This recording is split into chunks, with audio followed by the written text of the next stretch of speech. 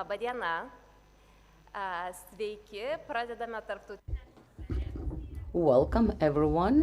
We are about to start our international conference.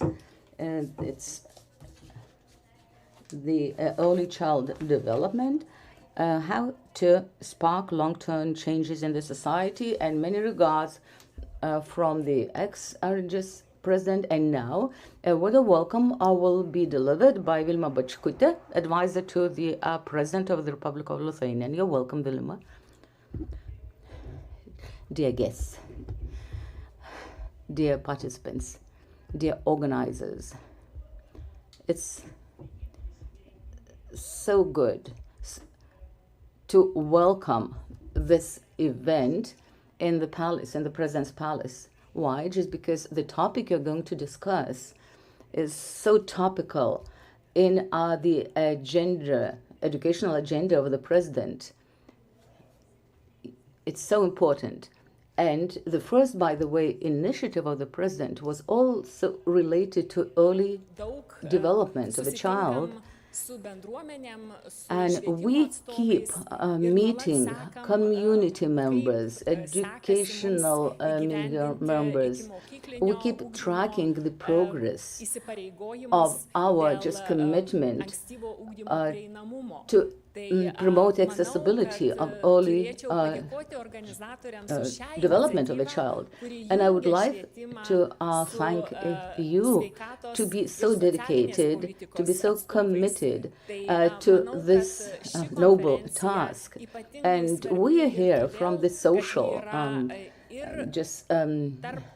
environment, from the educational environment, and it's most important to promote cross-sectoral cooperation, because networking of practitioners, of professionals working in various fields is so important to make sure that the exclusion of our children is diminished and actually eliminated.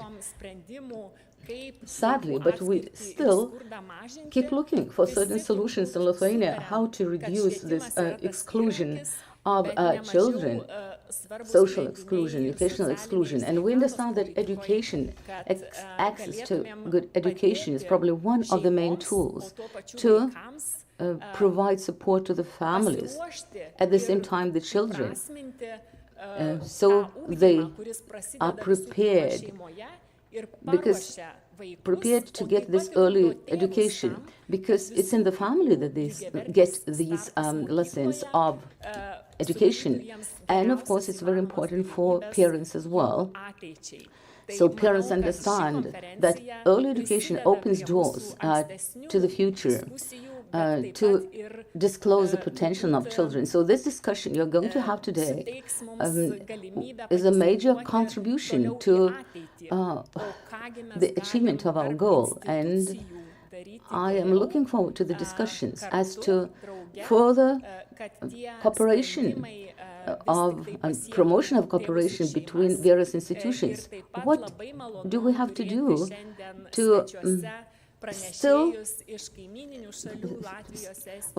promote this cooperation? And I am so happy to have guests from Latvia, from Estonia. My personal thanks go to Maria, of course, the main organizer, for the unique opportunity to have professor from Harvard University on early child development.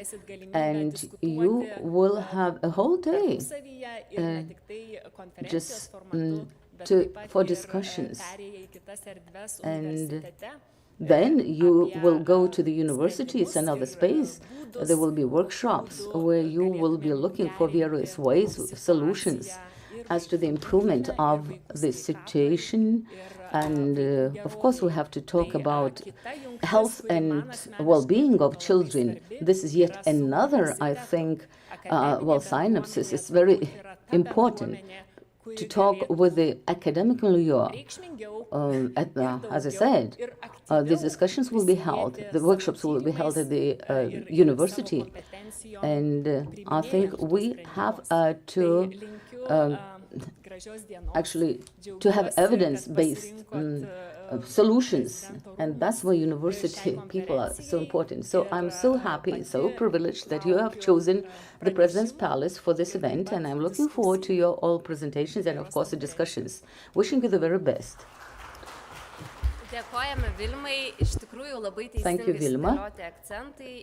You were yra so nuostabu, kad right tas tarpinstitucinis in putting the bendradarbiavimas highlights. gali Yes, vykti. interinstitutional Ir čia yra tiek daug cooperation is so skirtingų important, atstovų and we ir see iš Lietuvos, ir iš representatives užsienio. from I don't know how Dabar norėčiau many žodžiui just institutions, pakviesti, both from šio Lithuania renginio and vieną iš iniciatorių ir mūsų partnerę, abroad. Rasą Dičpetrienę, And now gelbėti vaikus, it's my pleasure generalinę, to give the floor to direktorę. Rasa Dičpetrienė, Trumpam žodžiui prieš who is ilgesnę General prezentaciją, Director kuri vyks toliau. Rasa, of the organization Gelbėkit vaikus, Save the Children. Rasa, you're welcome. Welcome everyone. It's so good to see all of you today. And of course, ladies prevail, but how can we attract more males? But we have professor from Harvard, so we have the balance, I would say. Because the professor with his knowledge, with his experience, yes, is really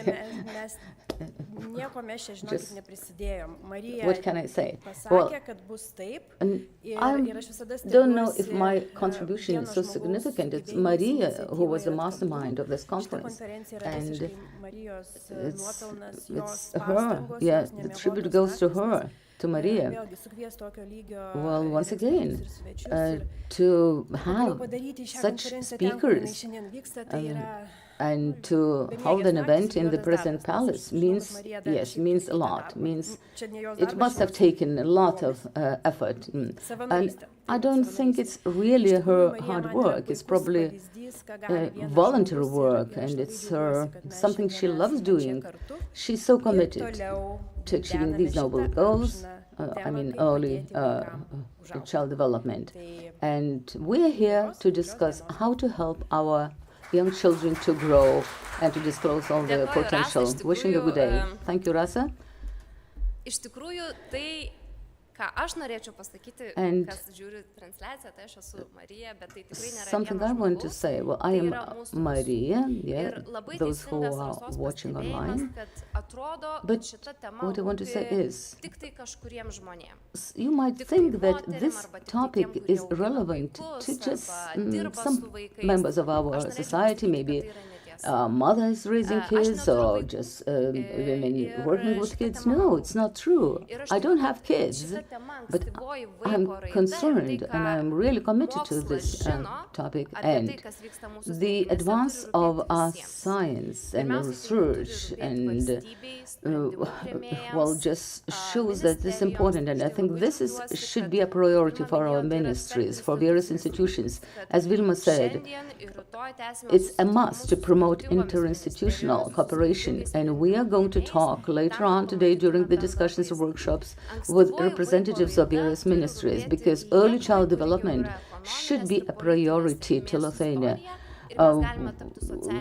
And we should become a social success story, because we are already an economic success story. And if our children just are happy, the society will be much happier, and there will be fewer children who will be exposed to emotional traumas, and who will not, so that there will not be a single child who will not be able to disclose his or her potential as a grown-up, as a teenager, as a kid. What does that mean? Every second is important, because there are millions of new synapses and new just connections are just shaping in a child's brains, and it's up to us. It depends on us what those synapses or connections will bring, and how the child will develop the skills to communicate. And it's not only the parents' responsibility, it's the responsibility of the whole society. That's why we claim that early child development, it's not about children, it's not about parents, it's not about us as a success story, no, but it's much more. we have to talk about a holistic approach, and we'll listen to the speakers from Latvia, Estonia, to James, who will give us an overview just of our perspective of Harvard. And Harvard was probably the first one which understood, as an educational institution, elite institution, the importance of the early child development. So we're looking forward to these presentations. And now, we are so happy that you are here, and we are looking forward to hear what you have to say. James, and you are most really welcome. Hope that you will inspire even more people, because you inspired me 2 years ago to fight for this. And we really can build science-based policy, and we can really ensure that each and every child reach her full potential. So I'm pleased to welcome James Cairns.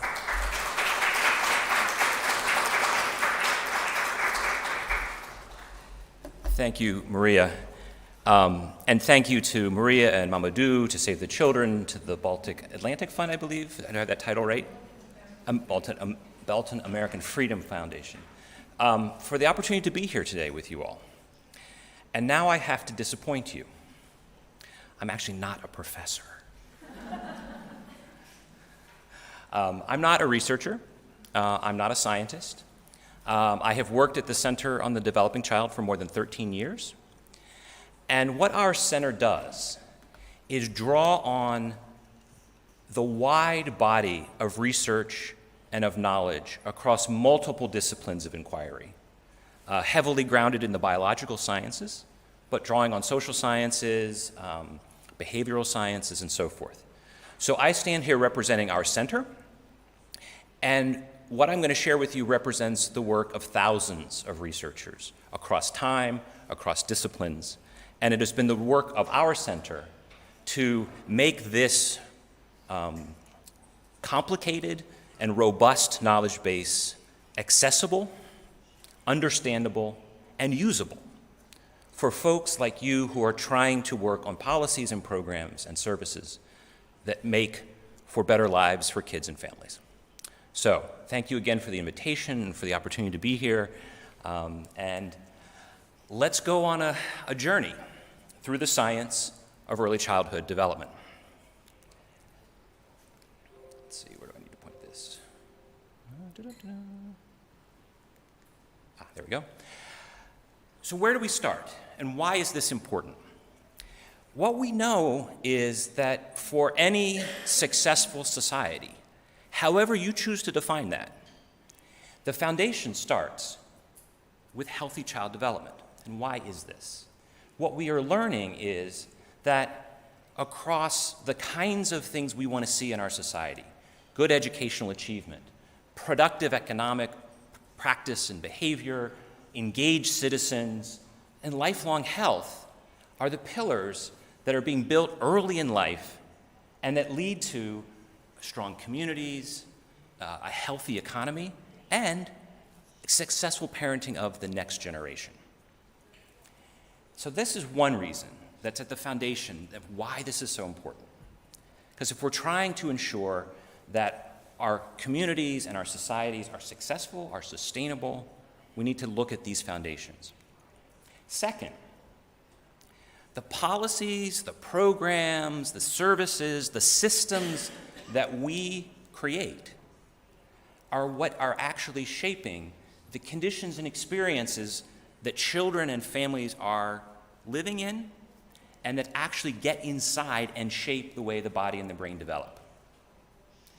So, a foundation for sustainable, successful societies, and that what we're doing to create conditions and environments where families raise children actually gets inside the body and is part of what's happening in human development. All right, are you ready? Here's the science. First, we're born with a brain that has all of its neurons and very few connections. As Maria said, early in life, our brains are making synaptic connections at the rate of 1 million per second. All of that is happening in response to the environment in which a baby is living. So early experiences are what's shaping that brain development. And the relationships that that baby is involved in is the way it happens. And it's like building a house. The early kind of basic circuitry of sight, hearing, these kinds of things are what are built first, and then more complex capacities and circuitry are built on top of that. So the stronger the foundation, the stronger the walls you can build on that, and so it's like building a house, wiring a house, that's what's happening. And it's that building simple, more complex over time through this interactive engagement with the environment and relationships that surround a child. We like to call this serve and return interaction. The technical scientific term is mutual reciprocity, but that doesn't work that easily in public spaces. So think of tennis, volleyball, ping pong, soccer, pick your sport. It's this back and forth between a baby and a caregiver that's wiring that circuitry. And this starts when a baby, can you resist a baby when a baby coos at you or smiles at you? You smile back, you make a noise back. That's the start of this. Quickly, we start labeling objects. This is a car, that's an apple, this is the number 2. And so there's starting to be association between words and objects. As we read to children, they start to understand that those scribbles on a page are associated with words, are associated with objects. And soon they learn to decipher that on their own. And then ultimately, they learn how to write themselves. So this process of language development, you can see it's that building basic skills on top of skills. If at any point the kind of interaction is not strong, is not responsive, that doesn't get built in an optimal way. So what comes later is less strong. It's not possible. This is not fatalistic, but this is, for ideal development, what we're talking about. What's going on is, why is this so important early? It's about brain plasticity. So here's the curve. Now, how many of you immediately look to see your age on that horizontal axis? So the bad news is, it's going to take your brain more energy to build a new connection than a 3-month-old. The good news is, it never goes to 0. So if you remember something from today, tomorrow morning, that you didn't know yesterday, you just build a new synapse. If you're 95 and that happens, you build a new synapse. The reality is that the brain is most plastic, most adaptable early. And so what that means then is the longer we go, it's not impossible. The brain is highly adaptive. It takes more energy. It takes more effort. What you are doing to adapt probably isn't quite as good as it might have been when you build it early. Biologically, this is important because if the brain was openly plastic forever, we couldn't function. And so what the brain is doing is it's strengthening and reinforcing those circuitry that we use all the time and letting other stuff get pruned away. And so that's what's happening in this sort of natural plasticity curve. The work of James Heckman, a Nobel laureate economist, shows a similar curve. So it's not just the physical energy in the body that has to increase later in life. It's cheaper and you get a better return on your investment economically if you're investing early in life for the same reason. It's the same curve, basically. That you're able to shape and build capacities and skills more easily younger than later. So the biologist, the economist, and probably your grandmother all say the same thing. And when those things line up, we're on a good track. Here's the challenge. So toxic stress, and I'll talk about, that term has gone globally viral in a lot of ways, which is really, it's been important to bring a focus to the effect that stress has. I'll share in a minute, it's only part of the stress story. But toxic stress disrupts this development process. We call it toxic because elevated stress hormones actually erode circuitry particularly in the prefrontal cortex, not exclusively. So the kinds of skills we're trying to build, the kinds of connections we're trying to build, can get eroded by excessive stress. Oops, this is where, okay. But toxic stress is only part of the stress story. There are actually 3 levels of stress we'd like to talk about. The first is positive stress. So think about trying to tell a 1-year-old to take a nap, to share toys, going to get a shot at the doctor. These are stressful events for a child. But what happens is, in the presence of an adult, parent, caregiver, they learn to cope with that. And so that stress gets elevated, and then it gets reduced back to a baseline. That's how any of us build our own coping capacity so that we can deal with stress in our lives. So there are very positive aspects of how the stress response system is being developed. And we wouldn't be here as a species if we didn't have a good stress response system. This is the fight, flight, freeze. We all know what it feels like. Your palms get sweaty. Your heart starts to race a little bit.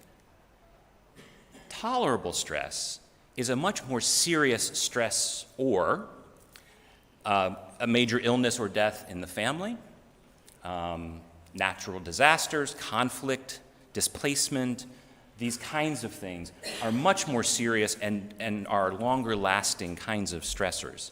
But in the presence of that responsive caregiver, the parent or the adult can buffer that child and help it regulate its stress response. Then we get to toxic. So what we mean here is persistent, prolonged activation, so that stress system is kind of elevated all the time without that responsive adult caregiving presence. And we're not talking about a week here, we're not talking about a month here, we're talking about sustained over time to when you start to get these kinds of effects. So we have to understand we're pretty adaptive and resilient, and our biology is always working towards success and adaptation. But this is when it starts to get serious, when over a long period of time that stress response system stays elevated and there are no responsive adult caregivers helping that child regulate. It doesn't have to be the parent, but some kind of adult caregiver. As we've talked about toxic stress out in the world and focused on what's happening in the kids, we've realized that when you're in communities that are facing high levels of adversity and stress all the time, the adults who are experiencing that stress, the toxic stress metaphor made people feel like they were, I hate to say this, but damaged goods, right? That, I'm somehow not a good parent, I failed because I'm living in this stressful environment. And so we had to think about how do we talk about stress and adversity with adults who are also experiencing this. And so what we had is that we need to talk about, and I'll talk about resilience in more detail in a few minutes, that there are solutions. This isn't fatalistic. It's more probability than determination. That even if any of us, even if we have a lot of capabilities to be a good caregiver, when we get stressed, we're not the best parent, right?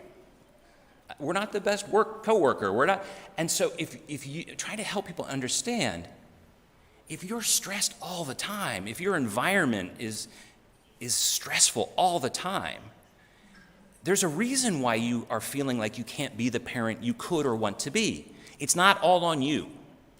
And I think, unfortunately, we all tend, as important as parenting is, and it is, we put too much pressure on parents as individuals and make it all about whether they can do it or not. It's either you're a good parent or you're a bad parent. And so part of this is trying to talk about there are other things going on that affect your capacity to be the kind of parent you want to be. The other thing we found is that we really try to focus on what are the systems kinds of solutions? How do we create systems and societies and programs and policies to help all of our communities do well? But if you're in a situation, sometimes that can make you as an individual feel powerless. So how do we also encourage a sense of self-efficacy, of agency in adults who are in these kinds of situations. And so the metaphor that we actually have developed for this is too much stress can feel like an overloaded truck. You know, you could be a good truck, good engine, good tires, but if you've got twice the recommended payload in the back of the truck, that truck's not going to run very well. And that's what this persistent stress can feel like. And you're not able to function in the way that you would like. What this also does is it opens up space for solutions. That we can create community supports through programs and services that share the load, that take some of that burden off of an individual and help that truck run better.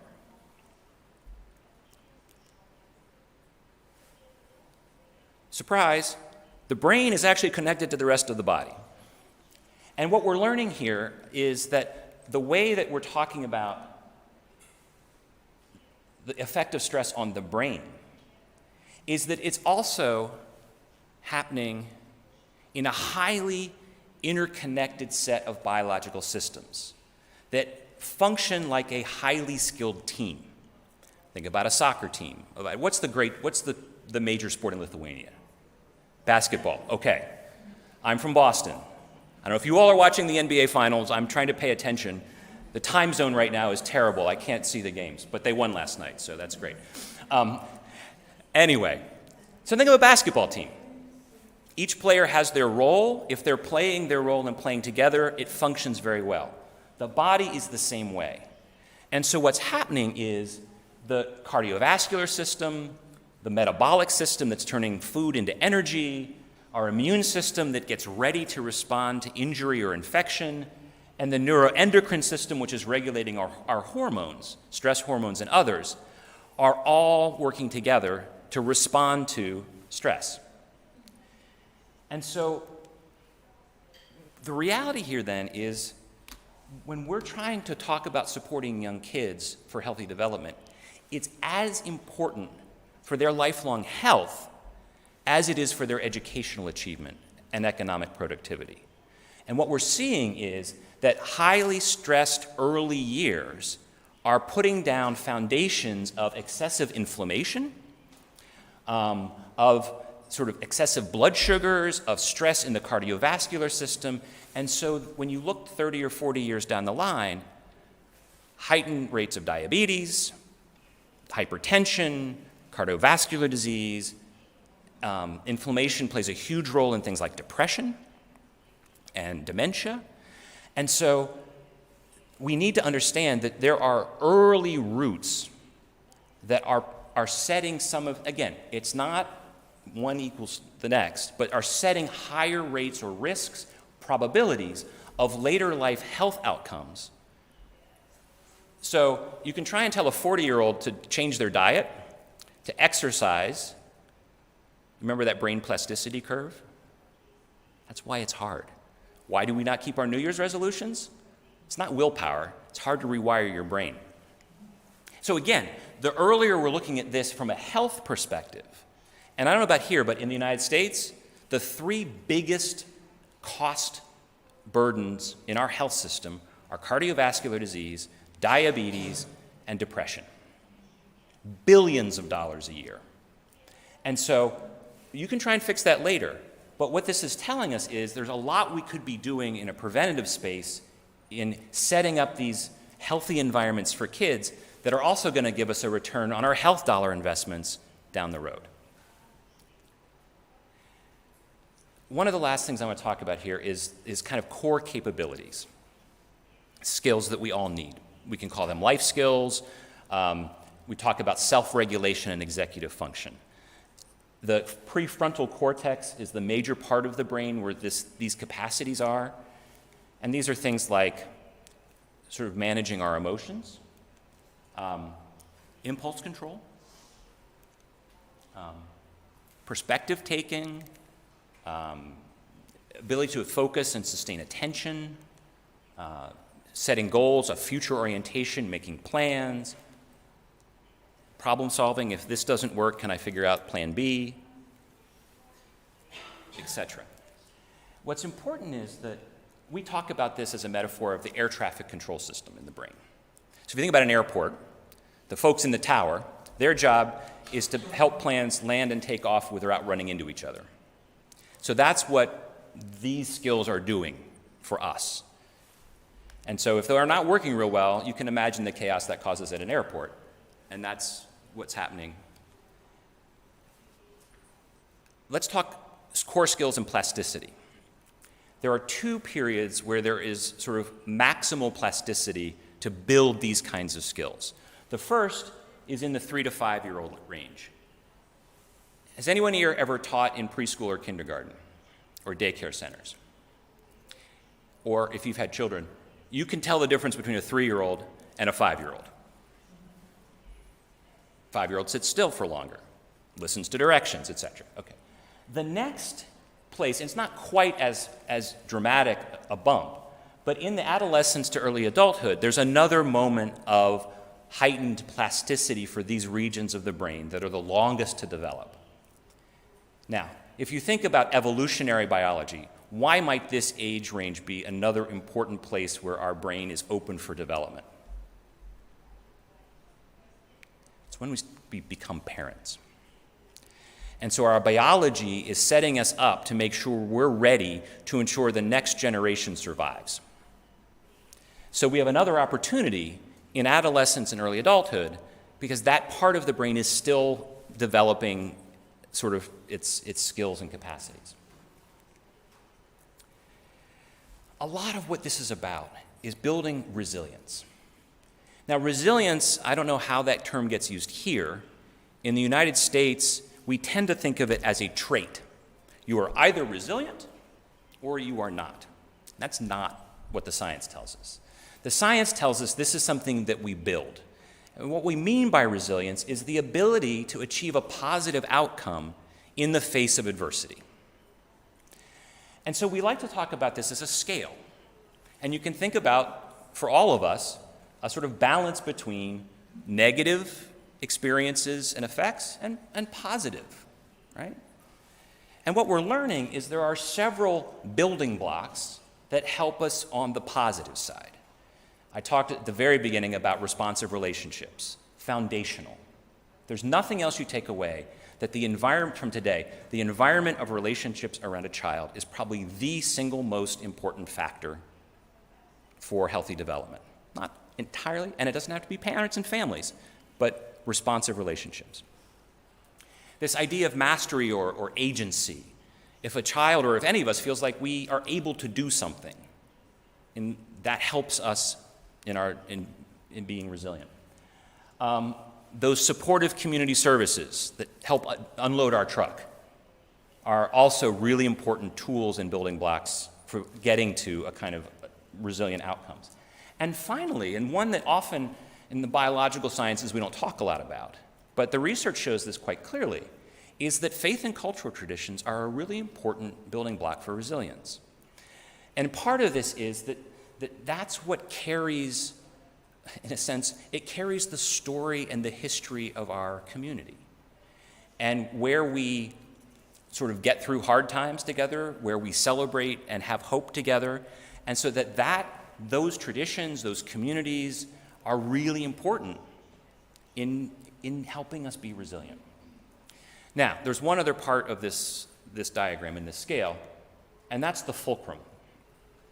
And if you think about it, as you can see here, if that fulcrum isn't right on center, it's going to affect, so here is this example, this child or person has a lot more positive things happening than negative, but because of where that fulcrum is, there's actually a tilt towards the negative. The fulcrum has a highly genetic dimension to it. We can think of this as temperament. Each of us have a slightly different sensitivity to stress, to our environment, and so forth. And so where that starts is largely genetically set. The good news is you can actually shift it by skill building. So again, if you happen to be a very sensitive person to stress, maybe you've learned over the years some coping techniques, and you've had to build those skills. They didn't come naturally. But by building those skills, you've shifted that, and you can shift that scale and achieve more of a resilient outcome.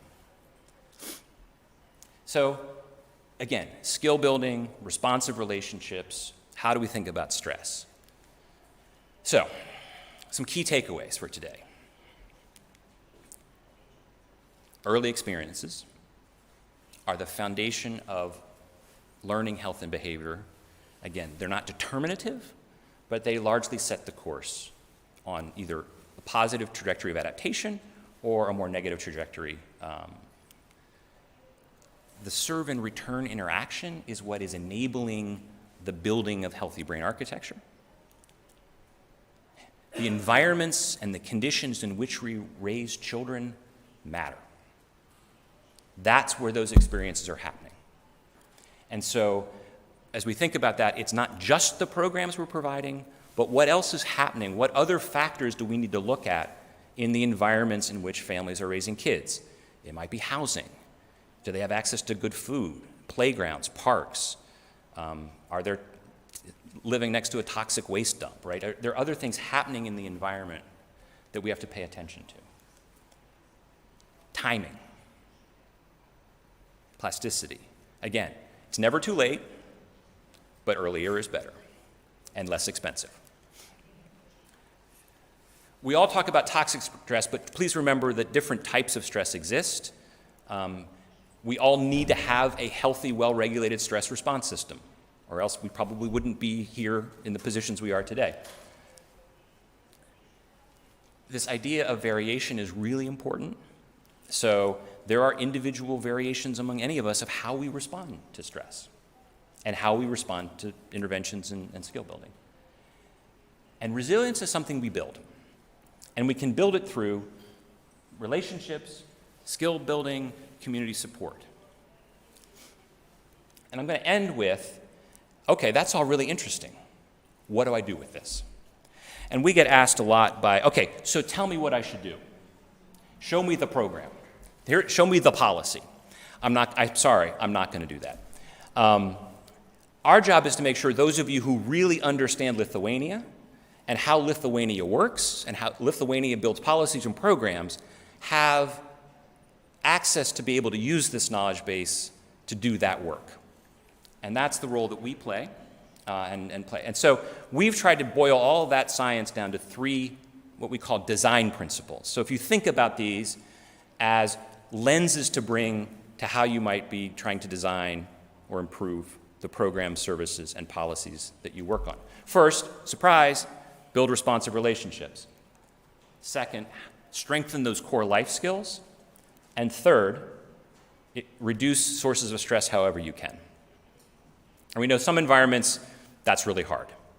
But there are small ways to try and do that. These are highly, as you've been hearing, interconnected.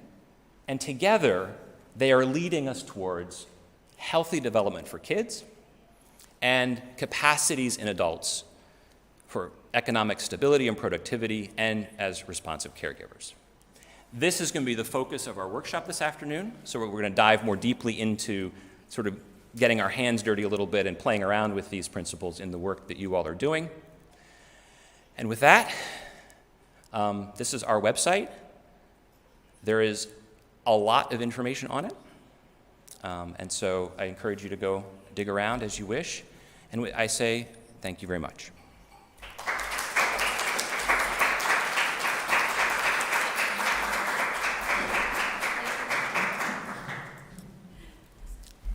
Thank you, James. Apparently this mic is not working, but I think many people have a lot of questions. I will start first. We have like 7 minutes. By the way, some of the videos from Harvard Center are translated to Lithuanian. You can find them on Mamadu. Thank you for sharing them. My question is about toxic stress in relation to the present crisis, present war in Ukraine.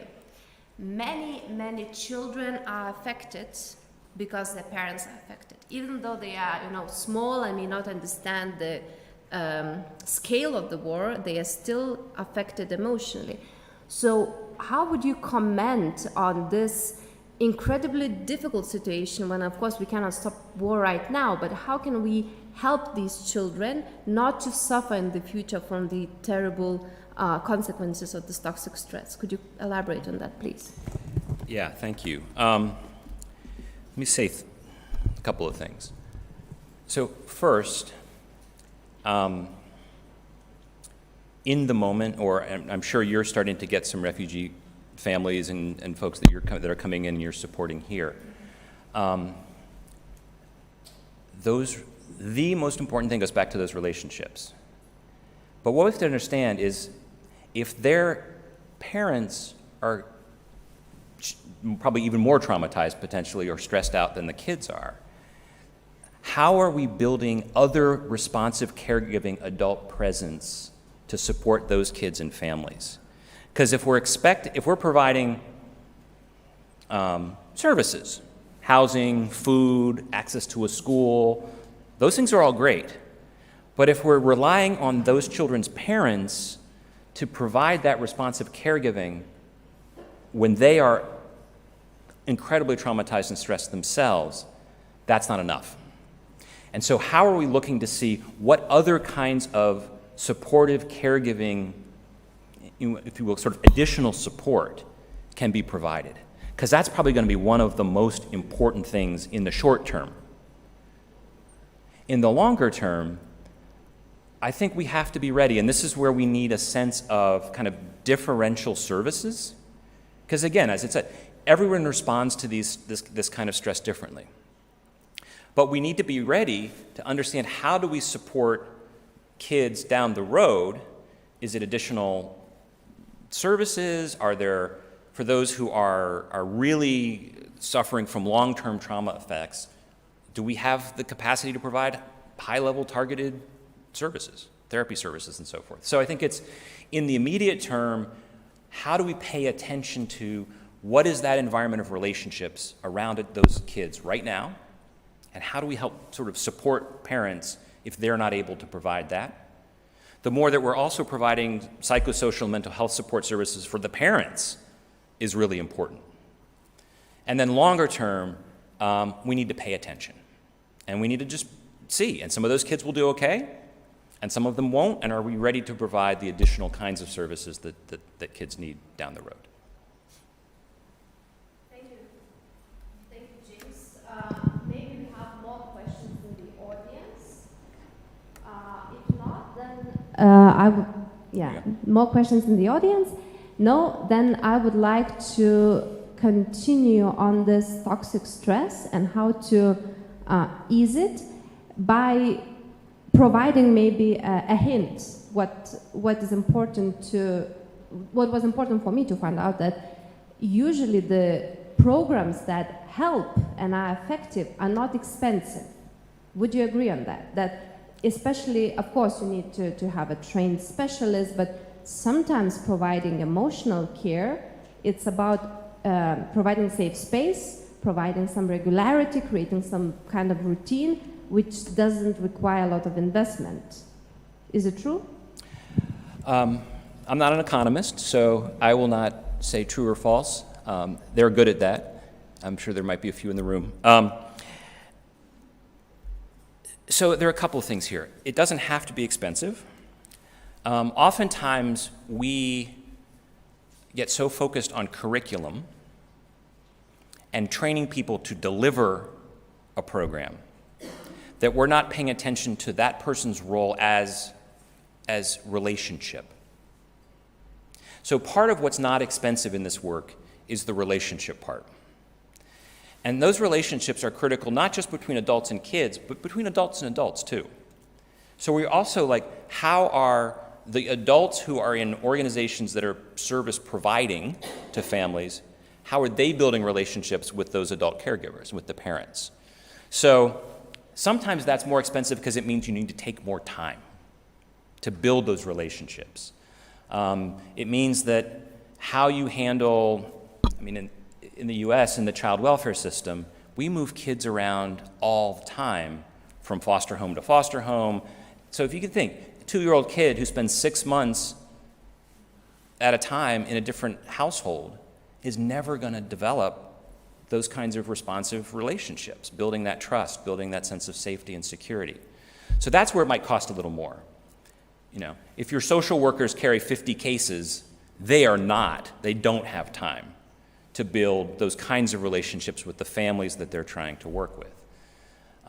But in terms of like expensive programs, not necessarily. I think the other thing that's important is that sometimes it doesn't have to be special programs. It's how are any of the kinds of services and policies that we're producing and working on paying attention to what's happening early in life. So programs and services are important, but they're not actually sufficient to get the kind of outcomes we want to see, which is why this idea of like what's happening in the broader environment, are there other things that we could be doing? So for example, at the end of the day, a really good family leave policy might have more impact on child outcomes than a really high quality early childhood program would. Because you've created space and time and resources for those families to establish really strong relationships with their babies, right? Or maybe it's a housing policy or it's a zoning around sort of green space. So there are ways to look at how lots of different parts of our systems, if they understand the development of how development is happening, where might they be able to sort of support that environment so families are able to provide the kind of conditions for healthy development. Does that make sense? So sometimes it's not a lot of new money or new programs. It's bringing new lenses to what we already have in place and making sure they bring that kind of developmental perspective to the way that they're engaging with families and communities. Thank you, James. Thank you for bringing this new lens. Thank you. Thank you. Aš noriu priminti, kad šiandien Jamesas taip pat turės seminarą. We'll have a workshop later today, and it will be streamed. And he will talk about the development just of new programs and also implementation of the programs.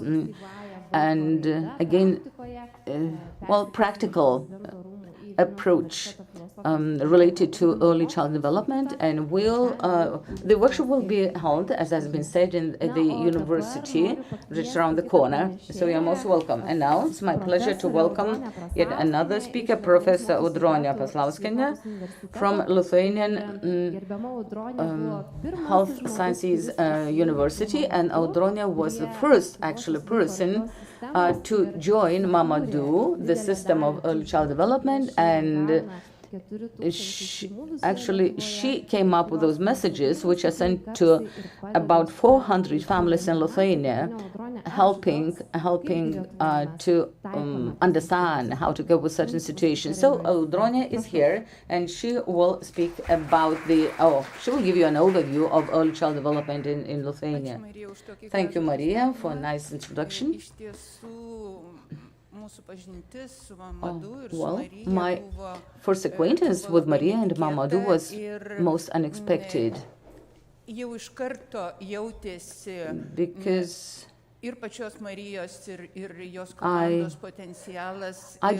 I understood the potential of the team and of course of Maria, and regardless of my just most hectic schedule, I couldn't help joining the team.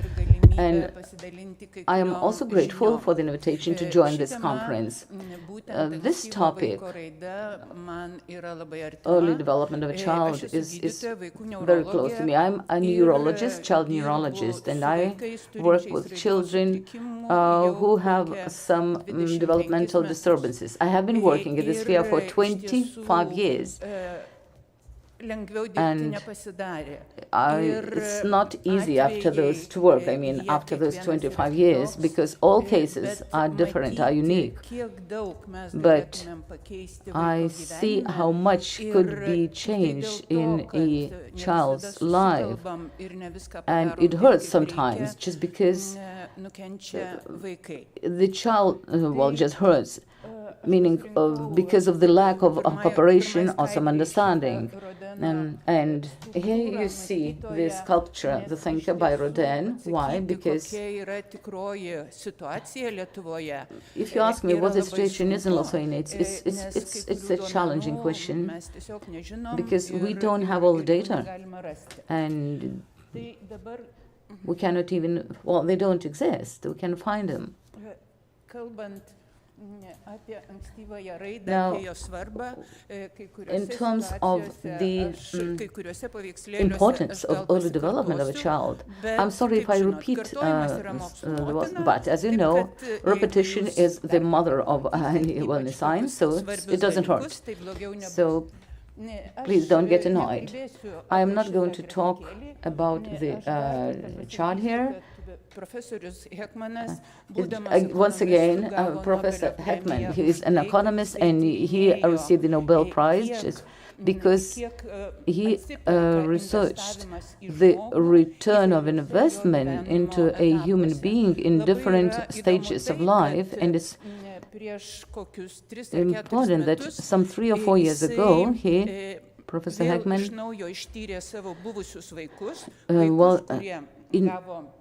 again started investigating certain children that he had been investigating a bit earlier, and it turned out that those kids who had had a successful childhood, their professional family life and the whole quality of life was much, much better compared to those who had been denied this early education. So the conclusion is evident. Now, in terms of the early development, we should talk about the windows of opportunities. And I'm going to talk about that in greater detail. What do I mean by that? It's critical and very sensitive periods of brain development during which certain skills are being shaped, and when the plasticity of the brains is the most active, it's at its highest. And if during this period there's no stimulus, then the skill might not be shaped. For example, if a child is born blind,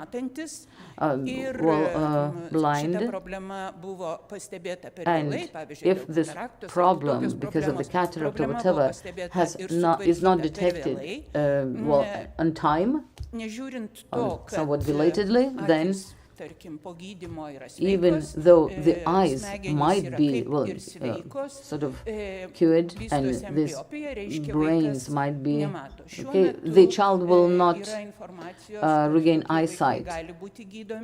We have the information that such children could be treated and their eyesight can be regained. But the problem is that this specific child was not given any visual stimuli during that critical period of brain development. The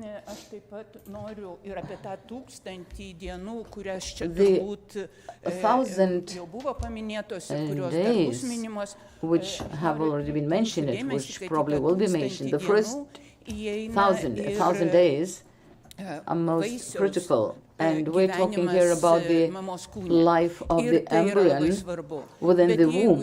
It's also most important, but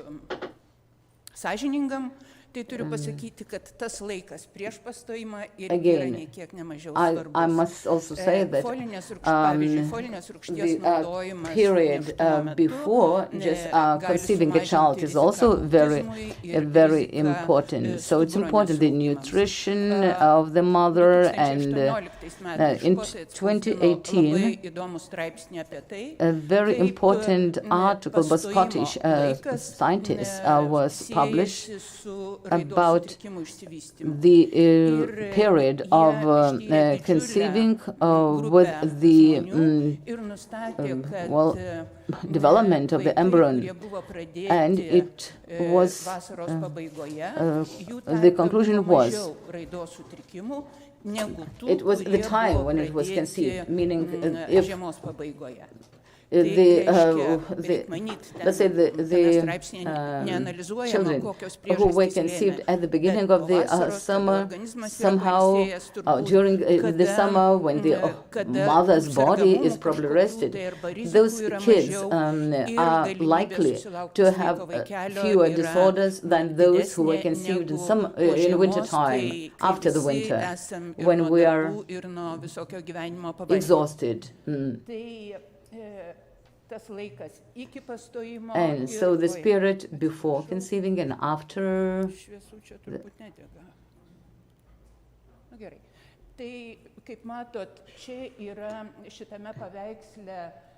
You see in this slide the development of the embryo, and the red color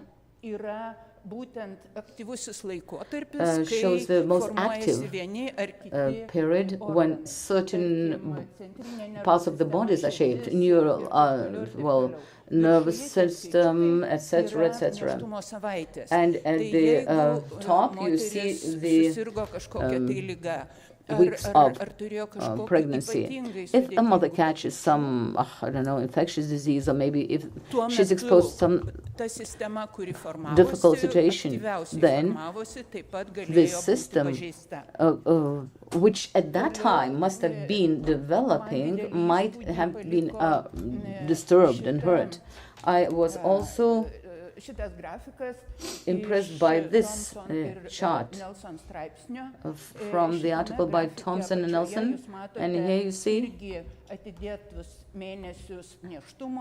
the months of the pregnancy, then up to 1 month, and when a child turns 1. I need some light.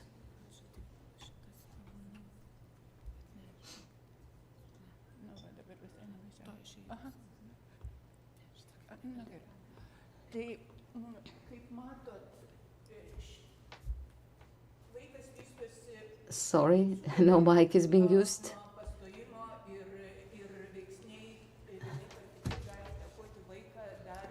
And can you please ask the speaker to use a mic? Thank you. Here you see the peak of the first wave. This is the again the window of opportunity, which is related to hearing and eyesight, to the development of these skills. And this peak is during the first year of a child's life, and it goes on until the child is 3 or 4. So if a child has some hearing disorder, and if we don't do anything about it at that time, then later on we can give him, I don't know how many devices into the ear, but it will not help him. And same with the eyesight, speech language development. Also, if a kid does not hear enough or sufficient language spoken around him, then, as you see, up to the first year, because up to 8 or 9 months, all kids are polyglots, but about 8 and 9 months, meaning fetus, they start to distinguish the vowels of their native language. So, meaning the fetus has to hear the spoken words. Yesterday, I had a boy as a patient in an outpatient clinic, 4 years old, and his mother complained that the child speaks Russian, not Lithuanian. And I asked the mother, so what language do you use in the family? Russian? No, just Lithuanian. So maybe you came from Russia? No. we lived in Lithuania all the time. So I say, so how come your child speaks Russian and not Lithuanian if he lives in such an environment? And the mother said, oh, I let him watch the videos. So meaning, it's not the mother who was speaking, not the grandmother, not the father, but the Russian or mobile or whatever, or iPad, and the Russian video clips. And we have lots of such cases. And yesterday, we had a sort of discussion with the other colleagues, and when I talked about this case, my colleague said, speech therapist, he said, okay, I have a 3-year-old boy who speaks English but not Lithuanian, even though he's a Lithuanian. So do we help our children in such a way? And when we try to suggest the parents that, well, take away this I don't know, tablet or just or whatever, iPad. So no, my kid wants to do that. No. So it's either or. So these windows are very important periods. They should not be neglected. And meaning we have to know about them. We have to be aware of them. And we have to spread this information, I mean, to the parents, social workers, all society. So everybody understands how important they are. Now, in a nutshell, is about certain factors influencing child development. All of those substances, psychoactive substances, alcohol. There's a very good article about anticonvulsant medication, also having negative impacts directly related to various developmental disorders after a child is born. So if a woman has epilepsy or whatever, and she takes these anticonvulsant drugs, she has to consult the doctor. I also had a child at the outpatient clinic who had this alcohol fetus syndrome, and the mother kept explaining that the child was just planned and well-rated, but what I saw was totally different. And the child, even though he was 4, he was very short, and he had this mental disorder. And poverty is also a factor. And the mothers, particularly mothers, depression or just mental health is directly related to the child development. If a child is neglected, it's also a factor, emotionally neglected.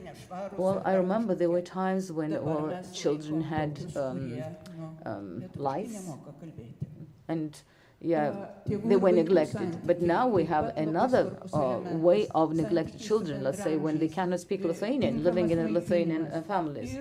Also, nutrition is very important, and stress. Early stress, meaning some stress is okay, but excessive stress is toxic.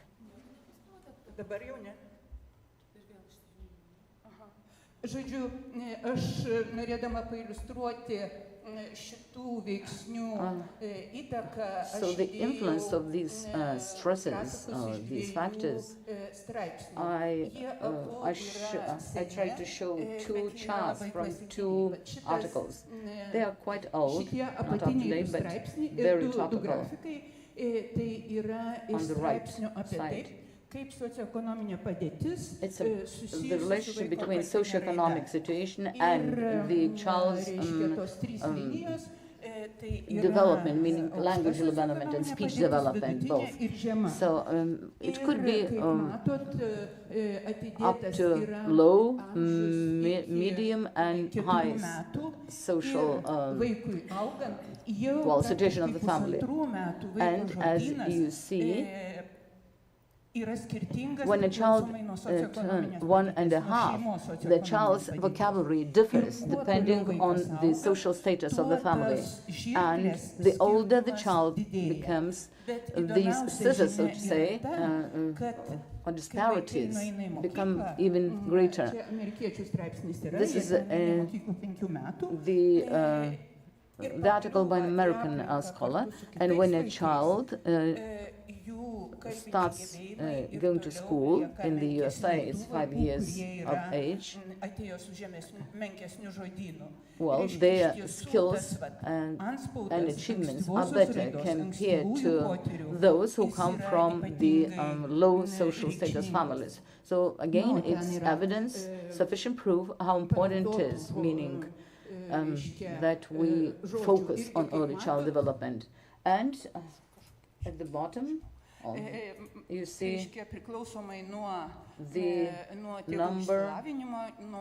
number of words a child uses, again, depending on the social status of the, or economic status of the family. And the white, the range is truly wide. During this research, various negative factors were identified to the development of the child.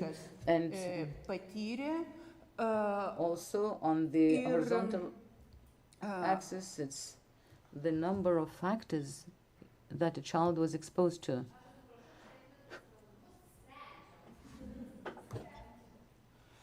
O viršuje, virš tų stulpelių, viršuje skaičiukas rodo, kokia rizika yra turėti raidos sutrikimą biologiškai sveikai gimusiam kūdikiui. To have some problems. So meaning if a child has been exposed to one adverse factor during the first 3 years of his life, his risk is about 5%. But if he has been exposed to, in his early life, to some 5, 6, or 7 adverse just factors, the probability for just developmental disorders is about 100%. I will get a complex on inferiority soon, the speaker says, because I don't know how to handle this technology.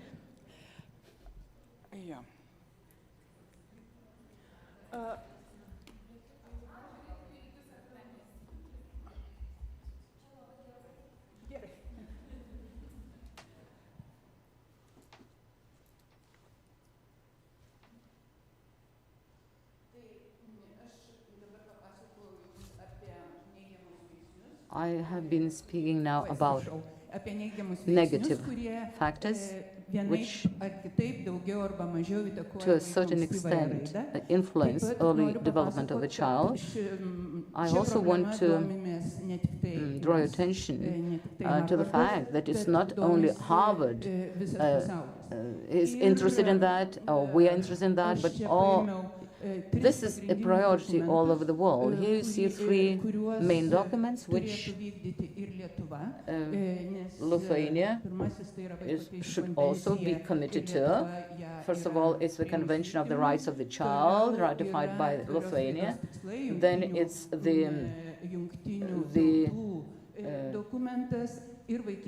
targets or aims of the sustainable development by the United Nations, and also the program of childhood nurturing or promotion by World Health Organization, UNICEF, and other international organizations. That's about nurturing care for early childhood development. I'm going to talk about them in greater detail a bit later. But now, a couple of words about the goals of sustainable development.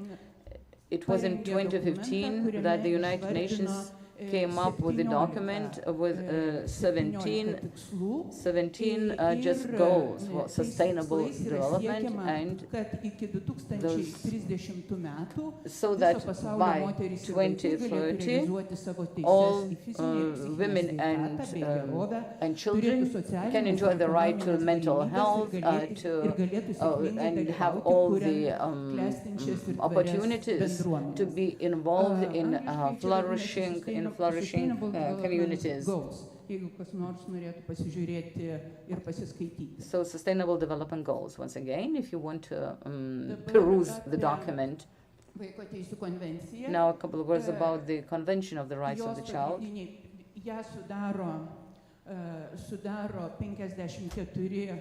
It consists of 54 principles, and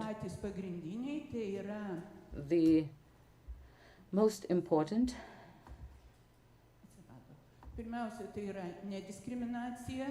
non-discrimination, non-discrimination, the best interest of the child, the child's right to voice his or her opinion and to be heard, and also the child's right to live and to develop. And so these are the main principles on which the Convention of the Rights of the Child and its implementation is based. And as I said, Lithuania has joined and ratified the convention. Now, a couple of words about the nurturing care for early childhood development.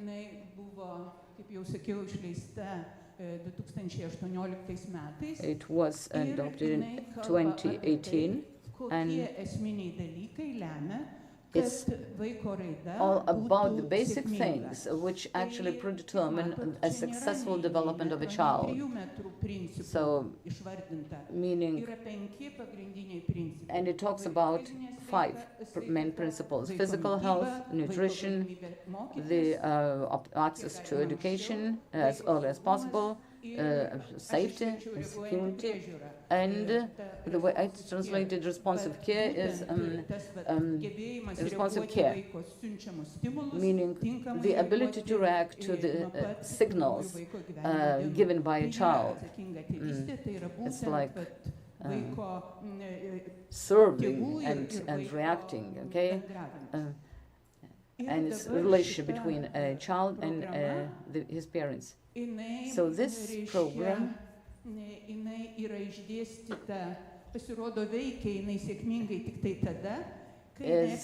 can only be successful when it's holistic, when it embraces the whole lifespan of a person.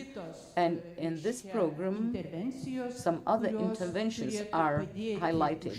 The interventions which can help contribute towards a successful development of a child, and you see a source of the article if you're interested in it. But the most interesting thing is that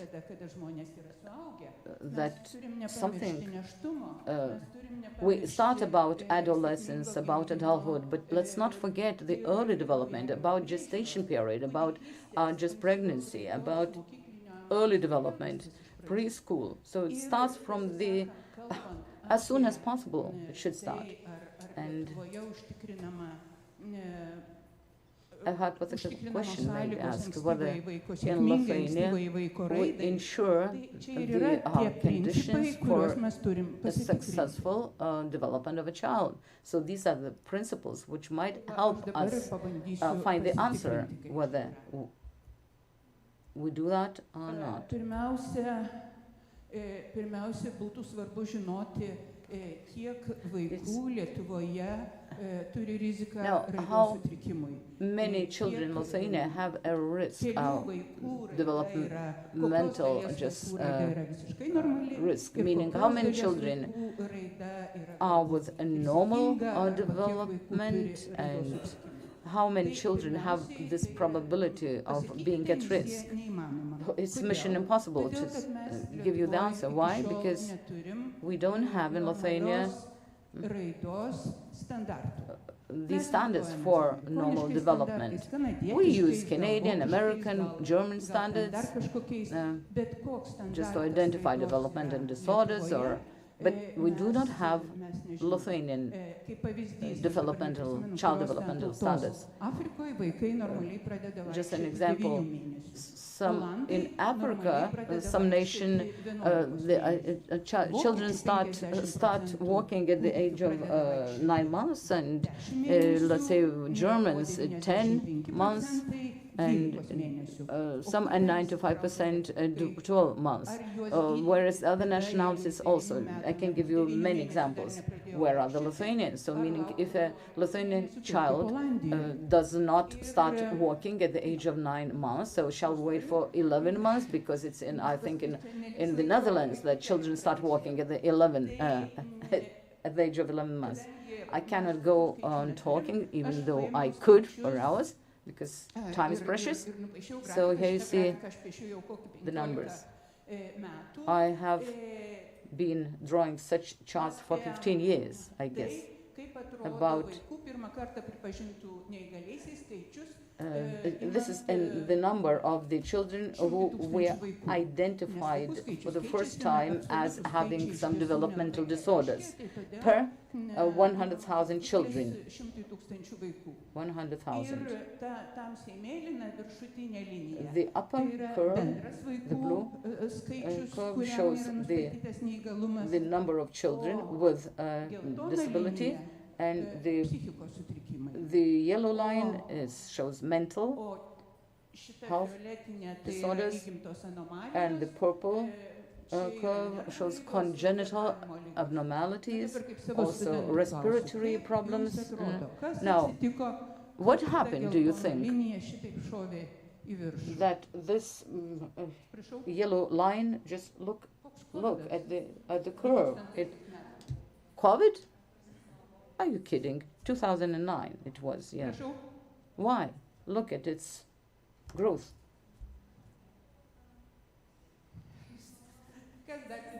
Any ideas?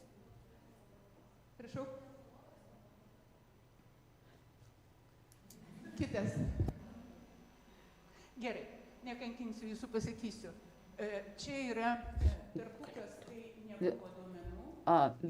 There was a gap when we did not have any data, and then it was in 2005 that a new legal act was adopted, on the basis on which disability of children is identified. So new criteria, meaning if a child is caught on the street, and if you just by looking at a child, you can identify him as having a disability.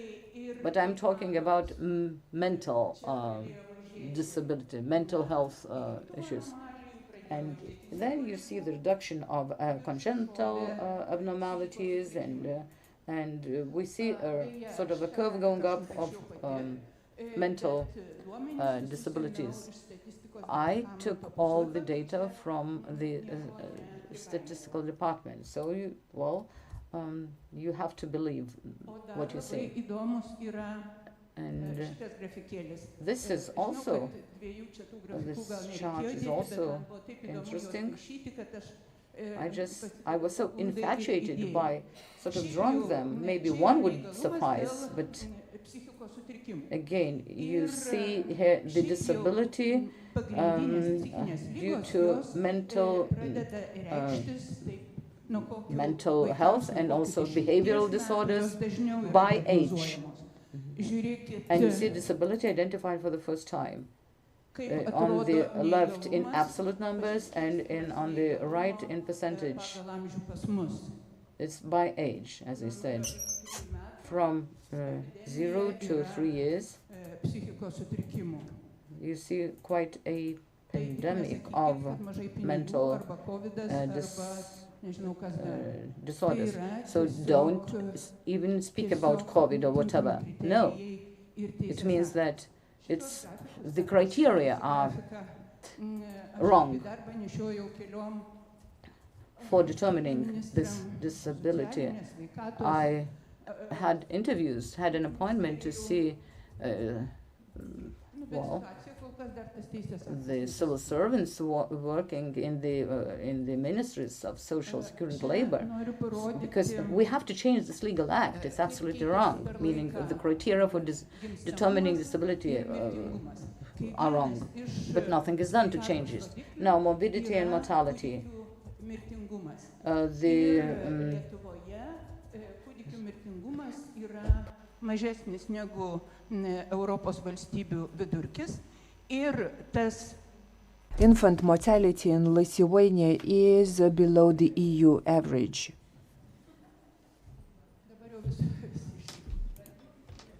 Now I see the screen is blank. Tas ypatingas mažėjimas prasidėjo tada, kai pradėjo veikti Such a decline has been caused by the prenatal program in Lithuania. It meant more focus on pregnant women, in particular in risk groups, on newborns experiencing some health problems. And eventually it has led to improved situation. It means a successful national level program. I also noted poverty as one of major risk factors for normal development. Statistics Lithuania, its website, shows such data. In families at poverty risk have around 1/5 of all children. The risk of absolute poverty is experienced by 4 to 5%. It means poverty in Lithuania is an important factor for successful child development. Education. I'm referring to data from Statistics Lithuania. You see the percentage of children until 3 years or 3 and older, and from 1 to 6 months. Nobody can claim there are not enough capacity in nursery schools. Only one city district has a surplus of such places. Only 2/3 of children have no opportunity to go to preschool institutions, so they can rely only on tablets or mobiles. And speech disorders are among the most prevalent complaints by patients. Healthcare.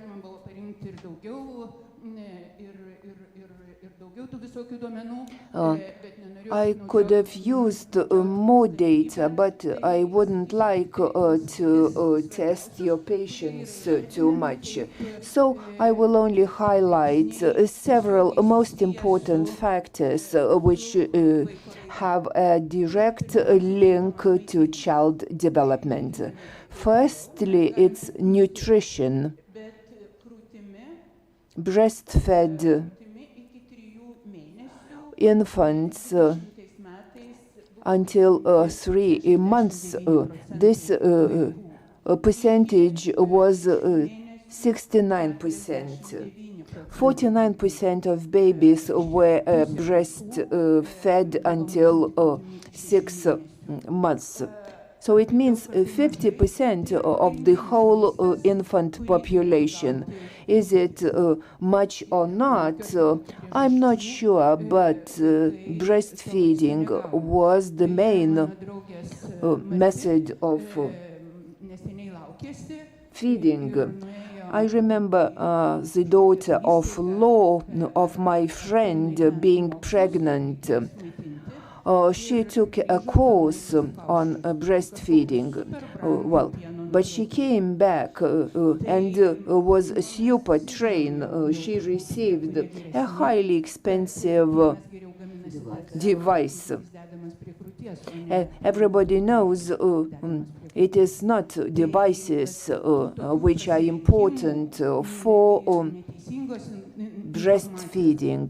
Some information is incorrect, and we notice a large degree of commercialization. Is it an indication my time's up?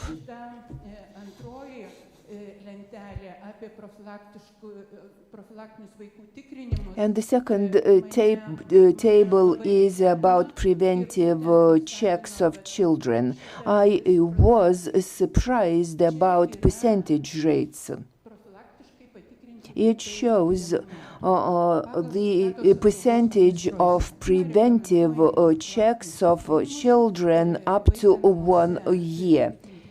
According to minister's order, a family doctor or nurse must visit newborns during the first 3 days. Later, the frequency of visits is less frequent. So I see 10 visits based on such data.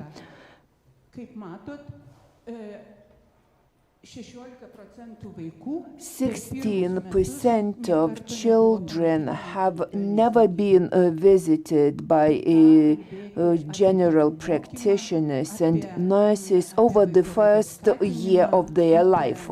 So how can we speak about parental education, promotion, and some other initiatives? And now red herrings.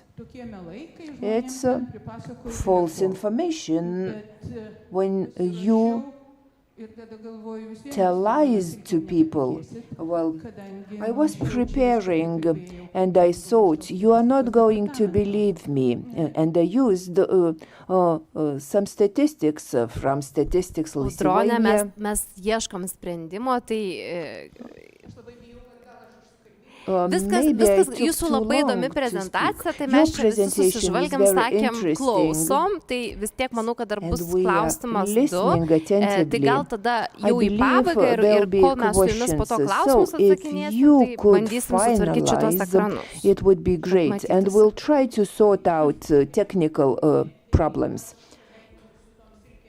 Well, the red herrings. It was impossible to show this slide, but I'd like to highlight some other factors which are important for a situation scan. It's important to continue working on the plans and agendas to address the situation. The relevance of the problem is not clear. We must have instruments. Such instruments must be applied regularly.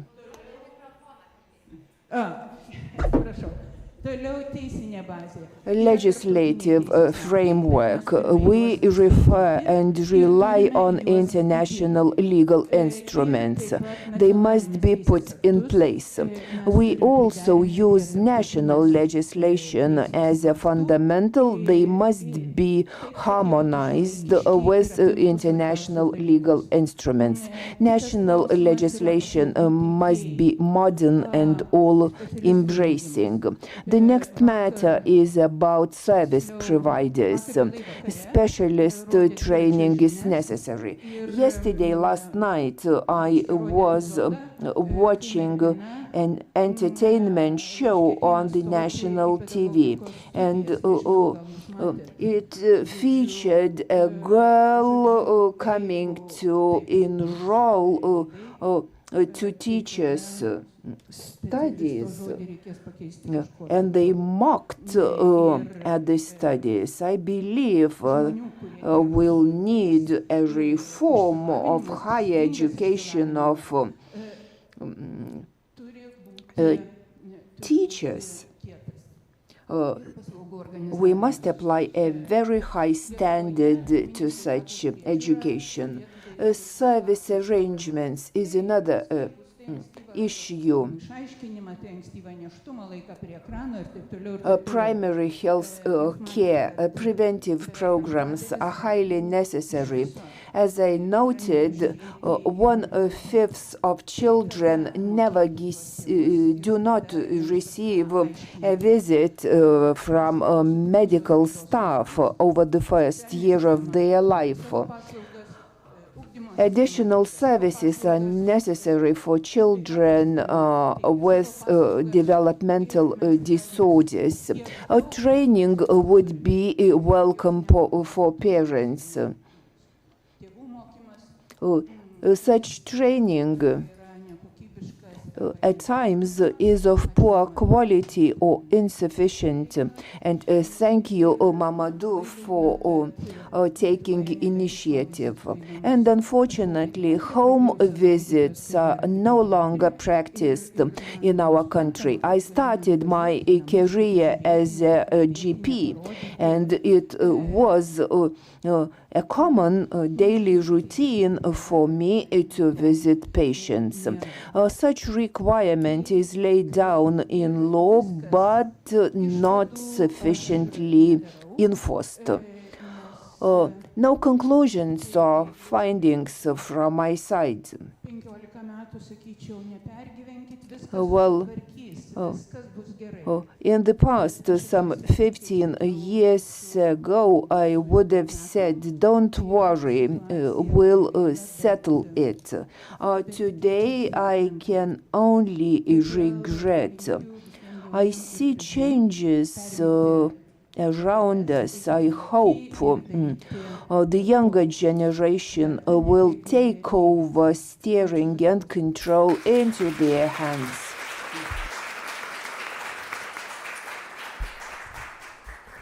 Audronė, noriu padėkoti, nuostabi prezentacija, nuostabios įžvalgos. Tikiu, kad yra klausimų auditorijoje, žinau, kad ir Kristina Grigaliūnaitė, šeimos gydytoja, yra ir Barbora Butkutė, sveikatos ekonomistė ir specialistai. Tai turbūt, jeigu nespėsim užduoti klausimų čia ir dabar, galėsim neformaliai pabendrauti. If there's no time for questions, it will be possible to discuss later informally. You are a practitioner. Parents normally seek your advice on disorders. Well, can you say or confirm parents lack some basic information? And I'm not speaking about information about brain development. What's the situation about basic level? We apply different methodologies at the hospital, and quite recently, approximately a month ago, we finished working on the methodology about potential factors of influence on early development. I reviewed and overviewed the scientific literature articles on different programs. I believe Lithuania is no exception to the rule. The main successful programs are the programs addressed at parents or directed to parents directly, and the programs which address the child development issues. Ačiū, Audronė, aš tik noriu pasakyti techninius dalykus, kažkas nori sakyti, tai galim ir žinau, kad mes turime klausimą gyvoje transliacijoje. Tai aš stojau jį ir užduosiu. A question in the chat box from the live stream. Taip.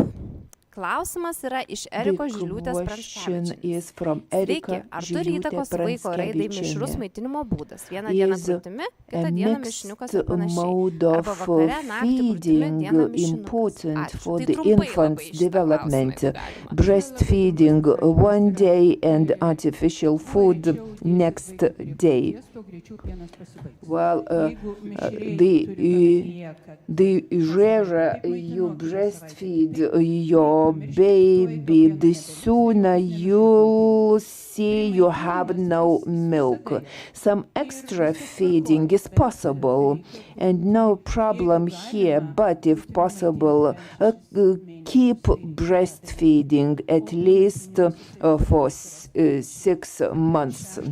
Some additional food can be given on the 7th month, in some cases earlier.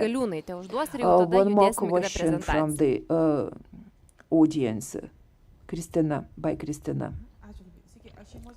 I am a general practitioner. Dear Professor, what about the training of general practitioners in Lithuania in the area of early childhood development? If you believe such training is inadequate, whose responsibility should it be?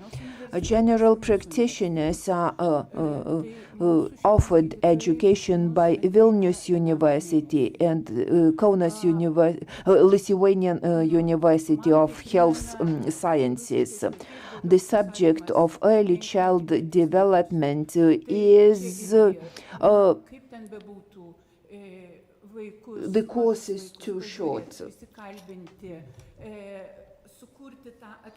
Talking to small children, creating the atmosphere. I am a neurologist, but I use neurologists' gadgets, devices, really seldom.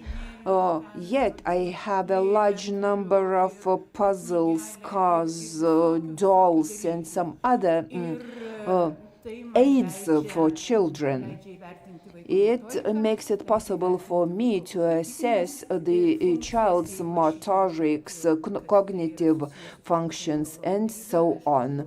If I suspect a neurological disorder, I apply different methods, and general practitioners must have such knowledge. One more question with Rasa's permission.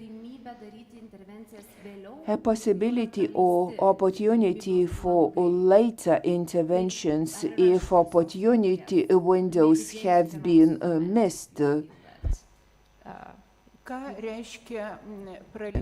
What does it mean, missed time periods? It's about lifelong learning, and babies start learning from the first day of their life. You must love your child. You must nurture him or her from the very first day. I personally dislike the word an intervention. The child should live at home with his or her parents. So 20 or 48 home visits will not solve problems.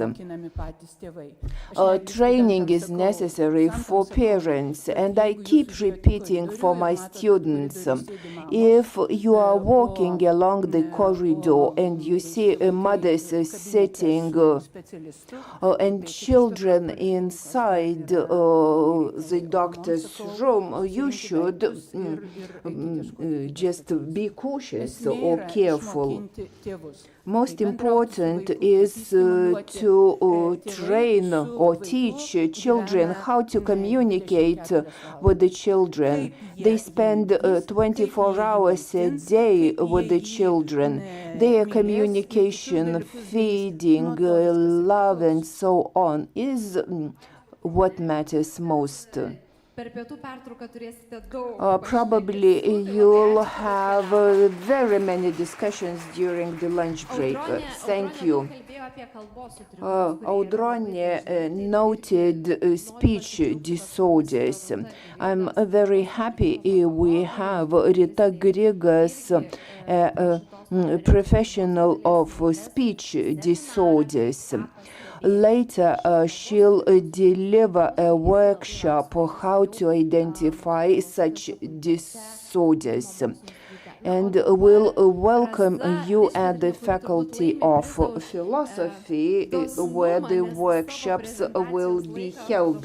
Now I'll give the floor to Rasa Dičpetrienė, and you'll tell us about the breakable or unbreakable circles. Ir sakėt, šitą lazdelę į apačią reiks spaust, taip?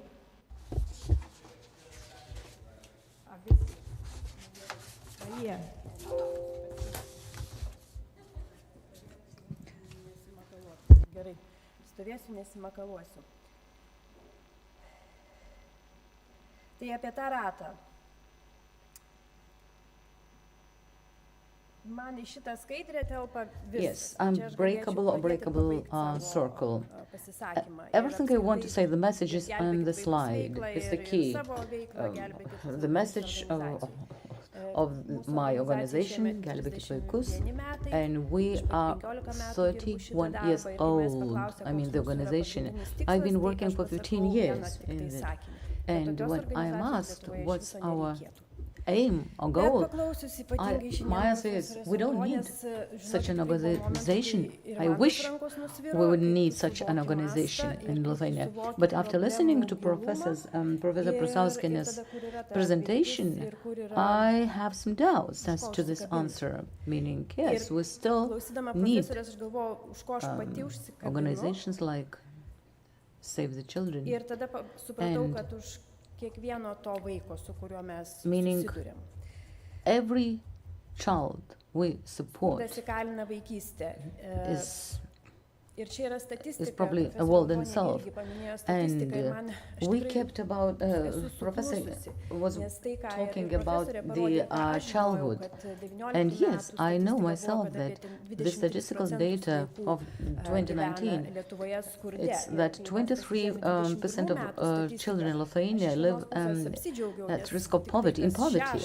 And in 2021, it's 17.2%. It's every sixth child at work.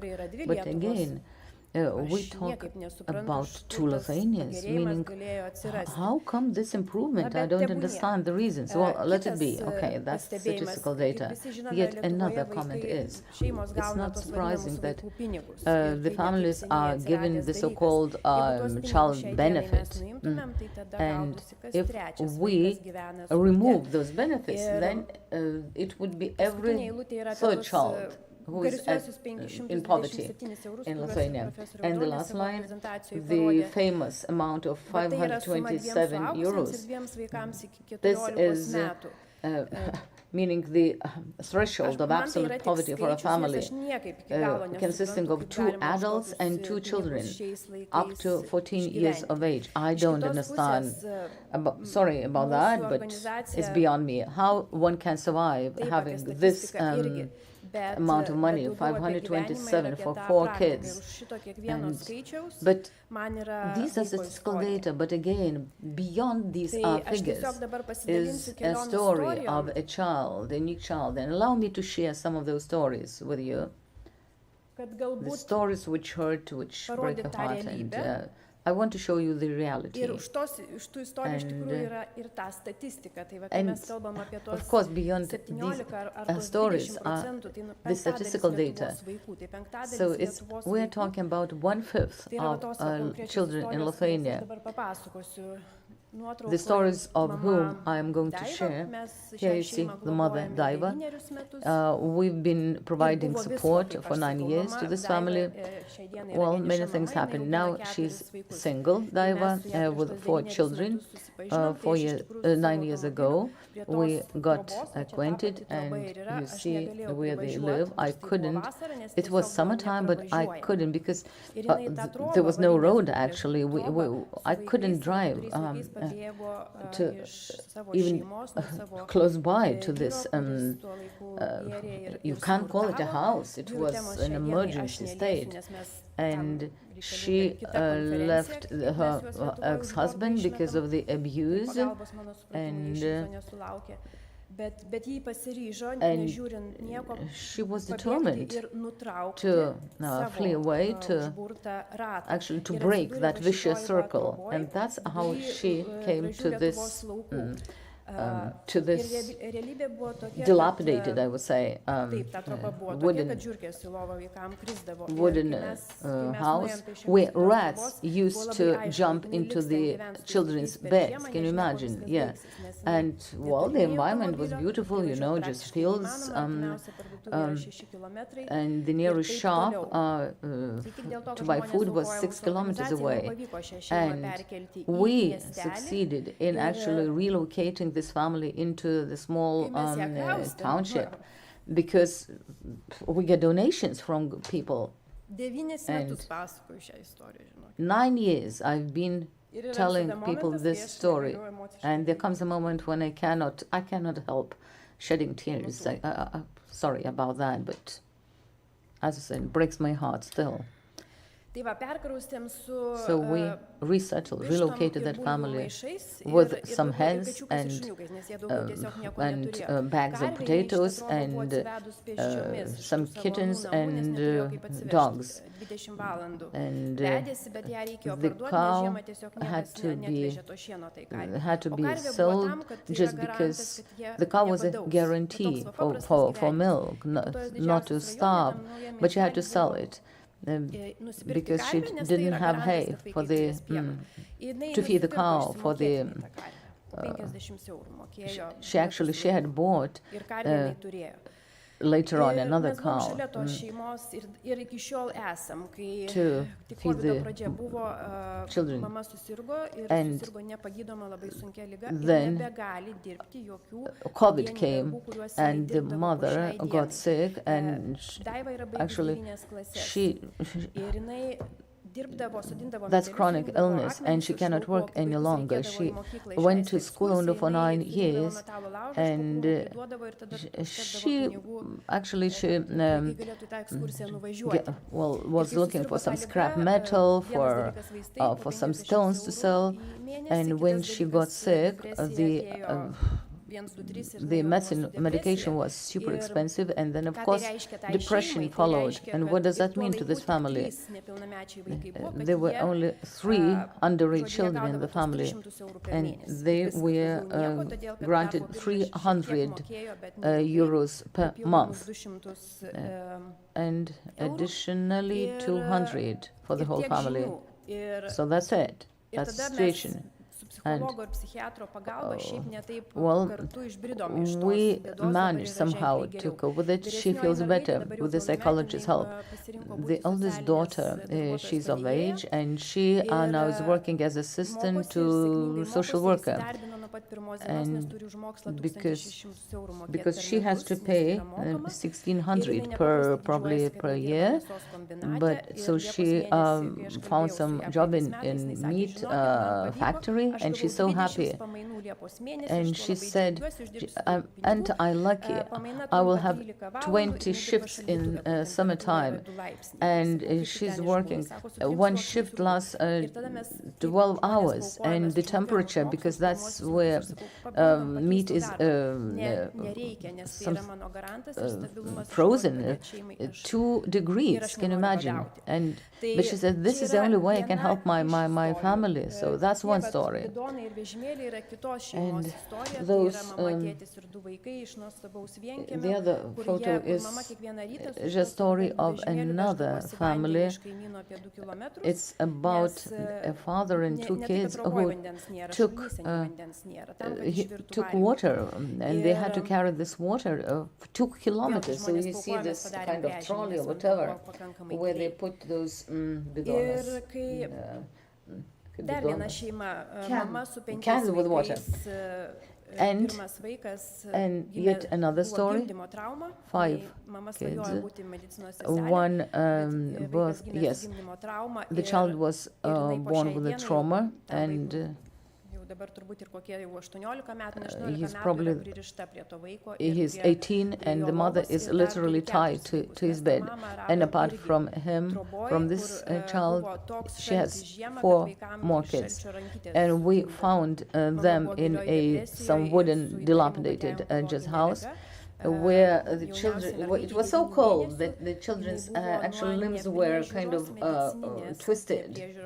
And the mother had an oncological disease, and the situation was tragic. And what did the family need? There was no specialist in that town to help the girl who was 9 months old, and we took the girl to Vilnius, to the professional. And the girl, yes, recovered. But actually this professional had to go to this psychologist, to this house, because the mother could not leave with the girl because of the children, because of this oldest son with severe disability. I met this family a month ago, and now this girl who was 9 months old is that big, and she is happy, she is smiling, and seems she's okay. I don't like this phrase, comprehensive support to the child, but this is something that is being used all the time. Something our dear professor from Harvard and Audronė was talking about. I think it's pieces of the same puzzle. And what do I mean? If we look at things from a child's perspective, so I think poverty kills, it imprisons, yeah. But again, there are ways to break that circle. If the municipalities took care of such families, meaning, well, dig a well, maybe, well, just install some windows, etc., so it's not cold. It's not that expensive. There is no responsibility. So I think poverty could be somehow solved in a way if municipalities help. But otherwise, let's take upon us responsibility. The mother will not come from these families, will not seek help. We have to find ways how we can possibly find such families in dire need. And, well, we sometimes have to go 200 kilometers to some remote place where there's nothing, no school, no kindergarten, nothing.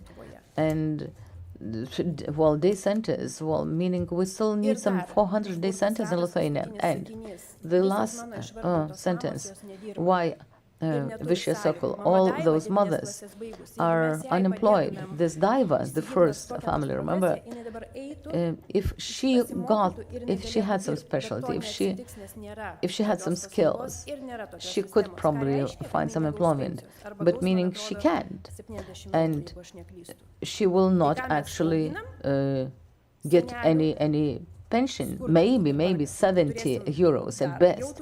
So what does that mean? A poverty of elderly people. Yeah, so meaning this poverty is not decreasing, it's increasing. So, to end it, I want to say, there is still hope, because every child that we help is something magical to me. Thank you, Rasa. I'm not an economist, but I was thinking about certain, well, economics. 5 children, yes, 5 children. And you might say that children coming from such a family might develop negative sort of pattern of life, but it didn't happen, no, because of your help. And you managed to actually break this vicious circle, and I think we should only clap, we should applaud to Rasa for her unending well, commitment for I love you. It's not only me, it's my team.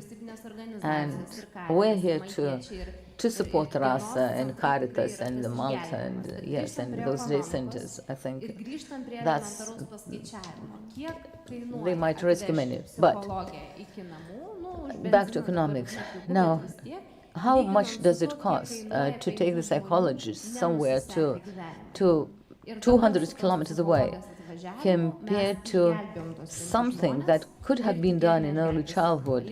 And yes, hopefully we'll save this mother. But again, a hypothetical question. How much does it cost? Meaning specific, just program for those who did not have such opportunities in their life, compared to this support, meaning mechanism. So once again, Rasa, I think we have to focus, yes, on the parents, on their toxic stress, on the reduction of toxic stress, using some specific means, which are not expensive, right? Right. Yes, and it's not mission impossible. And we cannot use one, well, we have programs like positive parenting, mediation, and some other programs, but this is not what we need. We need, so we just tick some tables and look, and millions, I don't know, yes. Lots of money allocated to that. I'm not saying it's just hopeless. No, but if we need something else, if we need some responsive sort of care or environment, meaning we need not to take some tables, we need some other solutions.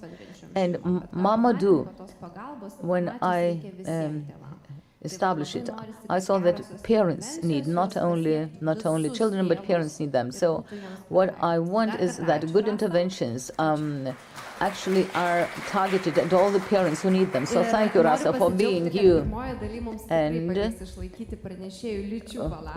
And I'm so happy to have a balance of genders, at least in the first part of the conference. So my pleasure to give the floor to Alexei Neifachas, who will be talking about empowering child experiences during early learning, and he's director head of that kindergarten, and also he's working at the Vilnius University. Yeah, thank you. Thank you. I will try to fit into the time given for me. I'm very happy to join this conference. It was interesting to listen to presentations involving natural sciences, neurology, but the time comes to think about future life of children. The topic I'd like to explore today and to share my thoughts is empowering as a phenomenon which can be interpreted and in the context of life sciences. What empowering and what impact changes in learning environment can have. The social context and general perspectives show children get much experience. And children are able to structure the life they live. The presentations by speakers and the statistics also show that the social return and the social index of education is an indication of the fact figures are based on practical work. And the prospects are not so poor. Learning settings can be used for children coming from different environments, and in our learning settings, children are happy to be. We can use a large number of definitions in terms of inclusion. Problematic issues which fuel all our activities and which are addressed by researchers as well as practitioners also explore the issue of instruments to ensure consistent, delightful experiences for children. The word intervention is replaced by a different work, by educational or developmental interaction. Children communicate not only with peers and educators, but also with the settings or environment. Our educational institutions try to respond to general needs of children. We're happy we get some basic funding. We have ability and opportunities to participate in different activities. An approach to childhood has changed. We try to nurture, raise, and encourage children to socialize. We try to unfold the unique characteristics of individual children, and learning settings help enforce family values and cultures, and different literacy activities, for example, development of mathematical and critical thinking, show to the children they are able to use the right language. Research shows that the highest pedagogical impact in addressing social challenge is achievable. Social challenges become creative challenges for children. STEAM activities, creative engineering, allow children develop and create thinking prototypes. Children can analyze difficult issues. They can address different concerns and problems with peers and adults. Engaging developmental setting is a continuous process where children try to express themselves through movement, action, and experience. And it's the continuum which is important. Historical literacy and civic development and similar courses are very important, but we are happy to see how children can perceive time, the past, present, and future, and they gain new experiences. It requires universal design. Such model is and can be used by educators. In this case, individual concerns and needs can be taken into consideration, and such approach also embraces economic and social issues. Regardless of challenges, we try to reflect difficulties from pedagogical perspectives. It helps compensate the lack of attention and engage children. Eventually, it improves the skills of children. We need educators who feels the child and the times. Proactive dialogue engages children as active participants. So any questions can be accessible if help is is available from adults. Now, in terms of progressive practices which have been integrated in our country,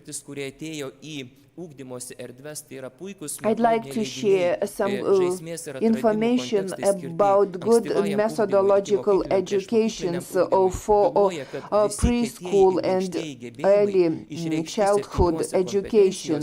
The soft capacities or skills are expressed in 7 competencies.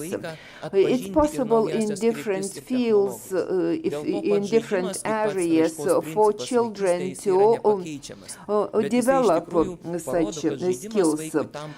Play can become an experiential area. And in this way, through play, the child can move consistently through education. The element of engagement gets a broader meaning. Engagement is associated with the development of special needs children. Our approach is broader. Engaging learning settings mean engagement in general. Therefore, each child and each pedagogue can contribute to the building of engaging environment. The philosophy educators rely on is based on sharing, on the ability to find out you can through observing, touching, and sensing. It is based on the sense of social community. And education does not mean narrow speaking. It's the approach encouraging children and helping children develop their capacities. Children look at the settings as a source of inspiration, as the place where they can experience innovations. We cannot say we have achieved our ambitions 100%, yet we are in progress. And the guidelines for present-day education, both nationally and on the European level, identify education as a process. It shows early childhood development consists of certain steps for the child to overcome through relationships. That's why we believe engaging learning needs interaction in 4 areas: innovations, creativity, and interacting world, as well as the sensory field. All programs used in the preschool sector show social and emotional development is also important, and neuroscience indicates the development of early childhood brain development can open up broad perspectives. We are looking for different expressions, and we use alternative development systems, even Miller's system, which relies on the philosophy of 1,000 languages, can facilitate the language of body language, shadows, colors for children, and each child can explore it based on his or her abilities. Project activities help children untap their potential. Engagement is useful not only for educators, but also for administrative staff. Engaging education and learning shows all other areas, physical activity, speech development, self-regulation, and so on. They can be engaging and can lead to a different dialogue. In such a case, the child expects to be heard. And parents also deliver very consistent information. Different project initiatives are also being implemented.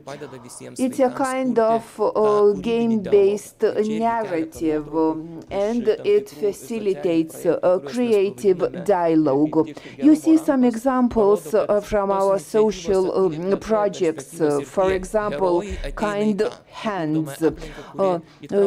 Heroes from different sources of art are also used. We help transform thinking. Engaging activities show how we can tell and speak with children about music and some other forms of art. It is about discoveries. Just each child needs live environment and instruments to experiment and participate. Science, words and textures can also empower, and they can serve as an intro into creative mathematics and even robotics. Here you can see how children learn to analyze and even program. And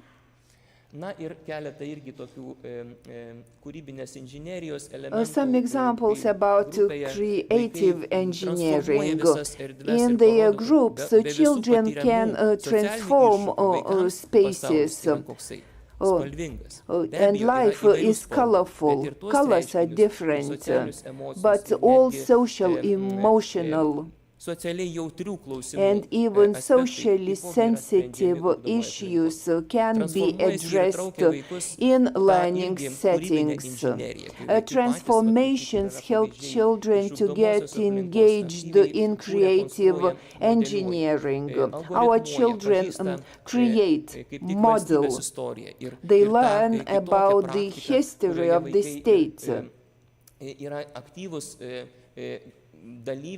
And in this case, children are very active as participants and designers. And my intention was to speak about the live practice.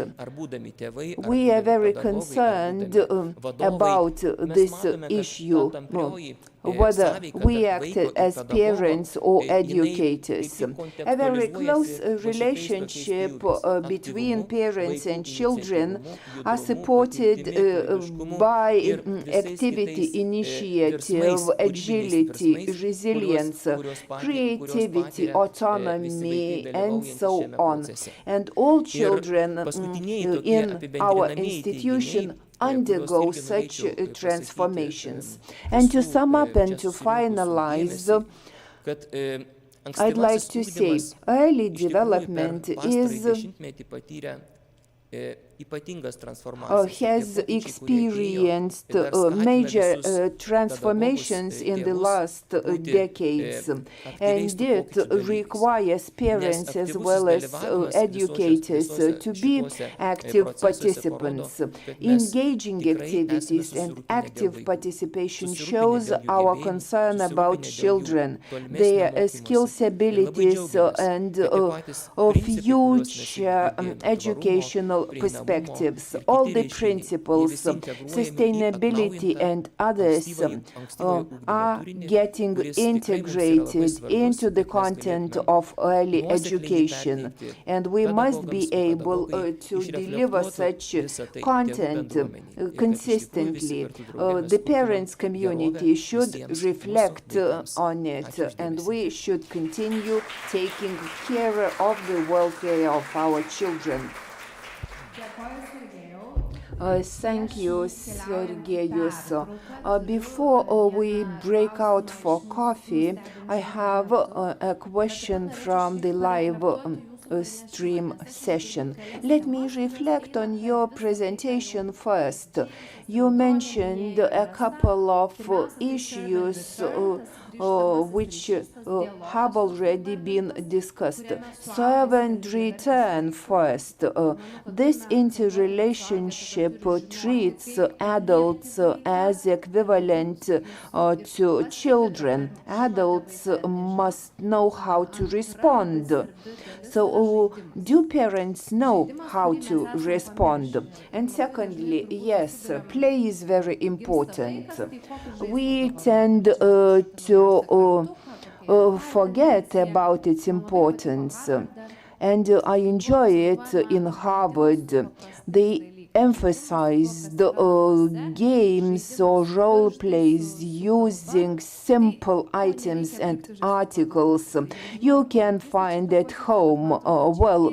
Such activities do not require purchasing from schools, and parents must know how to use kettle or frying pans for such gaming activities.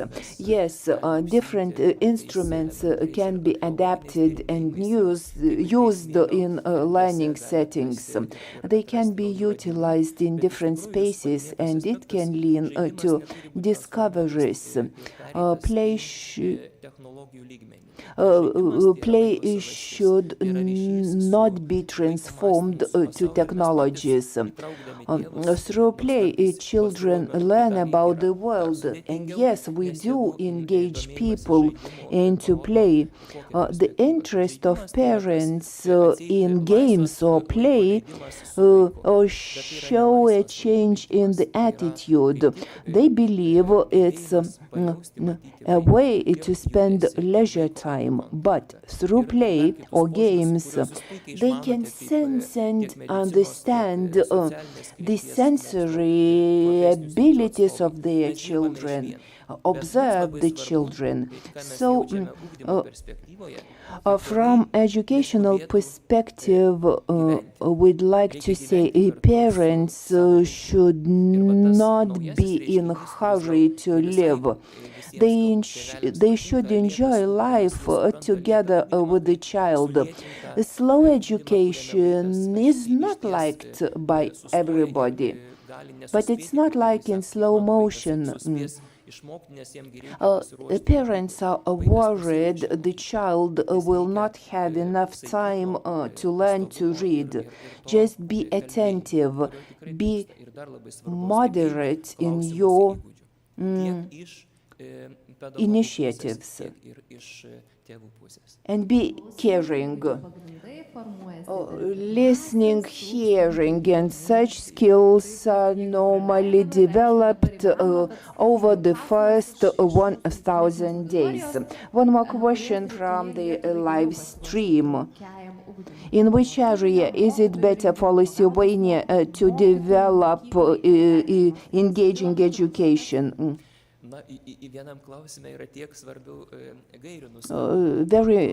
I believe there are many guidelines implied in the question. Engaging education starts from human resources.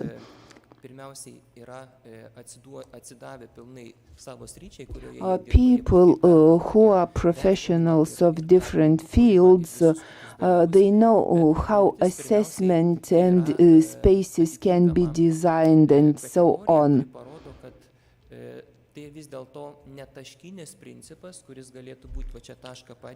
But it's not a point-based principle, it is a process. So I could say to my colleague, it requires a certain perspective. It can consist of a number of segments. Engagement for me as a practitioner who's been active for 20 years requires confidence or trust.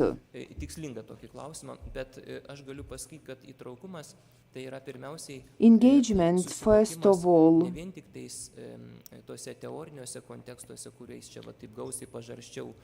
is the knowledge of context and settings, and even more. It is living life fully through your heart.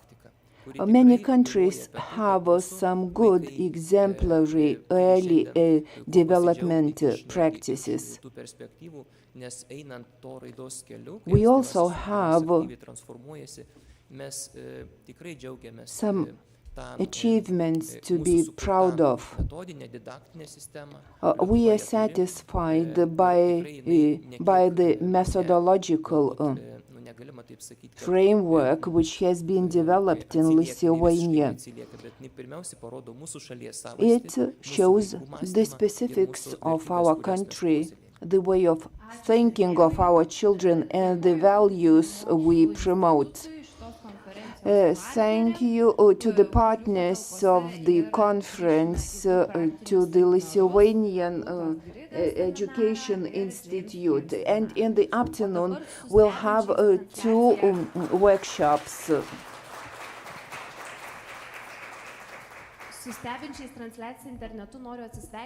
I'd like to say goodbye for 45 minutes to people who are watching us remotely. We'll show a number of videos about early child development.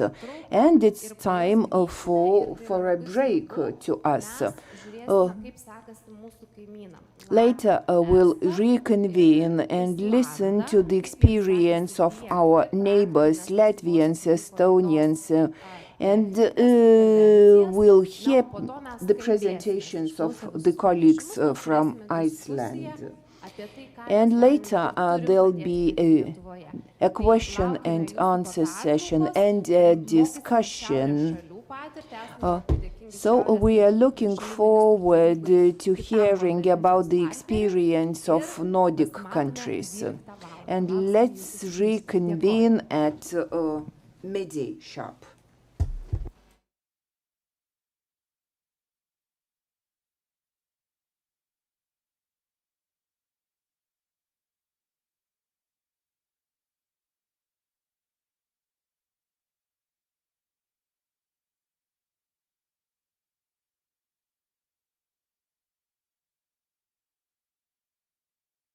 Perdavimą kalbėdamas, rodydamas veido išraiškas ar gestus, o suaugęs šiuos signalus pagauna juos sąmoningai reaguodamas. Šis procesas prasideda jau pirmaisiais vaiko gyvenimo mėnesiais, kai kūdikis guguoja, o suaugęs reaguoja į kūdikio skleidžiamus garsus. Toks bendravimas ir sudaro pagrindą smegenų architektūros pamatams vystytis, o juk nuo to priklauso tolesnė vaiko raida. Perdavimo principų paremtas bendravimas padeda sukurti neuronų jungtis tarp skirtingų smegenų zonų, taip formuodamas įgūdžius, kurių prireiks gyvenime. Kai kūdikis pamato daiktą, suaugęs žmogus pasako jo pavadinimą. Šios informacijos kartojimas kūdikio smegenyse sukuria jungtis tarp pavadinimą reiškiančio garso ir akimis matomo daikto. Vėliau suaugęs žmogus vaikui parodys, kad daiktas ir jį įvardintis garsas gali būti atvaizduoti raidėmis. Taip su suaugusiųjų pagalba vaikai mokosi skaityti, šifruoti raides ir vėliau patys jas užrašyti. Kiekvienas etapas vyksta atsiremiant į tai, kas buvo išmokta anksčiau. Nuolatinis suaugusiųjų dėmesys vaiko smegenyse kuria pagrindą tolesniam mokymuisi, elgesiui ir sveikatai.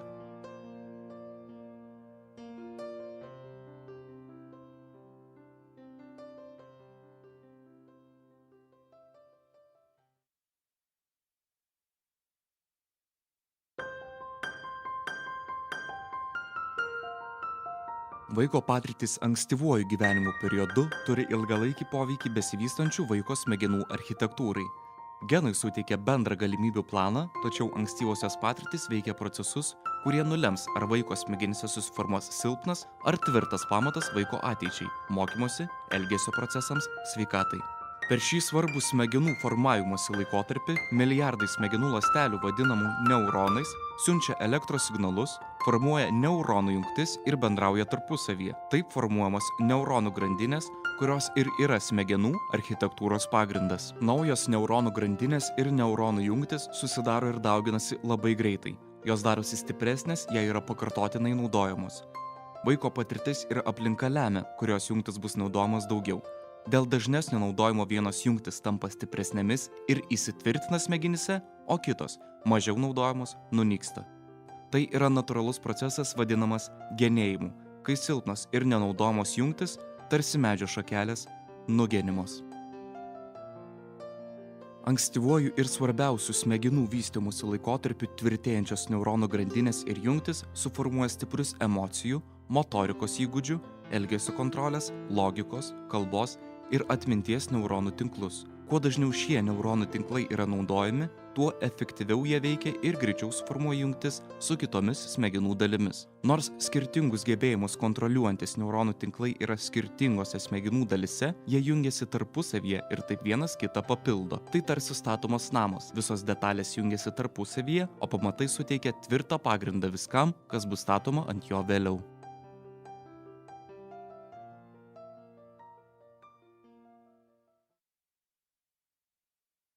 The attachment theory argues that a strong emotional and physical bond to one primary caregiver in our first years of life is critical to our development.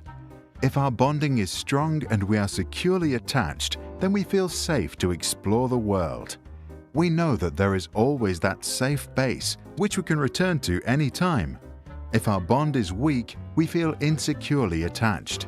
We are afraid to leave or explore a rather scary-looking world because we are not sure if we can return. People who are securely attached are said to have greater trust, can connect to others, and as a result are more successful in life. Insecurely attached people tend to mistrust others, lack social skills, and have problems forming relationships. There is one type of secure attachment, and there are three types of insecure attachments: anxious ambivalent, anxious avoidant, and anxious disorganized. In responses to distress, the first three react organized, while the last acts disorganized.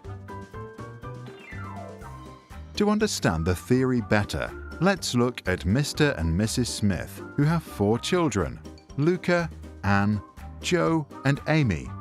The Smiths are lovely parents who cuddle, make frequent eye contact, speak warmly, and are always there for their kids.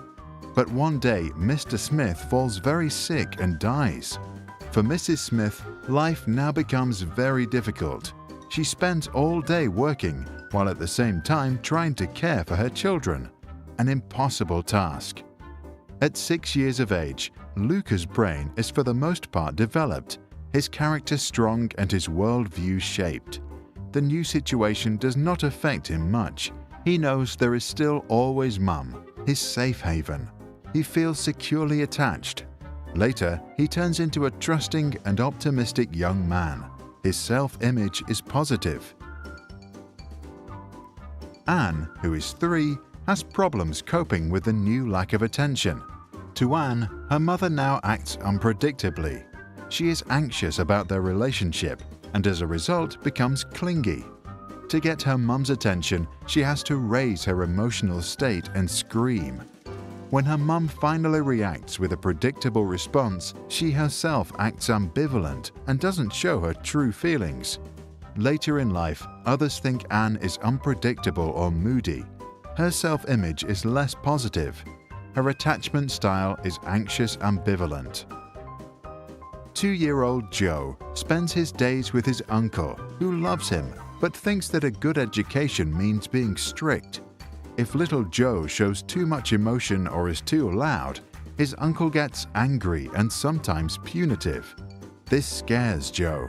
he learns that to avoid fear, he has to avoid showing his feelings, also in other situations. As an adult, he continues this strategy and has problems entering relationships. His image of himself is rather negative. His attachment is anxious avoidant. Amy, who is just 1 year old, gets sent to a nursery. The staff there is poorly trained, overworked, and often very stressed. Some are outright abusive. Amy therefore becomes anxious of the very people she seeks security from, a conflict which totally disorganizes her ideas about love and safety. As she is experiencing fear without resolution, she tries to avoid all social situations. As an adult, she thinks of herself as unworthy of love. Her self-image is very negative. Her attachment is anxious, disorganized. Our attachment is formed in the very first years of our lives, a time when we are too young to communicate our anxiety and as a result can experience high levels of stress. Then our adrenal gland, an organ sitting on top of our kidneys, produces the stress hormones adrenaline and cortisol. The heart rate increases, the blood pressure goes up, and we become alert. If that happens frequently, it is called toxic stress. Toxic because it impairs the development of a child's brain and weakens the immune system. In embryos or at a very young age, toxic stress can even switch the expressions of genes, which can affect our health many decades later. By simulating a strange situation, we can assess an attachment style already by the age of 1. To do this, we let the child play with their mother for a few minutes inside a room. Then the child is left alone. The key moment is the child's reaction when her mother returns. Securely attached children first usually hug their mother, then can calm down and eventually get back to playing. Insecurely attached children can be ambivalent and avoidant. Some can't stop crying or refuse to continue playing. The long-term effects of our attachment in the early years are well documented. Using the theory, researchers at Minnesota University were able to predict already at age 3 if a child would drop out of high school with 77% accuracy. In another study, undergraduates at Harvard were asked to assess how close they felt to their parents. 35 years later, they were asked about their health. 91% of those who said they had a rather broken relationship with their mother were also diagnosed with health issues, including coronary artery disease, hypertension, and alcoholism. For those that had reported a warm relationship, the figure of poor health diagnosis was just 45%. But there is another reason why the early years deserve special attention. They are the starting place for subsequent behaviors. A kid that feels securely attached at age 2 can make friends at kindergarten. Their worldview gets reinforced with every interaction and they develop optimism. As a result, they make good relationships at school, then at college, and later at work. Highly insecurely attached children can miss out on this opportunity. Psychologist John Bowlby, a pioneer in attachment theory, allegedly said, "What cannot be communicated to the mother cannot be communicated to the self." In other words, those who feel insecurely attached might not quite understand themselves. To get to know who they are and what they feel, they might have to go way back in time.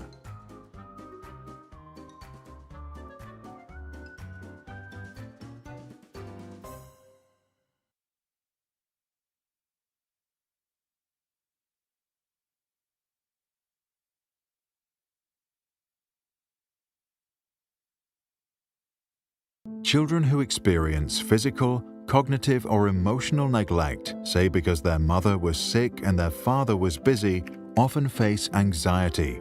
As a result, their body produces stress hormones. If this happens a lot, these hormones become toxic for their developing brain, which then later can repress emotional and cognitive well-being for life. The real story of Daniel Rucarianu, who spent part of his early childhood in a Romanian orphanage, shows the full impact neglect can have.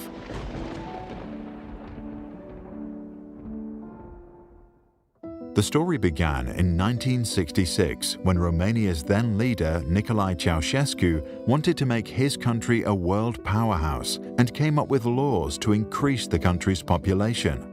Abortion and contraception were declared mostly illegal. While the law led to a rapid rise in birth rates, many of the poorer families were unable to take care of all their children, and Daniel and around 500,000 others were sent to state-run institutions. In most orphanages, there were no toys, no books, or anything else to stimulate cognitive development. Many kids just stared at the bare ceilings, waiting for their next meal. Due to the lack of human contact, some babies develop strategies for self-stimulation, such as rocking back and forth. The cognitive neglect often led to lower IQ scores, delayed language development, and a lack of creative thinking. This happens because our brains build connections with every new experience and stimulation. If there are no rich experiences during the first years of life, the period in which the brain develops the fastest, children cannot build the foundations necessary for optimal future learning. They miss out for life. Daniel lived with over 400 other children, and their shared bedrooms were hardly ever cleaned. The meals were mostly tiny portions of boiled cabbage, which the staff would sometimes steal to eat themselves.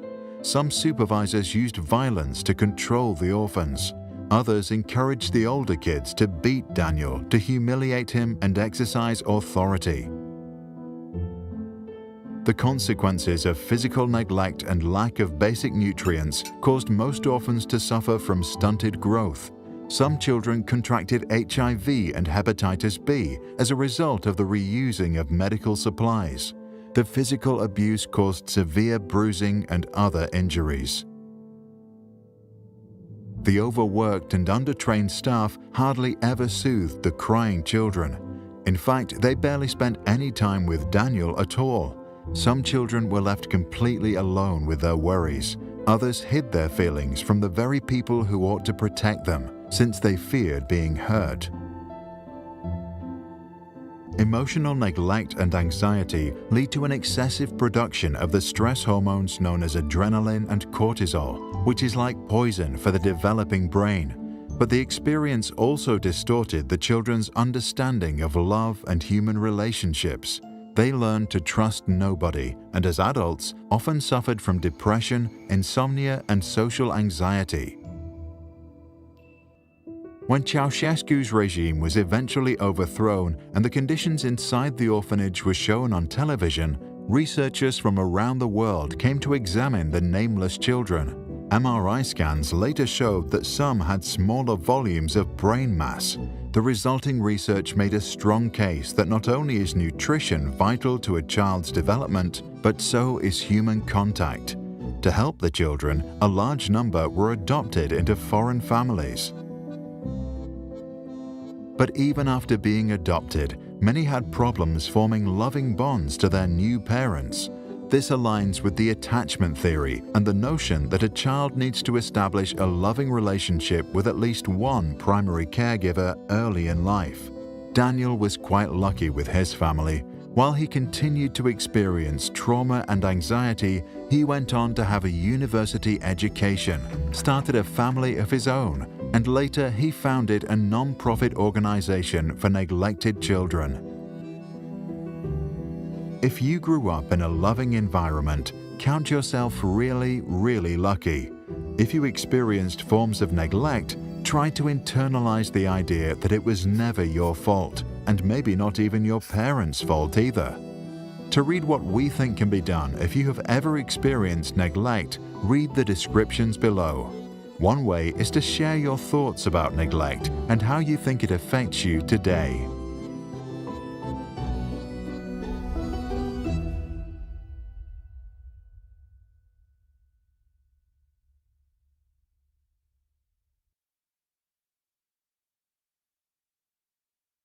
This and all other Sprouts videos are licensed under Creative Commons. That means teachers from all around the world can use them in classrooms, online courses, or to start projects. And today, thousands already do. To learn how it works and download this video without ads or background music, check out our website or read the description below. If you want to support our mission and help change education, visit our Patreon. That's patreon.com/sprouts.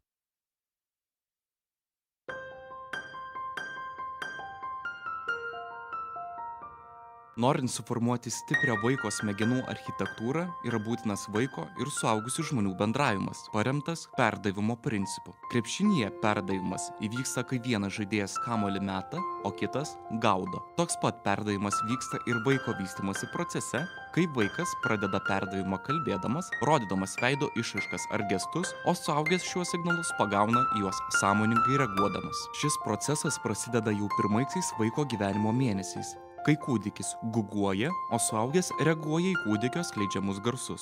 Toks bendravimas ir sudaro pagrindą smegenų architektūros pamatams vystytis, o juk nuo to priklauso tolesnė vaiko raida. Perdavimo principų paremtas bendravimas padeda sukurti neuronų jungtis tarp skirtingų smegenų zonų, taip formuodamas įgūdžius, kurių prireiks gyvenime.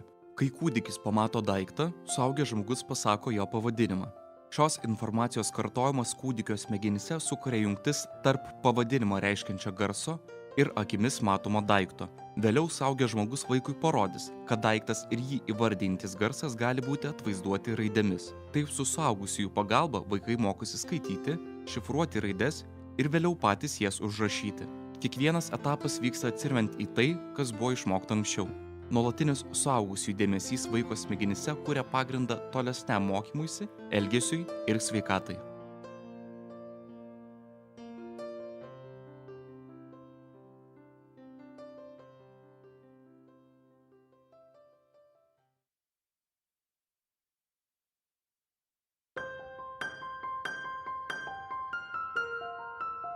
Vaiko patirtis ankstyvuoju gyvenimo periodu turi ilgalaikį poveikį besivystančių vaiko smegenų architektūrai. Genai suteikia bendrą galimybių planą, tačiau ankstyvosios patirtis veikia procesus, kurie nulems, ar vaiko smegenyse susiformuos silpnas ar tvirtas pamatas vaiko ateičiai, mokymosi, elgesio procesams, sveikatai. Per šį svarbų smegenų formavimosi laikotarpį milijardai smegenų ląstelių vadinamų neuronais siunčia elektros signalus, formuoja neuronų jungtis ir bendrauja tarpusavyje. Taip formuojamos neuronų grandinės, kurios ir yra smegenų architektūros pagrindas. Naujos neuronų grandinės ir neuronų jungtis susidaro ir dauginasi labai greitai. Jos darosi stipresnės, jei yra pakartotinai naudojamos. Vaiko patirtis ir aplinka lemia, kurios jungtis bus naudojamos daugiau. Dėl dažnesnio naudojimo vienos jungtis tampa stipresnėmis ir įsitvirtina smegenyse, o kitos, mažiau naudojamos, nunyksta. Tai yra natūralus procesas vadinamas genėjimu, kai silpnos ir nenaudojamos jungtis, tarsi medžio šakelės, nugenimos.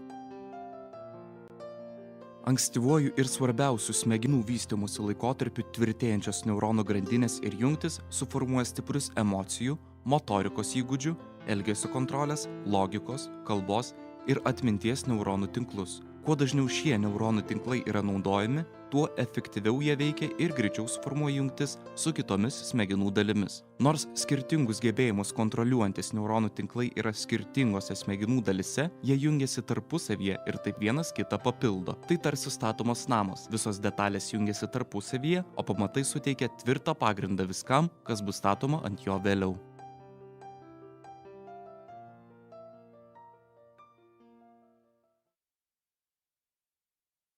The attachment theory argues that a strong emotional and physical bond to one primary caregiver in our first years of life is critical to our development. If our bonding is strong and we are securely attached, then we feel safe to explore the world.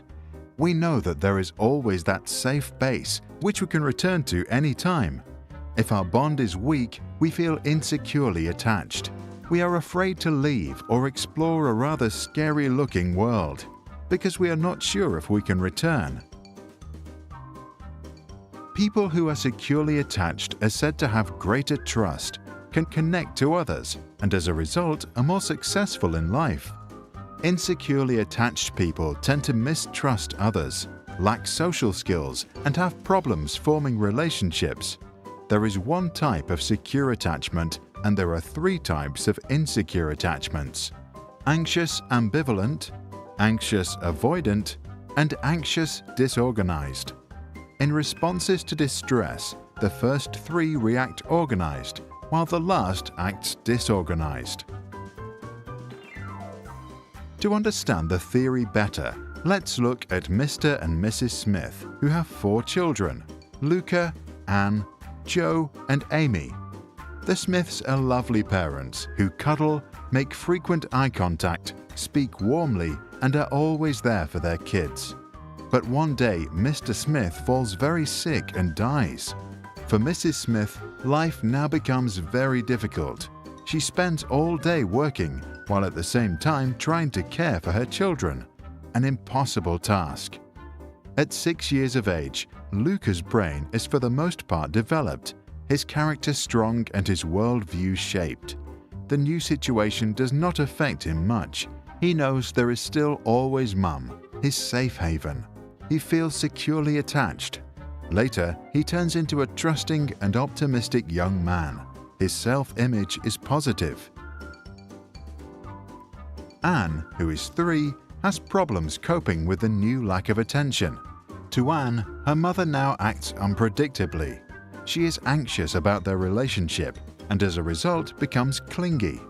To get her mum's attention, she has to raise her emotional state and scream. When her mum finally reacts with a predictable response, she herself acts ambivalent and doesn't show her true feelings. Later in life, others think Anne is unpredictable or moody. Her self-image is less positive. Her attachment style is anxious ambivalent. 2-year-old Joe spends his days with his uncle, who loves him, but thinks that a good education means being strict. If little Joe shows too much emotion or is too loud, his uncle gets angry and sometimes punitive. This scares Joe. He learns that to avoid fear, he has to avoid showing his feelings, also in other situations. As an adult, he continues this strategy and has problems entering relationships. His image of himself is rather negative. His attachment is anxious avoidant. Amy, who is just 1 year old, gets sent to a nursery. The staff there is poorly trained, overworked, and often very stressed. Some are outright abusive. Amy therefore becomes anxious of the very people she seeks security from, a conflict which totally disorganizes her ideas about love and safety. As she is experiencing fear without resolution, she tries to avoid all social situations. As an adult, she thinks of herself as unworthy of love. Her self-image is very negative. Her attachment is anxious disorganized. Our attachment is formed in the very first years of our lives, a time when we are too young to communicate our anxiety and as a result can experience high levels of stress. Then our adrenal gland, an organ sitting on top of our kidneys, produces the stress hormones adrenaline and cortisol. The heart rate increases, the blood pressure goes up, and we become alert. If that happens frequently, it is called toxic stress. Toxic because it impairs the development of a child's brain and weakens the immune system. In embryos or at a very young age, toxic stress can even switch the expressions of genes, which can affect our health many decades later. By simulating a strange situation, we can assess an attachment style already by the age of 1. To do this, we let the child play with their mother for a few minutes inside a room. Then the child is left alone. The key moment is the child's reaction when her mother returns. Securely attached children first usually hug their mother, then can calm down and eventually get back to playing. Insecurely attached children can be ambivalent and avoidant. Some can't stop crying or refuse to continue playing. The long-term effects of our attachment in the early years are well documented. Using the theory, researchers at Minnesota University were able to predict already at age 3 if a child would drop out of high school with 77% accuracy. In another study, undergraduates at Harvard were asked to assess how close they felt to their parents. 35 years later, they were asked about their health. 91% of those who said they had a rather broken relationship with their mother were also diagnosed with health issues, including coronary artery disease, hypertension, and alcoholism.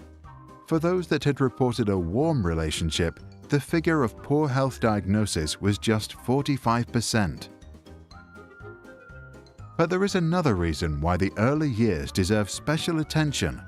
They are the starting place for subsequent behaviors. A kid that feels securely attached at age 2 can make friends at kindergarten. Their worldview gets reinforced with every interaction, and they develop optimism. As a result, they make good relationships at school, then at college, and later at work. Highly insecurely attached children can miss out on this opportunity. Psychologist John Bowlby, a pioneer in attachment theory, allegedly said, "What cannot be communicated to the mother cannot be communicated to the self."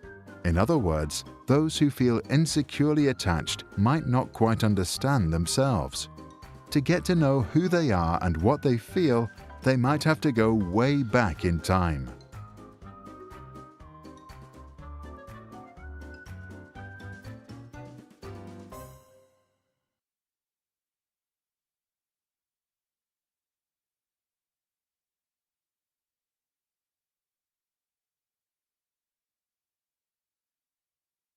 Children who experience physical, cognitive, or emotional neglect, say because their mother was sick and their father was busy, often face anxiety.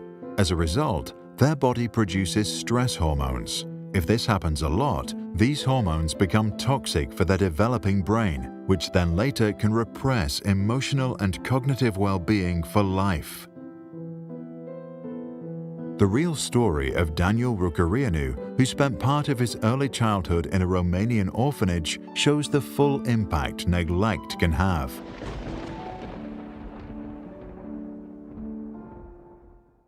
The story began in 1966 when Romania's then leader, Nicolae Ceausescu, wanted to make his country a world powerhouse and came up with laws to increase the country's population. Abortion and contraception were declared mostly illegal. While the law led to a rapid rise in birth rates, many of the poorer families were unable to take care of all their children, and Daniel and around 500,000 others were sent to state-run institutions. In most orphanages, there were no toys, no books, or anything else to stimulate cognitive development.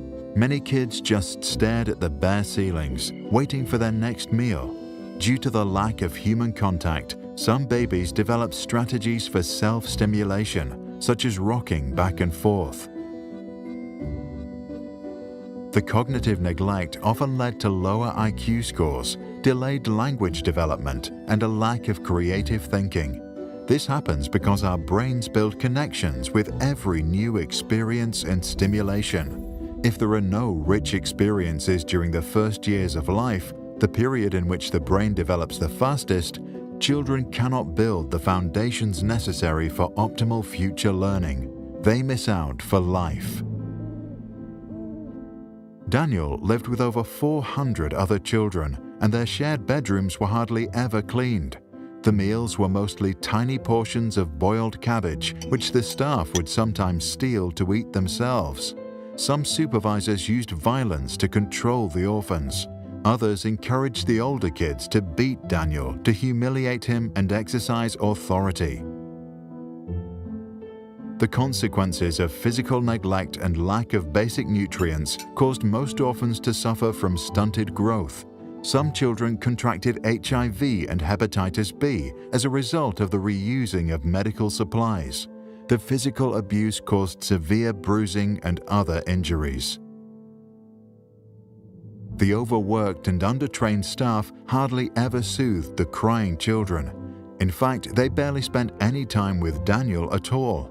Some children were left completely alone with their worries, Others hid their feelings from the very people who ought to protect them, since they feared being hurt. Emotional neglect and anxiety lead to an excessive production of the stress hormones known as adrenaline and cortisol, which is like poison for the developing brain. But the experience also distorted the children's understanding of love and human relationships. They learned to trust nobody, and as adults, often suffered from depression, insomnia, and social anxiety. When Ceausescu's regime was eventually overthrown and the conditions inside the orphanage were shown on television, researchers from around the world came to examine the nameless children. MRI scans later showed that some had smaller volumes of brain mass. The resulting research made a strong case that not only is nutrition vital to a child's development, but so is human contact. To help the children, a large number were adopted into foreign families. But even after being adopted, many had problems forming loving bonds to their new parents. This aligns with the attachment theory and the notion that a child needs to establish a loving relationship with at least one primary caregiver early in life. Daniel was quite lucky with his family. While he continued to experience trauma and anxiety, he went on to have a university education, started a family of his own, and later he founded a non-profit organization for neglected children. If you grew up in a loving environment, count yourself really, really lucky. If you experienced forms of neglect, try to internalize the idea that it was never your fault, and maybe not even your parents' fault either. To read what we think can be done if you have ever experienced neglect, read the descriptions below. One way is to share your thoughts about neglect and how you think it affects you today.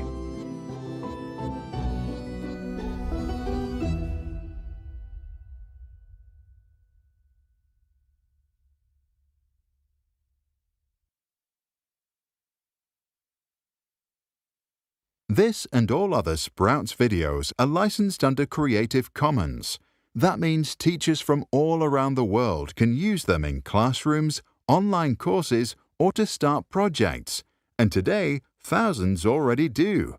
To learn how it works and download this video without ads or background music, check out our website or read the description below.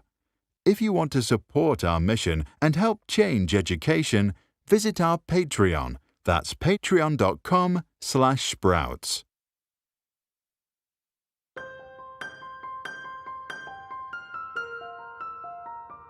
Norint suformuoti stiprią vaiko smegenų architektūrą, yra būtinas vaiko ir suaugusių žmonių bendravimas, paremtas perdavimo principu. Krepšinyje perdavimas įvyksta, kai vienas žaidėjas kamuolį meta, o kitas gaudo. Toks pat perdavimas vyksta ir vaiko vystymosi procese, kai vaikas pradeda perdavimą kalbėdamas, rodydamas veido išraiškas ar gestus, o suaugęs šiuos signalus pagauna juos sąmoningai reaguodamas. Šis procesas prasideda jau pirmaisiais vaiko gyvenimo mėnesiais, kai kūdikis guguoja, o suaugęs reaguoja į kūdikio skleidžiamus garsus.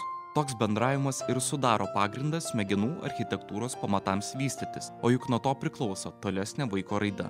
Perdavimo principų paremtas bendravimas padeda sukurti neuronų jungtis tarp skirtingų smegenų zonų, taip formuodamas įgūdžius, kurių prireiks gyvenime. Kai kūdikis pamato daiktą, suaugęs žmogus pasako jo pavadinimą. Šios informacijos kartojimas kūdikio smegenyse sukuria jungtis tarp pavadinimą reiškiančio garso ir akimis matomo daikto. Vėliau suaugęs žmogus vaikui parodys, kad daiktas ir jį įvardintis garsas gali būti atvaizduoti raidėmis. Taip su suaugusiųjų pagalba vaikai mokosi skaityti, šifruoti raides ir vėliau patys jas užrašyti. Kiekvienas etapas vyksta atsiremiant į tai, kas buvo išmokta anksčiau. Nuolatinis suaugusiųjų dėmesys vaiko smegenyse kuria pagrindą tolesniam mokymuisi, elgesiui ir sveikatai.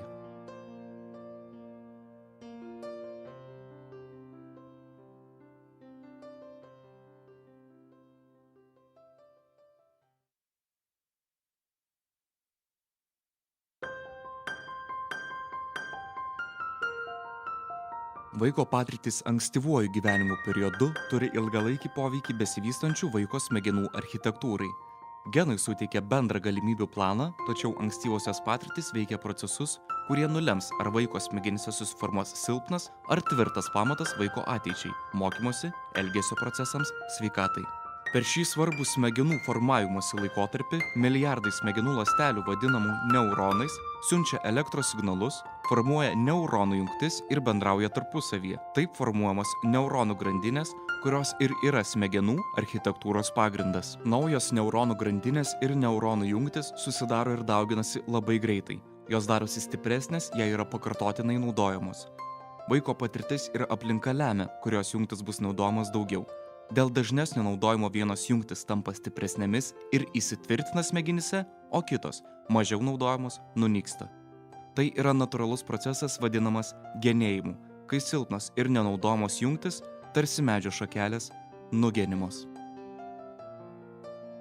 Ankstyvuoju ir svarbiausių smegenų vystymosi laikotarpiu tvirtėjančios neuronų grandinės ir jungtis suformuoja stiprius emocijų, motorikos įgūdžių, elgesio kontrolės, logikos, kalbos ir atminties neuronų tinklus. Kuo dažniau šie neuronų tinklai yra naudojami, tuo efektyviau jie veikia ir greičiau suformuoja jungtis su kitomis smegenų dalimis. Nors skirtingus gebėjimus kontroliuojantis neuronų tinklai yra skirtingose smegenų dalise, jie jungiasi tarpusavyje ir taip vienas kitą papildo. Tai tarsi statomas namas. Visos detalės jungiasi tarpusavyje, o pamatai suteikia tvirtą pagrindą viskam, kas bus statoma ant jo vėliau.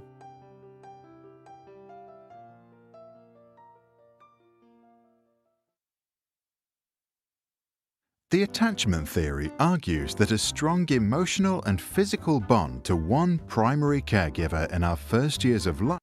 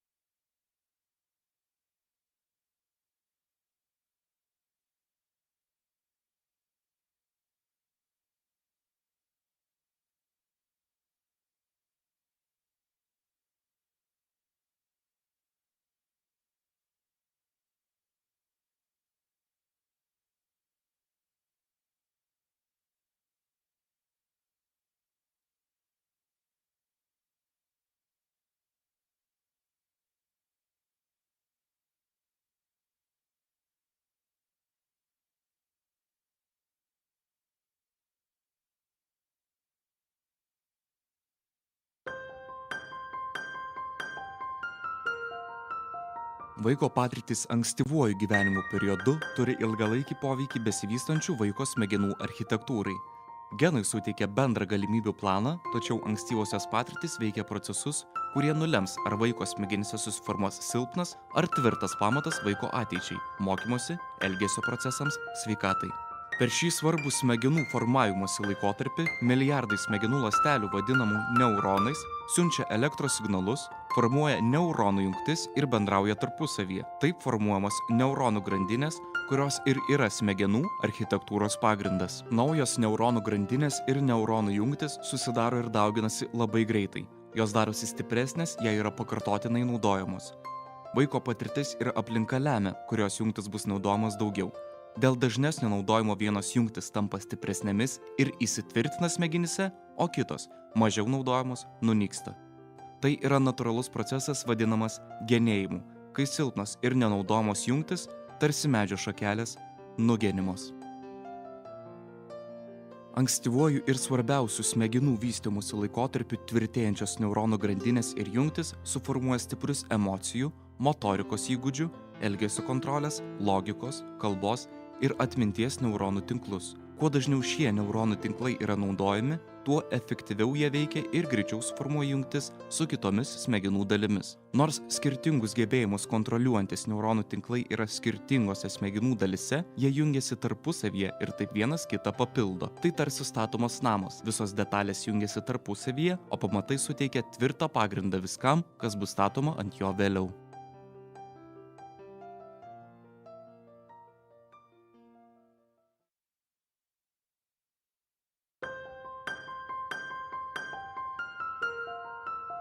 Vaiko patirtis ankstyvuoju gyvenimo periodu turi ilgalaikį poveikį besivystančių vaiko smegenų architektūrai. Genai suteikia bendrą galimybių planą, tačiau ankstyvosios patirtis veikia procesus, kurie nulems, ar vaiko smegenyse susiformuos silpnas ar tvirtas pamatas vaiko ateičiai, mokymosi, elgesio procesams, sveikatai. Per šį svarbų smegenų formavimosi laikotarpį milijardai smegenų ląstelių vadinamų neuronais siunčia elektros signalus, formuoja neuronų jungtis ir bendrauja tarpusavyje. Taip formuojamos neuronų grandinės, kurios ir yra smegenų architektūros pagrindas. Naujos neuronų grandinės ir neuronų jungtis susidaro ir dauginasi labai greitai. Sveiki visi grįžę po trumpos pertraukos, tiek čia prezidento rūmuose, tiek stebintis mūsų transliaciją internetu. Labai džiaugiamės galėdami jūs pakviesti į antrąją konferencijos ankstyvoji vaiko raida. Raktas į socialinių iššūkių sprendimą. Dėkoju dalį. Tai man didžiulė garbė pakviesti pranešėją iš Latvijos, Ramona Treilona. Ramona, please, it's your time to give us a presentation. The first speaker is Ramona from We want to hear Latvia. How Latvian are using early child development and what can we learn from that. Please.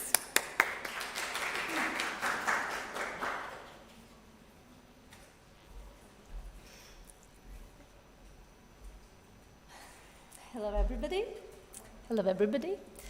I am in positive stress now because this is not my national language, so I'll try to do my best in English. Well, yes, my name is Ramona Treilona, and over there is my colleague, Joanna.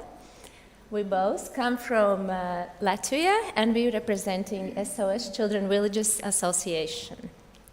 Well, I am here to tell you about one marvelous program called Mothering the New Mother. But before I go in details about this specific program, I would like to introduce you with some other services and programs we have in our association. Well, me neither do something wrong. What should I do? No, this one. This one. Okay. Here we go. Yes, SOS Children Villages is an international non-governmental social development organization with emphasis on the field of children's rights and committed to children's needs and concerns, already more than 70 years of experience in 135 countries. And Latvia is among them already from 1997, so we have 25 years of experience already. Well, the main emphasis of our job, I would say the major part of our job and the longest experience we have in alternative child care. This is long-term family-based care for children, and we have 2 large SOS children villages and 2 small group homes. 115 children in care totally. Besides that, recently we have launched a support program also for foster families, for guardians and adoptive parents. And we have, till this time, we have 5 locations, 5 support centers all over the Latvia. And here you can see 5 programs with emphasis on family strengthening and prevention. And this is what we found. It is very, very essential to do this preventive work. And this is what I'm going to tell you about today with my program as well. So we have, first, social work with families. It is full case management delegation of municipality to SOS Latvia. Then we have a program for juvenile offenders with teenagers and their families. Another great program, I would say, is kindergarten program. We have created a preventive and supportive system for the benefits of kids. And it is collaboration between parents, kindergarten team, and of course children as well. Then maternity program, I will tell you very soon. And we also have a grieving program for children who have lost a close relative, father, mother, or sibling, or some other close relative. So here we have therapeutic conversation with kids, support groups for families and for kids as well. And last but not least, we also have advocacy work. And we are proud. Now we have also Education and Competence Center. And there we offer innovative teaching programs and informal education services for both, for Latvian families and as well for specialists and social workers and anyone who is in touch with children, with families. And here we go. This is my beloved program. I'm in charge of already from already 6 years. Yeah. Actually, I'm here from the very beginning the program was launched. And this is support program for newborn families, primary for newborn moms. But when I say mother, I mean the person who takes care of children. It's not usually biological mother. It can be foster mother, it can be adoptive mother, it can be someone who takes care of this baby, grandmother as well. Well, the main task of our program is to help fathers and mothers to strengthen the bond between a parent and a child. And we all know how crucial it is to have a deep bond with someone, especially at the very beginning of our life. This is what James told us already. This is the very beginning of our life. And it doesn't start on the first day baby born. It starts actually from the day I understood I want to become a parent. And then my baby grows inside, and I am already in a bond with my baby who is in uterus, and of course then follows happy years afterwards. Well, now I want to take a 4-minute break from speaking and to show you one video.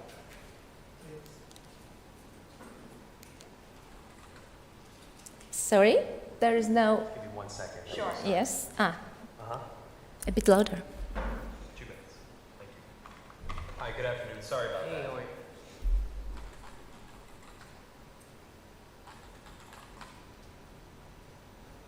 Hi, nice to meet you. Nice to meet you as well. Have you ever done one of these interviews over the camera before? No. Let me tell you a little bit about the job to get started with.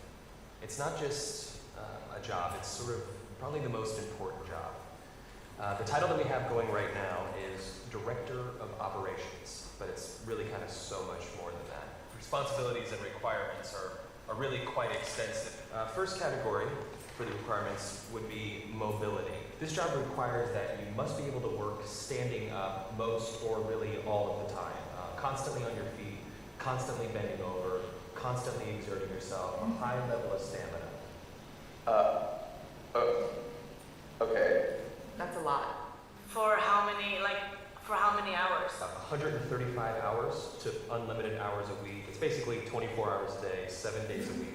I'm sure you'll have a chance from time to time to maybe just sit down here and there, yeah? You mean like a break? Yeah. No, there are no breaks available.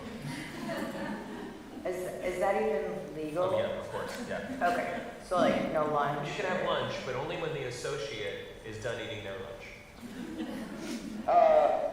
I think that's a little intense. No, Not that's possible. crazy. Now, this position requires excellent negotiation and interpersonal skill. We're really looking for someone that might have a degree in medicine, in finance, and culinary arts. You must be able to wear several hats. Associate needs constant attention. Sometimes they have to stay up with an associate throughout the night. You must work in a chaotic environment. If you had a life, we'd ask you to sort of give that life up. No vacations. In fact, Thanksgiving, Christmas, New Year's, and holidays, the workload is going to go up. We demand that. With a happy disposition.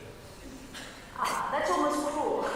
It's almost a very, very sick, twisted joke. Or when there's time to sleep or... Oh, no time to sleep. Yeah, no holiday almost. That's exactly right. 365 days a year? Yes.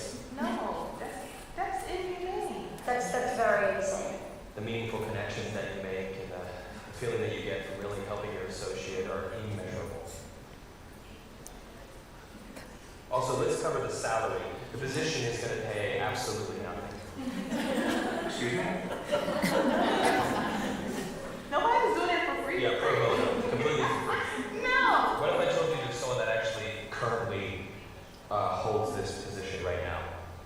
Billions of people, actually. Who? Moms. Yeah. Yeah, moms. That's awesome.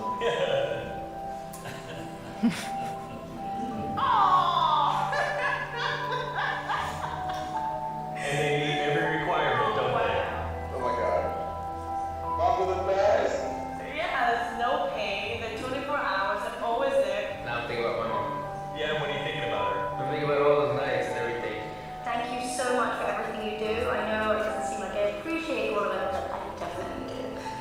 So, Mom, I want to say thank you for everything that you've done. I love you very much. You've been there through thick and thin. My mom is just awesome. She's awesome.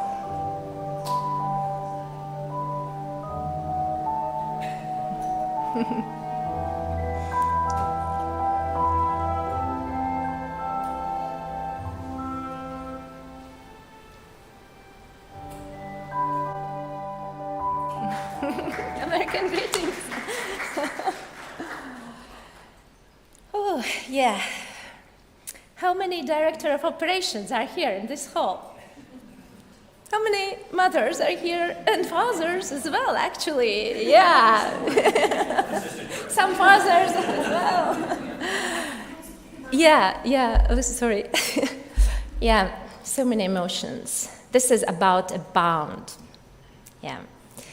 And actually, from the very first day when the baby is born, we have been thrown in sometimes fabulous, sometimes frustrating, but always transformative, I would say, journey in motherhood, in parenting. Yeah. And it takes so much resources from us, and it's not just about what to do, what not to do, but it's about our emotions. So many emotions we have, starting from happiness and euphoria to anxiety and even desperate. Yeah, and this is so hard actually for new mothers, especially the first weeks, first month, first year. Yeah. And what baby needs? Baby needs relationship. Baby needs his parents. He needs his mother's breast, milk. He needs to be, he seeks for relationship. And baby feels us here, in this level, heart level. He doesn't understand what's happening in our head. Why my mother is so anxious now? Okay, I will wait a little bit. She will calm down and then I will get her. No, the baby wants his mother and his father from the very first day he is here in our world. And of course, this takes so much resources from us. And that's why there are specialists who are specially educated and specially received special educational programs. They are professionals how to strengthen. This is the first what we do. We strengthen, encourage, and support the new mother in her feelings and needs after childbirth. We don't teach them. This is the main, what James told you, it's not the right way, it's not the right time to teach mothers, because they are already so overwhelmed with all emotions and this new situation, especially if it's a first kid. Yeah. And all she needs is to be understood, to be nurtured, because the baby actually needs the same. Yeah. And we go home visits. We go to home, which is a place where mother and child feels most comfortable and most safe. It's the most safest place. And then we listen to mother's birth story. We listen to her questions and concerns and doubts. We're trying to help her to lead, to find the right answers. We don't say the right answer is this. We are trying to lead mother to these answers because she knows the answer. Actually, all mothers already know the answer. They are here, yeah, in our hearts, because we are mothers. We knew how to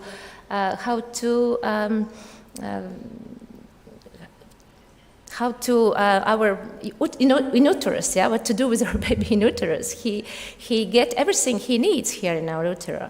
Then we knew how to birth, yeah, how to let this child to birth. And why don't we know how to take care about child? We know this, yeah. But first we need to calm down. We must release our stress and doubts. And this is why this little child is seeking for. And this is how we help babies to grow in safe and stable relationship, which actually is the basis where they should be, in stable, loving relationship. And this is based on, probably all of you know already, John Bowlby theory about attachment theory. The baby wants to attach to someone, and he wants to attach safely to someone. He wants to feel safe, yeah. And this is the basic for this newborn child.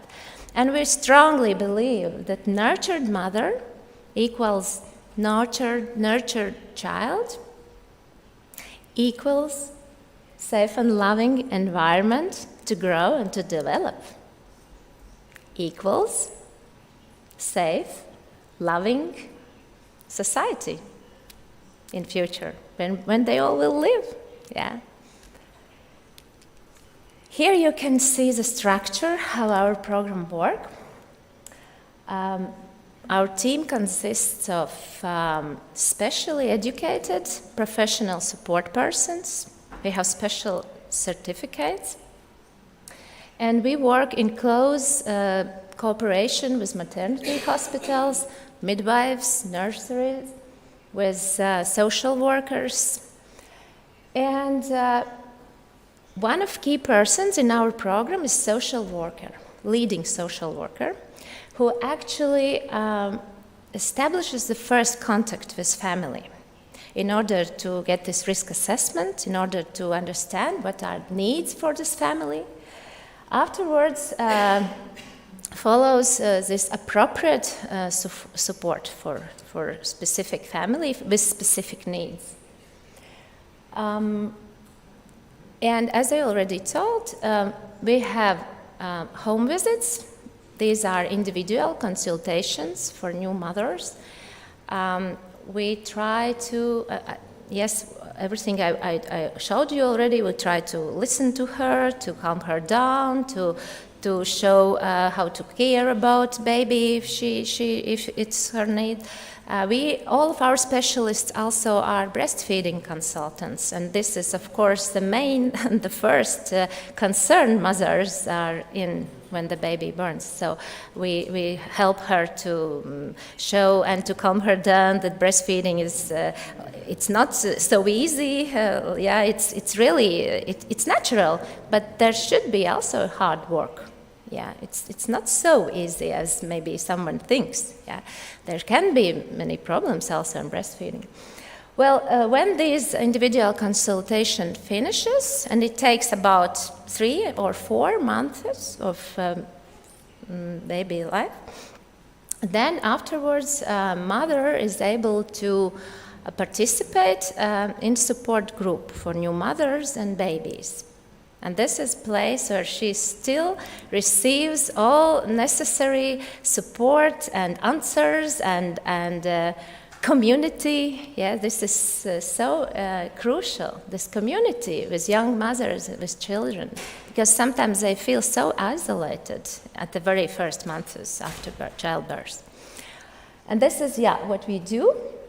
We also lead these support groups for moms and babies. And last but not least, we also have in our program quite many moms which are maybe in not so good situation, mothers who come from hard places, who experienced neglect or violence in their past. And of course, we give all what our program have for these mothers, but we also provide a further support for these mothers because they usually need more support. Yeah, it's not just about emotional support. They really need some deeper support. Yeah. Yes, and then we can provide also this in cooperation in collaboration with other institutions and other specialists. Yes, because it's not our competence, but we have this collaboration with other institutions and specialists. Benefits from our program. I would say the first benefit is during these 6 years, we have been more heard, more noticed, especially from municipalities. Because we have so many families now who go through this program, they give their editorials and they say that this was so useful for my family. And municipalities here, oh, this is something good. Okay, let's find a way how to collaborate. But SOS Children Villages provides more and more accessibility for this program, even in very deep countrysides. And this is which I'm proud of. Networking and cooperation among Latvian maternity hospitals, social services, and other institutions in order to recognize and support families before the problem occurs. And this is about these mothers who came from hard places, who came from, yes, okay, sorry, my English, yes, I'm positive stress. Well, yes, and how we, of course, these mothers, they are not so motivated to find such a program. But this is why we cooperate with maternity hospitals, with social workers. These mothers have been noticed, and then this program is as an opportunity for this mother to try, yes, to experience. And of course, discussions and exchange of opinions among state institutions, municipalities, NGOs, about the role of early preventive support in the development of healthy society. And this is why we all are here. This is the theme of this conference. But most of all, for mothers and fathers, or for persons who take care of a little child, generous doses of understanding, sympathy, concrete advice, resources, support, and assurance that they are not alone. Hello from some of our families, from support groups, and thank you very much for listening.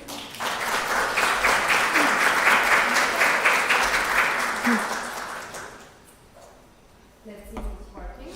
It is working. Ramona, thank you so much. It's always nice to know that there's a lot of things to learn, good practices to learn, not only from America, but also in our neighboring states, and I think it could be a beginning of nice cooperation.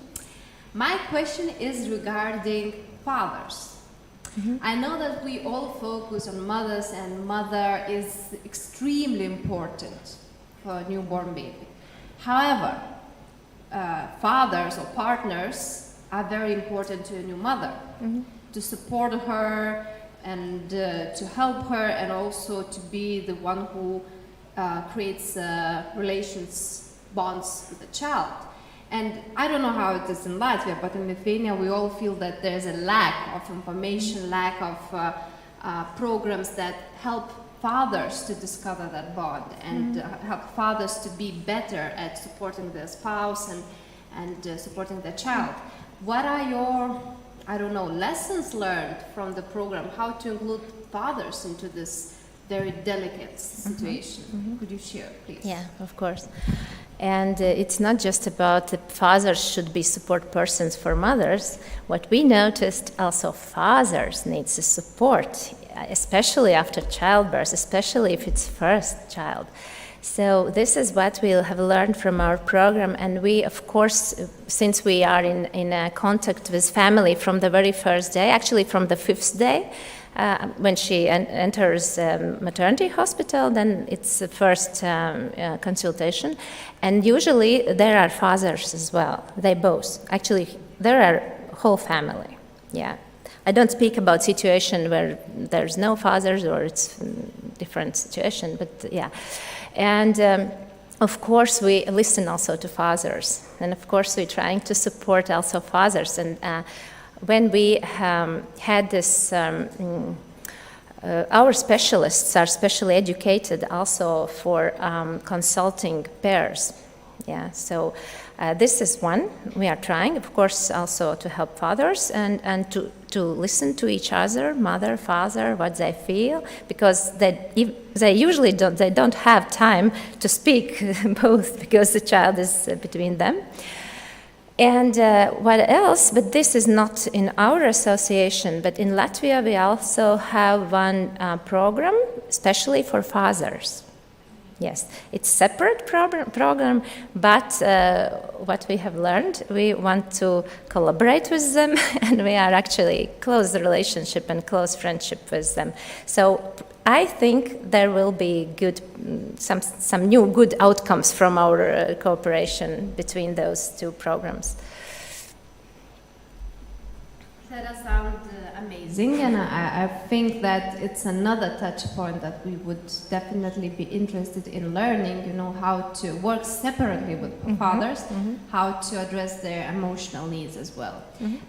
Do we have any questions from the auditory here, or do you expect that I will read your mind and then transmit the question, which I've been doing the whole time? Okay, so let's continue. Vida, yes, please. Vida Gintautaitė, Northern Council. My question is how this program is funded, only by municipalities or also from national funding? The base is donators. We have donations from society, It's because it's children villages.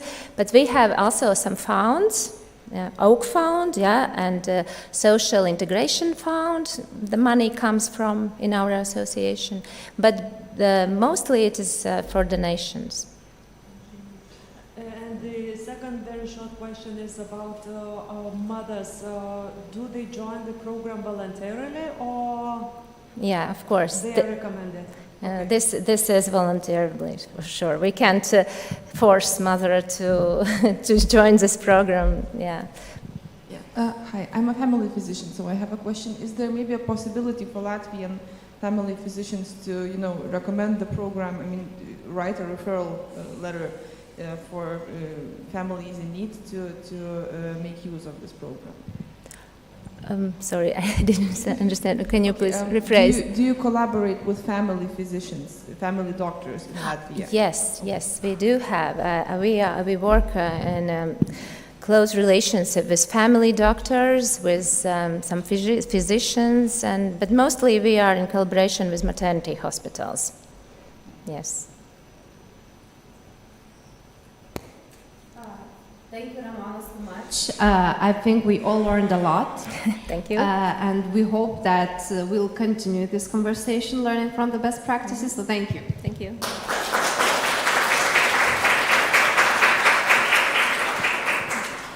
And now I would like to invite you to a fairy tale.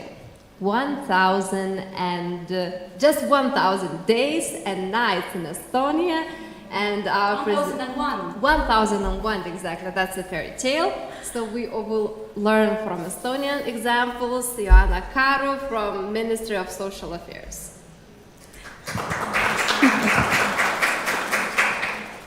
Thank you. I see that today I sent another presentation, but it's okay. So just let me, simultaneously rephrase some of the slides, but it's okay. So anyway, thank you. I'm very happy and pleased to be here and to share the experience and the initiatives and ongoing policies that we have currently now in Estonia. To have a child, to be and to become a mother and a parent, it is definitely one of the most exciting, adventurous and joyful time of our lives. And as much as it is exciting, it is also one of the most difficult, mentally and physically demanding time of our lives, especially in the case with the first child. And having 3 little children of my own, trust me, I do know the drill. And that was the time in one evening when I was telling stories to my children for bedtime from the collection of 1001 Nights. My eldest child, the 5-year-old daughter, burst out to me and said, "How come that I cannot fight all the 40 thieves and fly with the flying carpets? Just imagine how much fun that would be." I couldn't agree more. I mean, just have children and you have plenty of fights and flying objects. That's guaranteed. But yeah, the first 1001 days, which is the time from conception until the age of 2 years old of the child approximately, also most commonly referred to as the first 3 years of the child. But as I'm so happy that previously the doctor of neurology spoke up that it is why it is so important to also be engaged already in the process of, pregnancy. Why this is so important? Because this is the part where very major factors and synapses and things are developed. And so by the age of 3 years old, the child already has developed around 80% of its brain capacity. So that is why it is such an important time or period of life where failure could or should not be an option. Okay, let's see what the next slide comes. Down, okay. Okay, so in Estonia, just to give a brief overview, we have around 257,000 children. That is approximately a bit less than 20% of the population. We have post-spectrum depression that is widely spread, around 15%. That is diagnosed, of course. We do know that this is only the tip of the iceberg. And we have had around 7% of children that have needed hospital care due to injury. Plus, we have an increasing rate of mental health problems, including psychiatric problems, both in children and adolescents, and also in grown-ups. So, what we have kind of indicated as main problems and challenges is that the families at risk, they are not identified early enough. And the provision and the support services, they are fragmented. They are scattered around in many different projects and many different, whether it's the NGOs or whether it's the different financial kind of contributions. They're fragmented, they're not integrated, they are unevenly available around the whole geographical area of Estonia. And it also depends on families' proactivity, because we know that very often the families that need the help and support the most simply don't get it because they kind of lack the personal activity to seize and seek the help. Yes, surprise! I hope that after today you have all pictured this graph and know what it really means, because that is true. The earlier the investment, the greater the return. So especially the prenatal and the age to 0 to 3. And as said before, the experience of our country, I would like to introduce you 3 main activities that we have currently ongoing. We have the home visitations system or pilot, we have the positive parenting and healthy couple relationship, and the family nests. So to start with the home visitation system, this is actually a project that is piloted from the Norwegian grants funds. And its aim is to support, to provide high quality, integrated and accessible support in order to guarantee the well-being of young children and their families. And it is carried out by midwives. It is evidence-based, and Calgary and Edinburgh postnatal depression scale (EPDS) is used. The training program and trainings will be developed or have been already developed. The piloting phase, where at least 400 families will get the visitation or the kind of the whole system, and there will also be an impact assessment. So just to show you the pie of the current system, it often starts, or should always start, from the hospital, right? So that is where the pregnant mother is going as a first step. This is the place where the pregnancy gets registered. There all the necessary checkups and all the necessary screenings are done. But unfortunately, or in that sense fortunately, because we do know that Estonia ranks amongst the lowest countries in infant mortality rate in the whole world. So we can say that the first phase, the hospital phase, and kind of delivering the baby and the nurturing for the baby is among the top of the world. But we know that the mental side of the prenatal period is largely uncovered. So then we have the health center or the general practitioner who's most engaged with child health monitoring after the baby has already been born. And thirdly, we have the home environment, where previously basically lacked from the picture all in all. So we did have different services, but they were, as said, fragmented, and they were not in a kind of logical sequence in that sense. So what the home visitation system is doing, it actually starts from the hospital. So when first the mother goes to get the pregnancy registered, then already the previous anamnesis of the expectant mother is analyzed, and the EPDS, so the Edinburgh postnatal depression scale, is already applied and screened. So this will already bring out all the different risks that the family is facing.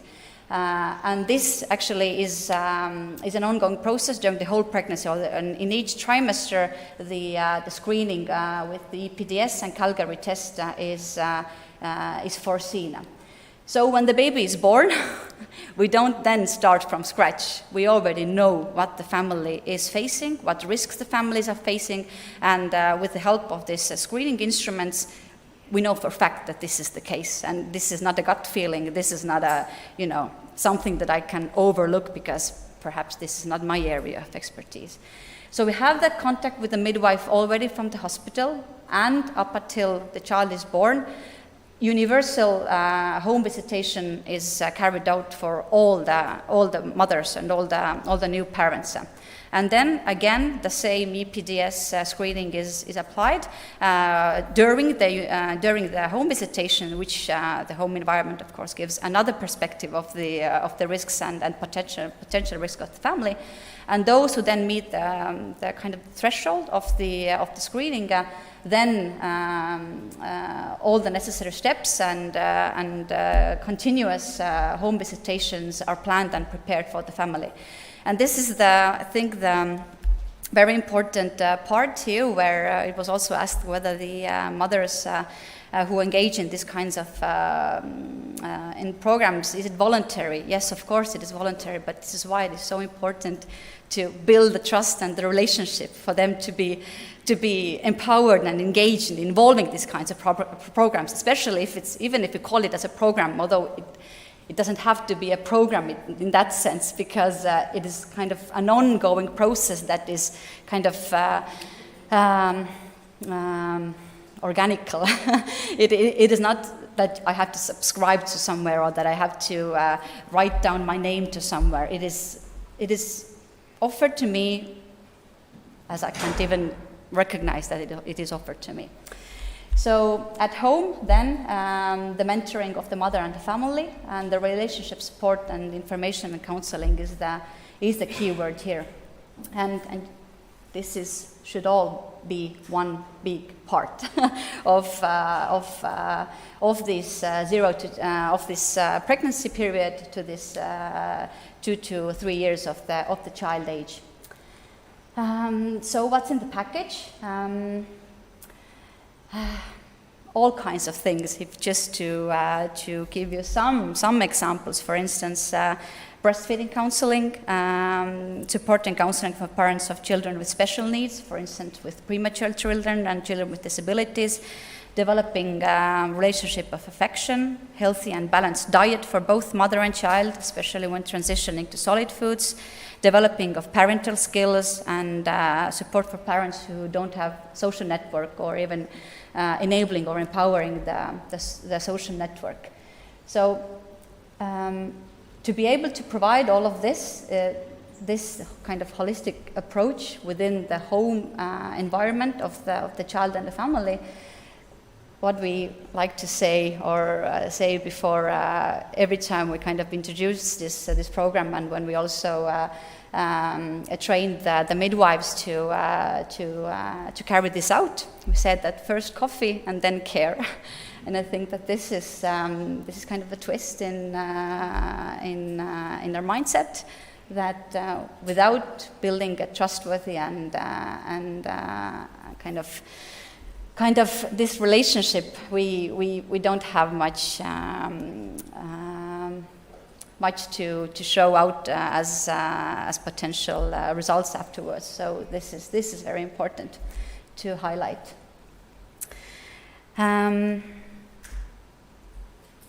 Secondly, positive parenting and healthy couple relationship. Raising children is not a walk in the park, and the relationship between children and parents themselves, it has changed in the face of the rapid pace of life, and also in the face of the diversity of family forms.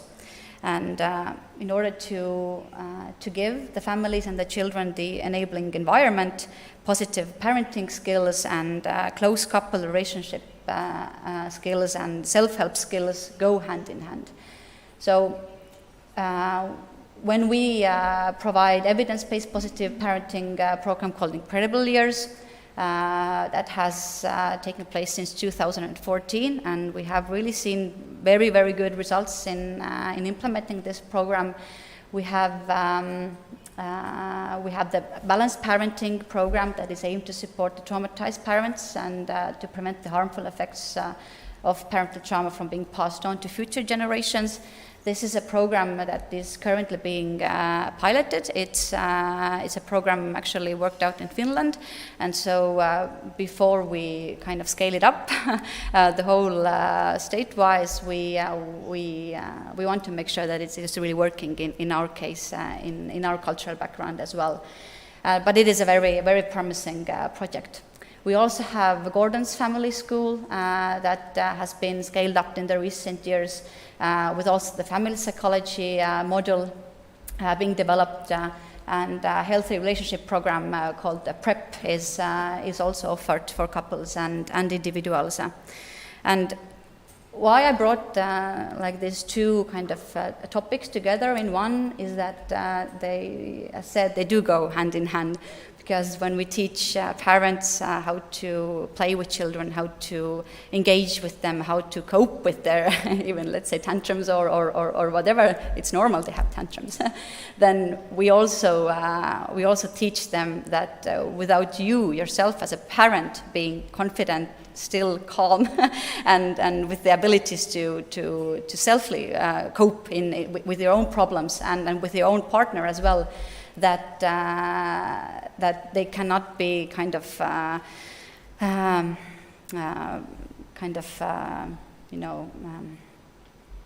distinguished in that sense. They do come hand in hand, and the other supports the other.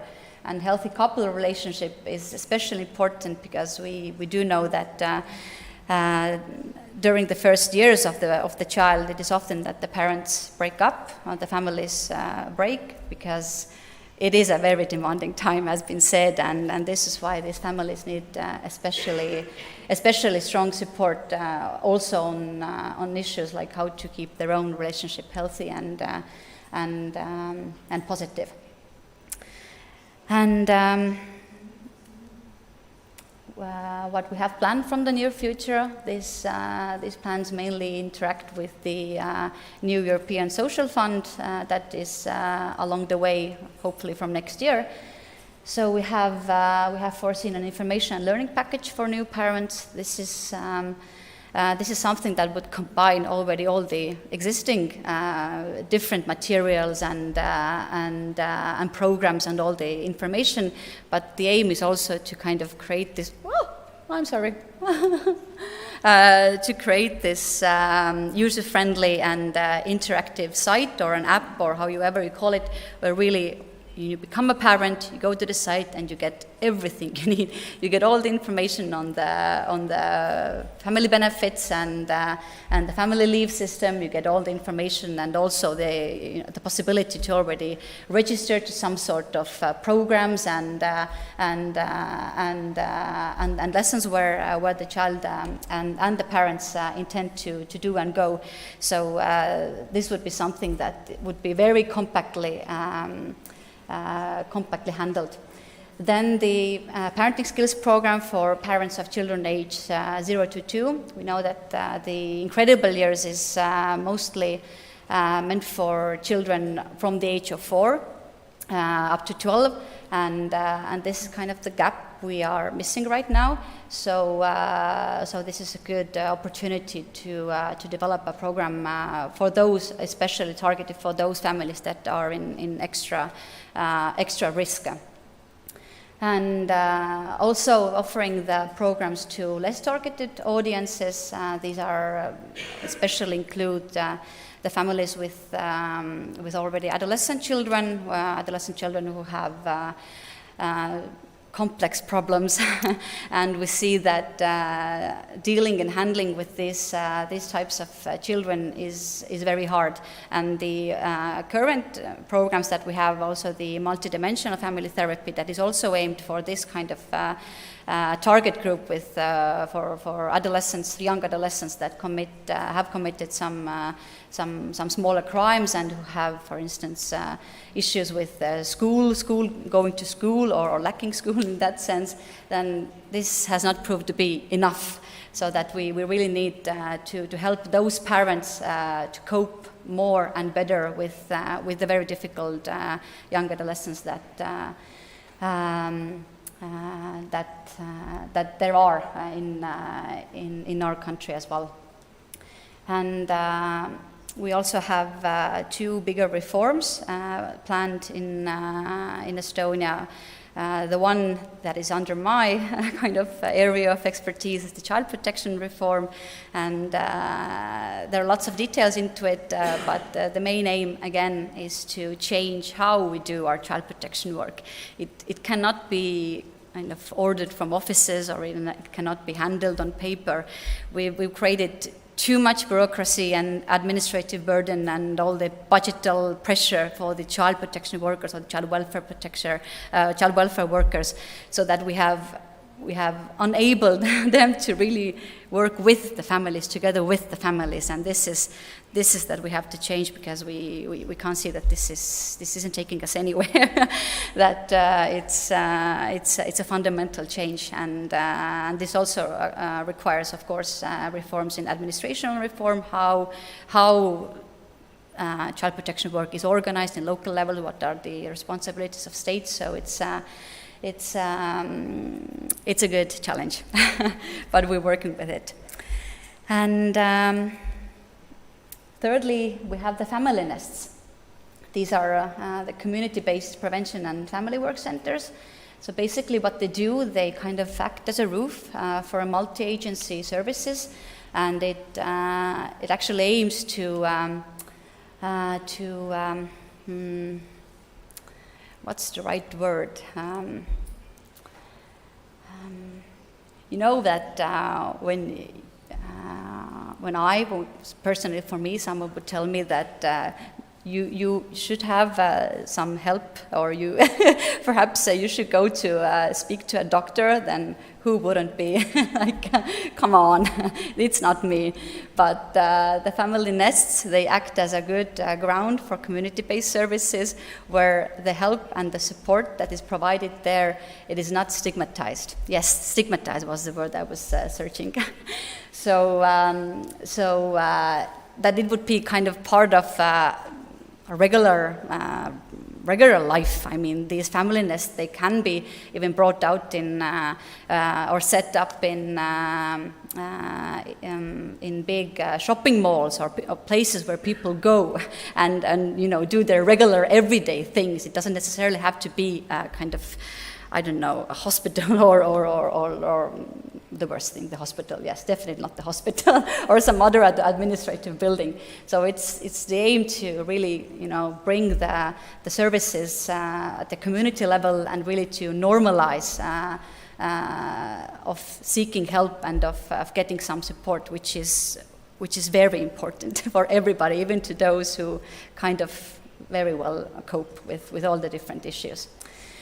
And so it provides family with appropriate and professional support and supports the children's developmental needs. It combines the midwife, it combines the psychologist, the psychiatrist, the speech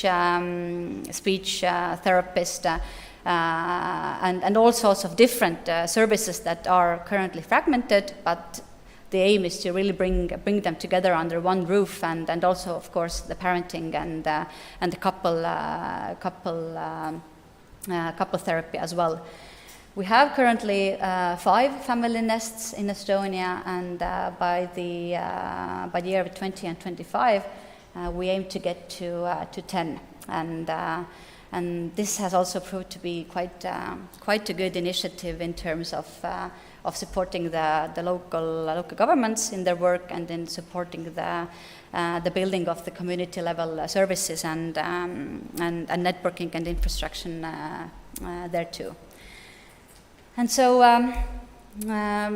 going back to the start of my presentation, when I shared you what my child told me, that she wanted her life to be more more fun. And I told her that you remember the thieves and the flying carpets, yeah. And so I told her that yes, I do get what you want to tell me, but personally for me, life with you, all of you, is more fun and more exciting than any story ever told. And it's just that every story has to have a happy ending. And even if in the meantime I get angry and frustrated, it's okay. But in the end, it's all a happy ending. And to get that happy ending, we have to start from the beginning. Thank you.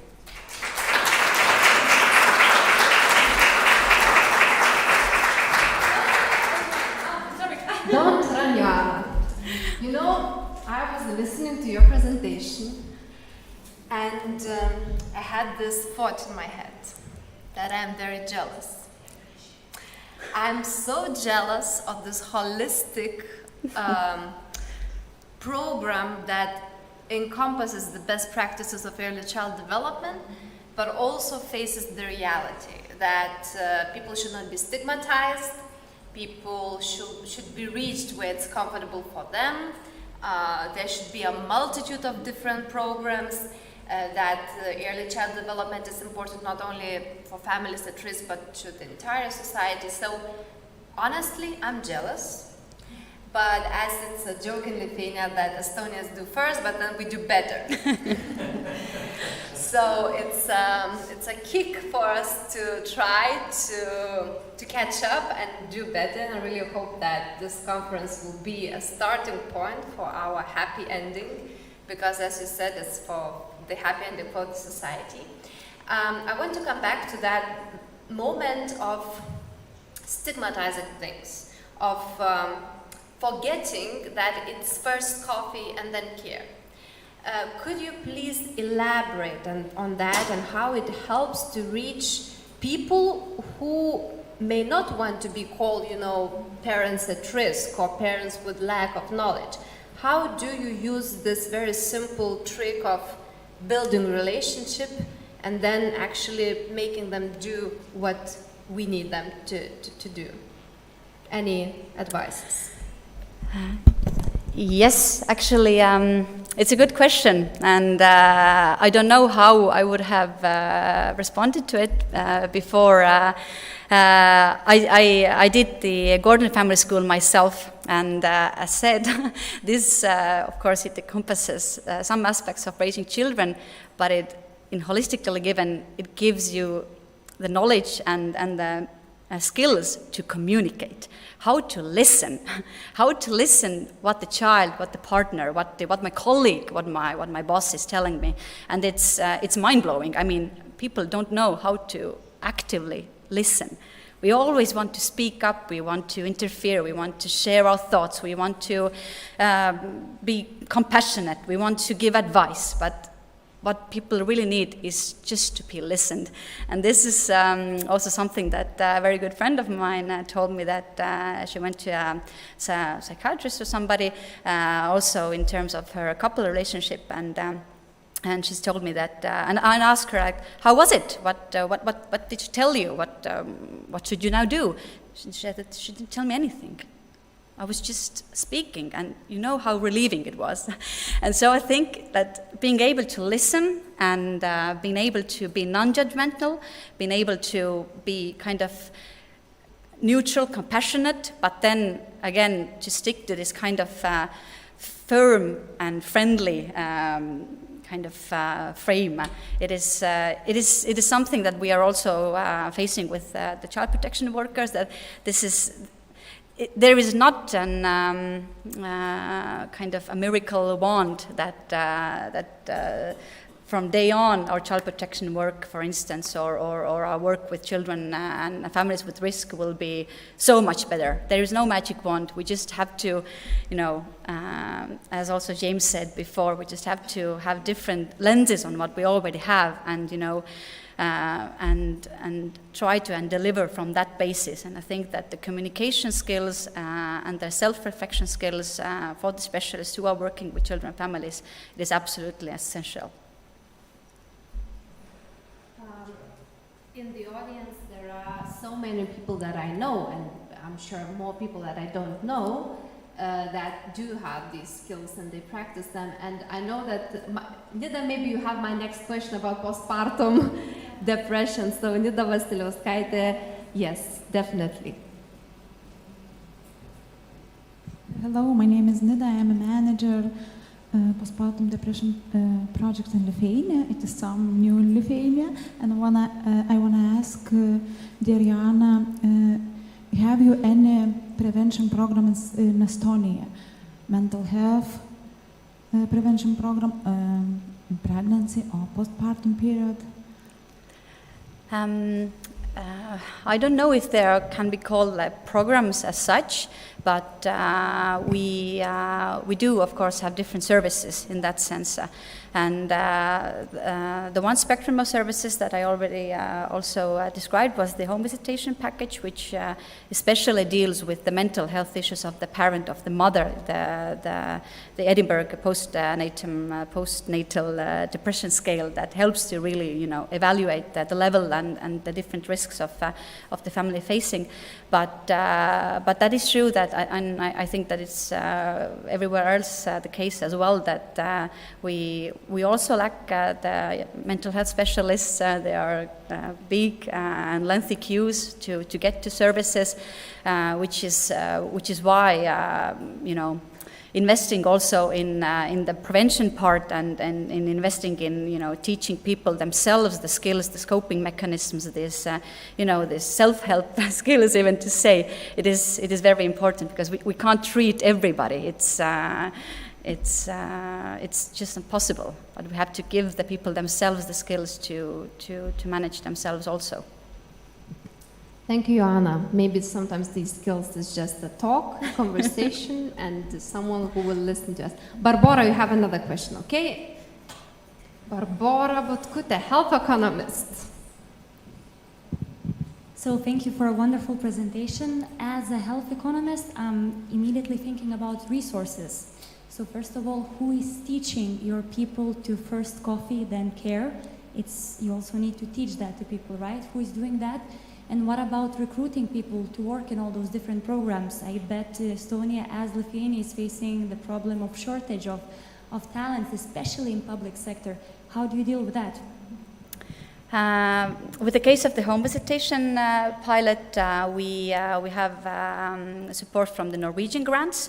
Actually, it didn't even cost much. If I recall, it was 200,000 euros, the program itself, to develop the program, to validate the screening instruments, and to carry out the pilot project and the assessment part.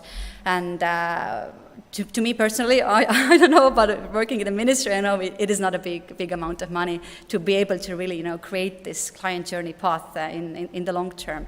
Of course, the provision of the service is another question on when the project ends and all the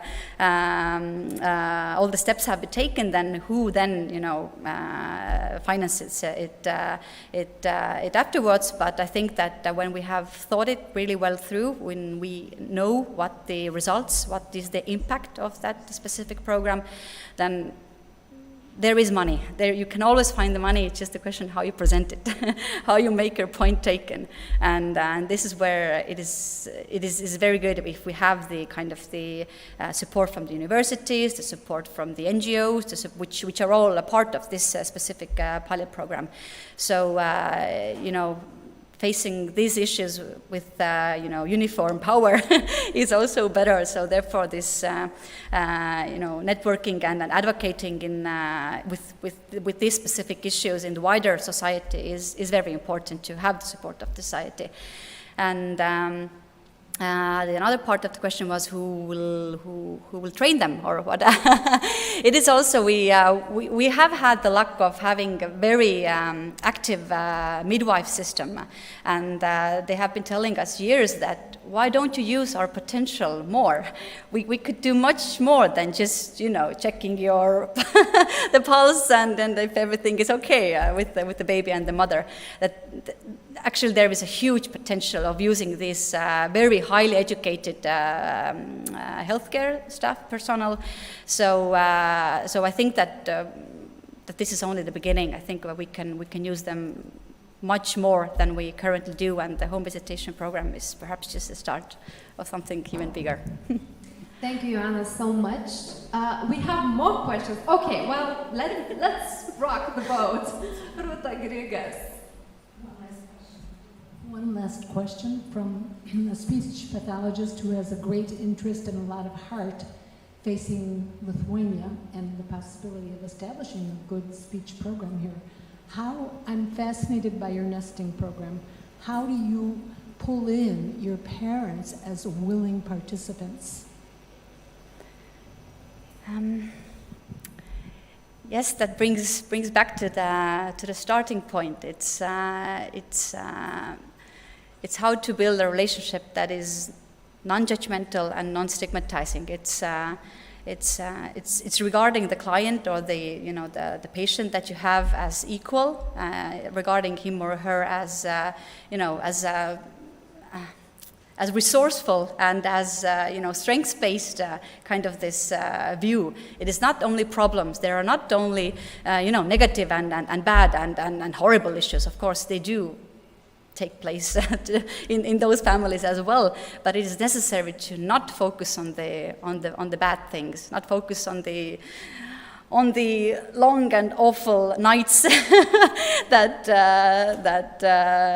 often describe having the children and you don't get any sleep at all. That is true, but there are the bright days and there is the sun and there are good moments, and I think that engaging patients, engaging clients as equal and as full of potential is the key here, where we have to manage to make that twist in our communication and knowledge in that sense.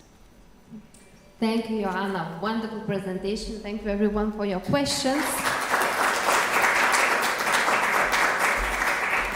So we move to another presentation, which will be online. We are very, very grateful for the support of Nordic Council. And not only for support, but also for their knowledge, because Nordic countries have been doing programs of early child development for a number of years.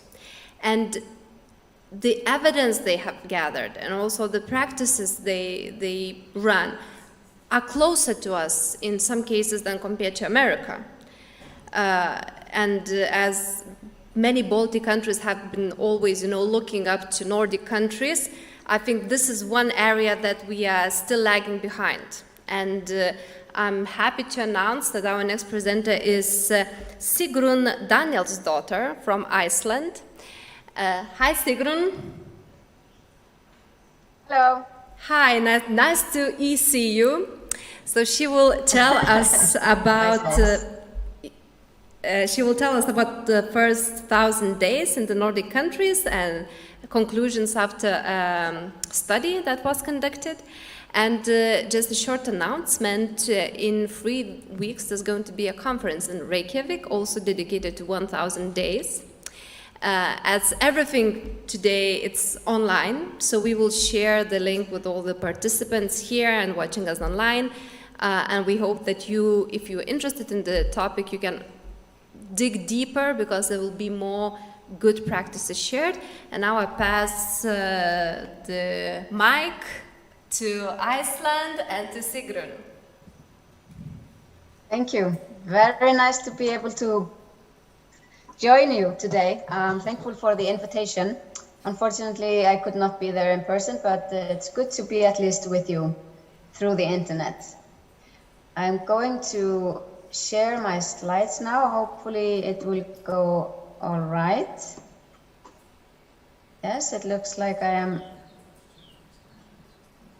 sharing them now, right? Yes, okay.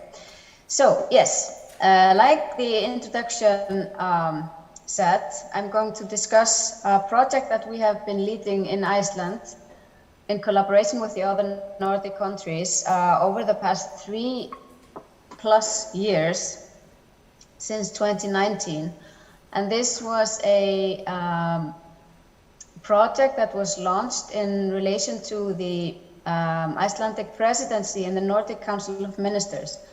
And the reason that we proposed this project and wanted to go into this work is that we are now increasingly understanding the importance of the early years for mental health. We know that the first months and years in the lives of children are paramount for their entire future well-being, because this is the time where sort of the house is being built. The brain is literally being created during this period. Of course, it keeps on developing throughout our lives, but at this period, it is developing faster than at any other point in our lives. And this is the time where the foundation really is laid for neural pathways and brain regions that dictate all of our future learning, language, emotion regulation, behavior, and things like that. So, as well as other brain functioning, a child's ability to trust, to love, to feel compassion, to regulate emotions, and have the ability to form healthy, positive relationships of their own in the future, that really develops through their intimate, close relationships, positive relationships with their caregivers. So this is really a necessary condition for the basis of our mental health throughout the lifespan. So that is why we wanted to focus on this area in life. And we proposed this 3-year Nordic cooperation project, which entailed an extensive situation analysis where we wanted to look at how are the Nordic countries managing to promote mental health and well-being during pregnancy? How are they managing to support positive parent-child relationships after the child is born? How are they doing in identifying and responding early to risk factors in the lives of children and families? And how are we supporting the well-being of the youngest children in early childhood education and care, preschool and daycare? We also wanted to review the scientific evidence of the interventions that we are using with young children and families and the assessment tools that we are using to assess their well-being, to assess their development, screen for risk factors and things like that. And from all of this, we proposed that we would develop policy recommendations for the Nordic countries on what can we do to do better in this area. So the first year of the project in 2019 was dedicated to this extensive situation analysis where information was gathered from each of the country that is participating in the project, which is Iceland, Norway, Denmark, Sweden, and Finland, where we asked all sorts of questions about how is your maternity care system functioning, or prenatal services, infant and child healthcare services, all the connected services like mental health services, substance use support, social support, collaboration between systems and cross-sectoral collaboration, daycare system. So it was a really, really intensive information gathering phase. And what we learned from this is that, of course, we knew beforehand that the Nordic countries really do have some very important strengths when it comes to supporting a healthy start in life. These countries have free healthcare and social services for all their citizens, at least in the sort of the basic healthcare. There's high participation in prenatal care and infant and child health care, where pregnant women really do come in and seek the services, and they come in with their babies after they are born. There is universal access to the daycare system. We have substantial parental leaves in all of these countries. There's a growing emphasis on mental health and supporting the parent-child relationship in the basic supportive systems like the infant and child healthcare system. But we also found numerous areas where we are not doing so well, at least where we could be doing much better. And that is, for example, in the use of evidence-based methods, support for professional development of the professional staff, identifying and responding early to risk factors. We could be doing much better in early intervention, in the inequality of access to services. We have really, often we have weaknesses in our cross-sectoral collaboration where our systems are not talking together effectively enough. And we have numerous challenges relating to early childhood education and care. For example, a heavy, stressful environment, not the most desirable ratio of children to staff in daycare, housing problems, and all sorts of things where we could do much better. When we did the review of scientific evidence in 2020, the year later, we got 2 research teams at the Regional Center for Child and Youth Mental Health and Child Welfare in Norway at the University of Tromsø, and the ITLA Children's Foundation in Finland, who conducted this scientific review of interventions and assessment tools that all of the countries had gathered. They asked their providers, what tools are you using, what screening methods, what assessment procedures are you using, what interventions are you offering for children and parents, and things like that. And from there, the 2 research teams collaborated on looking into what is the evidence base for these assessment methods and interventions.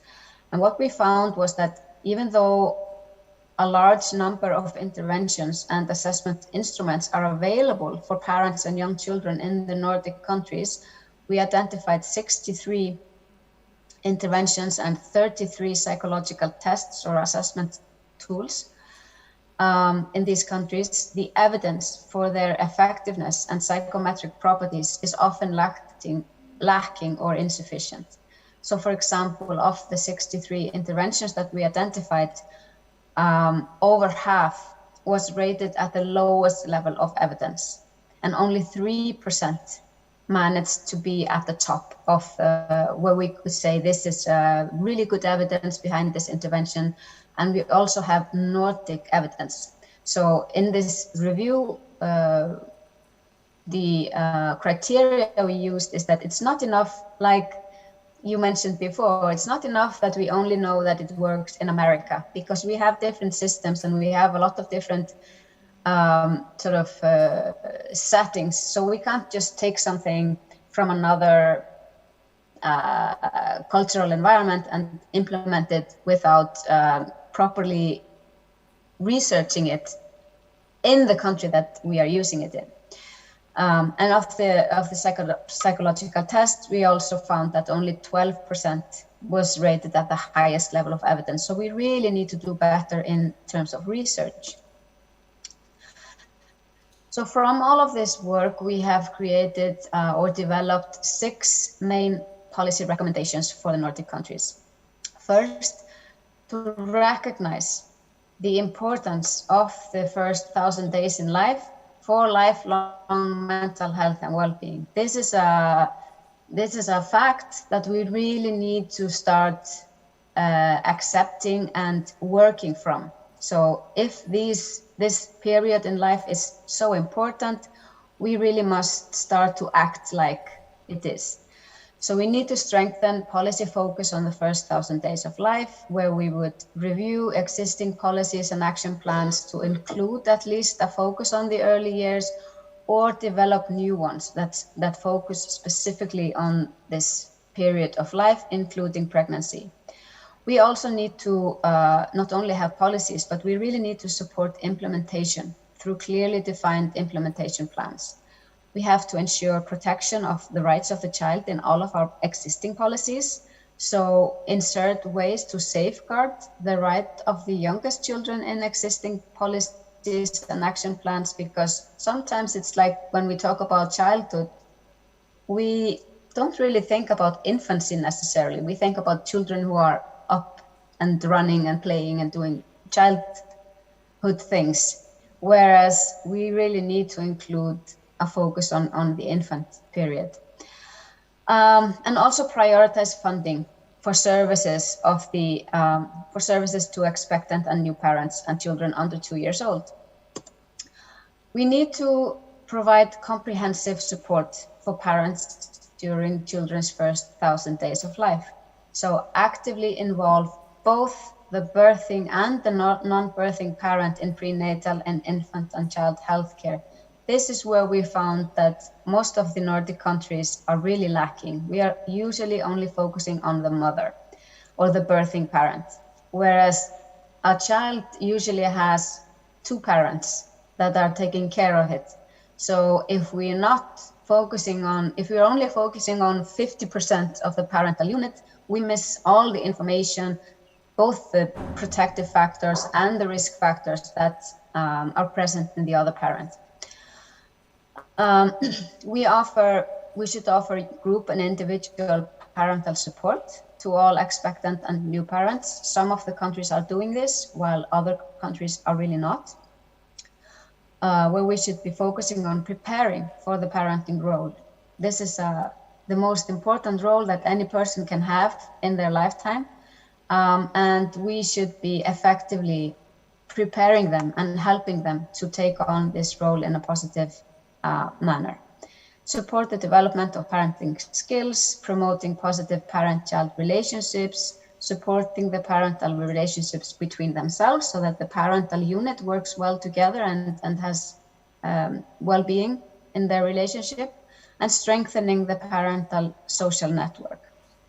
So preventing isolation and loneliness and the feeling that you are alone in this role. Include digital solutions. This is becoming increasingly important in the parents of today that are really used to working from the digital platform, and exploring ways to increase flexibility in combining work and family life for the parents of young children. This is really important because society really hasn't developed in the direction where we take into account the importance of the early years. So we expect parents to just have babies and then jump into working life. That doesn't really fit with children's needs. We need to do better also in identifying and responding systematically to risk factors early in life. So implementing valid and reliable methods. This is not always done. We don't always have both valid and reliable instruments in prenatal and infant and child healthcare for identifying the major risk factors that we should be looking for among parents of young children. So mental health difficulties, social difficulties, relationship difficulties in the parental relationship, and also relationship to the baby, alcohol and substance abuse, violence and trauma in the lives of the parents, and ensuring that assessment and interventions reach both parents, like I said before, and also the child after it's born. So we should be looking for not only, for example, if we think about violence, not only interpersonal violence, but the risk factors that the parent might become violent to their child as well.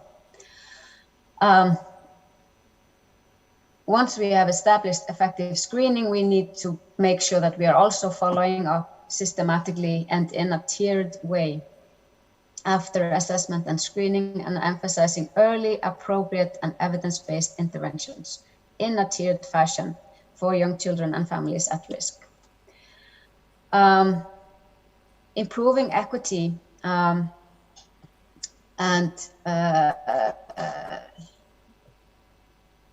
quality in services for young children and families is also one of our policy focus. develop effective national strategies to address inequity in services. So we found that certain groups, for example, the ones who are living in rural areas, immigrant families, things like that, have not the same access to services as other citizens. So this is something we need to address. Also, to ensure adequate resources are provided for providing quality individualized care in all services related to young children and their families, including families that need extra support. So the lack of resources was really a problem in all of our countries, that we don't have enough resources to do as well as we should be doing, and meeting people in an individualized way. Offer regular skills development, professional guidance, and high quality staff training on evidence-based practices is something we lack as well often in our systems. So we need to make sure that we have this incorporated, and ensuring that surveillance and quality control systems really perform with enough frequency, rigor, and authority to manage quality control. Strengthening the cross-sectoral collaboration is really a highlight that we wanted to do in the policy recommendations, because we need to, in order for the flow of services to really benefit young children and families, we need to ensure that they are systematically coordinating and collaborating, for example, between prenatal care and then after the child is born into the infant and child health care, that the transition is smooth, information is delivered across the crossover in the system, establishing a systematic collaboration between infant and child health care and early childhood and education and care. So the healthcare service that is monitoring the development of the child and the daycare, they need to be collaborating. And of course, also effective collaboration between the specialized adult services that are providing services for parents with severe difficulties, for example, severe social difficulties, alcohol problems, mental illness, violence, and things like that. These systems need to work with prenatal care and the infant and child health care, so that information is shared and that both systems can support the family and the parents as well as possible. And to legally define responsibilities for all of the relevant institutions regarding this collaboration, and both within and between systems that provide services for young children and their families. And the final policy recommendation pertains to research. So advancing knowledge and understanding about the first 1,000 days of life. This connects to the first policy recommendation about increasing awareness, but we really need to have more data and more research. So we need to prioritize, for example, because we were looking at the Nordic countries, prioritize Nordic research, because we can't just always use American research or research from other countries. We need to know how things are working in our environment, especially in areas where we have identified a need for further research, and we need to actively support research collaboration within the Nordic region, because there is so much we can learn from each other, and also we can more easily incorporate Danish research to Iceland or vice versa, because our systems are similar enough that we can use the research together. We want to encourage a special call within the Nordic countries for research on the effectiveness of psychosocial interventions and implementation, because this is a place where we are really lacking. Like I said before, more than half of the interventions that we found did not have almost any evidence. So we need to do better there. And that covers all of the levels in stepped care. So from mental health promotion to treatment during the first 1,000 days of life. And we need to promote knowledge about infant mental health and the significance of the early years to all parents and staff in all of our systems. So people really need to have the knowledge. What is infant mental health? Why does it matter? And how can we support it? So this is sort of the messages out of this huge project that has taken over 3 years to complete to the Nordic governments. And it can be read in the 3 reports that we have published. First, there is the situation analysis, the scientific review, and then finally the policy recommendations. And all of this can be found online just by Googling it. It's on the website of the Nordic Council of Ministers. And finally, I wanted to raise your awareness that we are, like you heard before, we are having a final conference in Reykjavik at the end of the month, 27th of June. And the title is The First 1,000 Days in the Nordic Countries, Supporting a Healthy Start in Life. And unfortunately, we are already full in for on-site participation, but we are completely open for online participation, and it's free for anyone. So please, if you're interested at all in learning more about this, and we are having many different presenters, internationally recognized researchers and experts on mental health and the early years. So please register if you're interested at first1000days.is and participate for free during this full day of interesting presentations and workshops. So thank you very much. I hope I haven't gone over the time too much. So we have time for questions, or? Thank you, Sigrun, very much. I think these 6 slides, I saw many people taking pictures. I really hope that they will be shared. You can have the slides. You're very welcome. We have the slides, definitely. We will share. But what I want to say, it's a bit, I really hope that one day these slides will be visible to the decision makers and to the politicians, because they are the policy makers. So I really encourage each and everyone here participating, listening to us, try to talk about these things. I did recognize, some of the things that are being done at the moment, number 3, but we do not have this holistic thing, so thank you for sharing it, and it's always nice to see the structure. So this is the structure. My question to you is regarding these programs that you told are not data-based and could not be proven that they are effective. Why do you think people are still having some kind of misinterpretation what effective early child development is, and why it is so difficult draw a line and say these are the facts, this is the science, and we will start using it from the start? Why people are still inventing the bike when it's already invented and not using best practices? Sigrun, can you hear me? Yes, unfortunately I don't think I have a very good answer to this. This is also something that we are asking ourselves. Why are we not making more use of the evidence-based programs that we do have? Why are we not investing money into researching the ones that don't have enough evidence, instead of using our funding to implement something that we really don't know if it's working well enough? So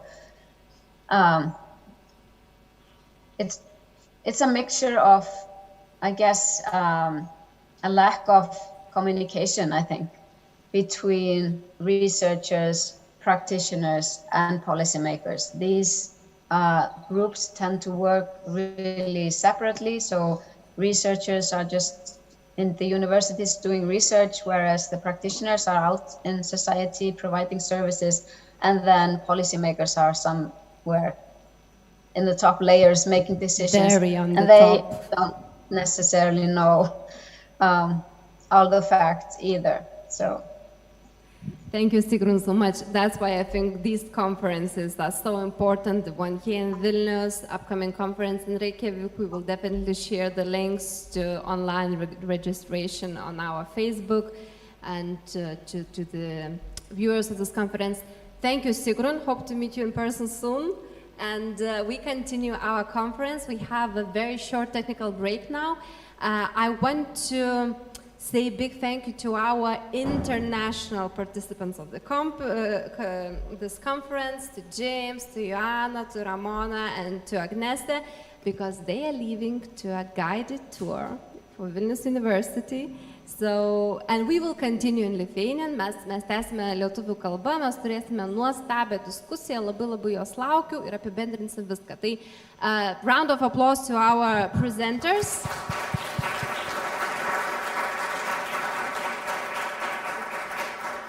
Jūratė will lead you. And now it's my great honor to move from the position of this to position here as a moderator of the discussion that is called Early Child Development, from Theory to Practice. Aš kalbu angliškai, o Dieve. Atsiprašau, judam į lietuvių kalbą, taip. Tai sveiki, aš būsiu jūsų moderatorė ir man didžiulė garbė pakviesti diskusijos ankstyvojo vaiko raida nuo teorijos iki praktikos dalyvius. Tai pirmiausia, mano praeitų metų atradimą ponė Rūta Grigas, kalbos sutrikimų patologijų ekspertė. Rūta, žinau, kad prie jūsų daug čia yra prirašyta raidžių, aš jų visų neskaitysiu, bet tiesiog noriu mūsų žiūrovam pasakyti, kad esate išėjusi tikrai stiprius mokslus Amerikoje, praktikavotės ir grįžote į Lietuvą ir pamatėt kažkokią realybę. Tai apie tą realybę mes ir kalbėsime, tą praktiką. Taip pat noriu pakviesti kitą mano jau šių metų atradimą, tai Kristina Grigaliūnaitė, šeimos gydytoja, psichodinaminės psichologijos, psichoterapijos kandidatė ir Vilniaus Fabijoniškių klinikos vadovė. Man didžiulė garbė, kad prie mūsų prisijungė Ilona Tamutienė, socialinės politikos profesorė iš Vytauto Didžiojo universiteto. Sveiki, Ilona. Barbora Butkutė, sveikatos ekonomistė, žmogus, kuris mato pasaulį per tą kitą lentą, kur Džeimsas sakė, kad reikia matyti, tai Barbora mums padės paskaičiuoti ir pamatyti tą kontekstą. Ir taip pat kalbėsime ir apie tai, kaip tas kontekstas gali būti panaudotas mūsų švietimo sistemoje. Tai ponia Laima Jankauskienė, Švietimo mokslo ir sporto ministerijos bendrojo ugdymo departamento ikimokyklinio ir pradinio ugdymo skyriaus vedėja. Tai sveiki visi, labai malonu. Turime dabar tokią beveik tuščią dalį auditorijos, bet mus stebi tikrai daug žmonių internete. Turime 3 mikrofonus, manau, kad draugiškai pasidalinsime. Šiandien išgirdome gana daug ir teorijos, ir praktinių pavyzdžių, kaip yra taikoma. O vis dėlto aš noriu paklausti, kaip yra kasdienybėje. Ir noriu pradėti nuo Kristinos, kuri kaip šeimos gydytoja kiekvieną dieną susiduria su vaikais ir su tėvais, kurie ateina. Ir kaip atrodo tie susitikimai? Ar mes turim sakyti, kad mums nereikia čia jokių ankstyvos vaiko raidos programų, nes pas mus viskas natūraliai gerai, o gal vis dėlto ne? Kristina, kaip? Okay. Na, jeigu nieko nereiktų, tai mane šiandien nebūtų. Man atrodo. Tai, ta realybė, jinai tokia nėra džiuginanti, tiesą sakant. Nėra džiuginanti dėl daugelio dalykų, apie kuriuos jau daug laiko kaip šeimos gydytojai kalbam, bet kas liečia vaiko, viskas yra susiję ir tos pačios problemos atsiremia į tai, kad dirbdami savo tą kasdienį darbą, tokį, kokį jis yra šiuo metu, mes nelabai turim laiko užsiimti dalykais, kurie yra svarbus. Šitos konferencijos kontekste svarbiausias yra vaiko raida. Ir tai pirmas dalykas yra laiko trūkumas, nes konsultacijos mūsų, kaip žinia, yra ribotos. Mes turim, pavyzdžiui, pas save turim 20 minučių, bet čia yra išlepimas mūsų tam tikras, nes tikrai didelė dalyje įstaigų nėra tiek laiko pasišnekėti su tėvais. Ir per tą laiką, per tas 20 minučių, matydami šeimas, matydami jaunus tėvus, tarkim, pirmų vaikų, mes žinom, kad jie turi labai daug klausimų, bet jie mes į tą ribotą laiką turim sutalpinti vaiko fizinę apžiūrą, kuri užima didžiąją dalį viso laiko, turim sutalpinti visą dokumentaciją ir tuomet tiems klausimams ir tuo labiau kažkokiam proaktyvumui, ar net yra pasiūlymui kažkokių iš mūsų perspektyvos atrodytų labai logiškų ir labai reikalingų dalykų, iš esmės labai trūksta. Tai čia vienas dalykas yra laikas. Kitas dalykas, kurio mano akimis labai trūksta, tai yra iš esmės mūsų kaip specialistų, taip nepabijosiu to žodžio, bet kompetencija šitais vaiko raidos klausimais, nes čia toks, kaip pasakyti, profesorė Audronė, kai kalbėjo ir sakė, kad LSMU šeimos medicinos rezidentai turi pas juos poliklinikoje mėnesį laiko, tai aš užpavydėjau, nes aš baigus rezidentūrą prieš porą metų, tai aš, pavyzdžiui, vaiko raidos, bent kažkokios dalies, kas dirba su vaiko raida, neturėjau ciklo iš vis. Tai tiek, kiek aš išmokau iš savo kolegų, iš kitų šeimos gydytojų, kurie tikėtina, kad lygiai taip pat kaip ir aš apie vaiko raidą mokėsi, vieni iš kitų. Tai dėja, bet realybė tokia, kad šeimos medicinos programos yra per trumpos, ir neatliepia šitų visų visuomenės poreikių, apie kuriuos mes kalbam. Bet aš šitą klausimą dedu labai daug vilčių į šiuo metu vykstantį pakopinių kompetencijų projektą, kurio eigoje rezidentūros ilgės ir keisis jų turinys. Tai man labai gaila, nematau kolegų iš universiteto, mūsų programos kūrėjų, kurie yra tie žmonės, kurie galėtų atkreipti dėmesį į tai, kad ankstyva vaiko raida ir mūsų kaip pirminės grandies specialistų indėlis į ją yra didžiulis. Ir dėl to tai, kaip mes mokomės ir tai, ką mes mokomės, yra labai svarbu. Tai va, mano. Noriu Rūta, nes mes Rūta su jumis turėjom ne vieną pokalbį. Aš galiu atvirai turbūt pasidalinti, kad jūs ateinat, jūs sakot, va, galim daryti taip, ir kažkaip atrodo, kad tų žinių nebūtinai reikia, arba egzistuoja kažkokios kitos paradigmos tarp specialistų, kurios nebeturėtų egzistuoti. Tai kaip matot situaciją jūs? Nes čia taip gal paaiškinti, kalbos terapija juk ne tik apie kalbą, jūs žiūrit visą tą holistinį požiūrį. Ar daug sutinkate bendraminčių? Deja, bendraminčių kol kas netaip jau daug, norėtųsi, kad jų būtų daugiau. Aš atvykstu iš pasaulio, kuriame tas komandinis žaidimas yra esminis ankstyvosios intervencijos palydėjimas. Mes dirbam kaip komanda, yra neįmanoma dirbti tik tai po vieną, bet pradžia to darbo yra pas mus pediatras.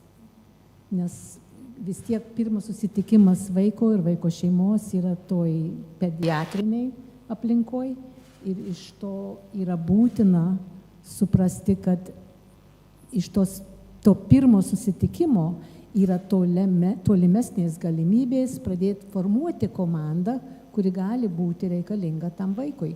Tai gali būti fiziniai sutrikimai, tai gali būti ergoterapeutiniai dalykai, gali būti raumenų nepakankamumas, gali būti neįsivystę oralinės erdvės, kurios yra reikalingos vystymui kalbai ir panašiai.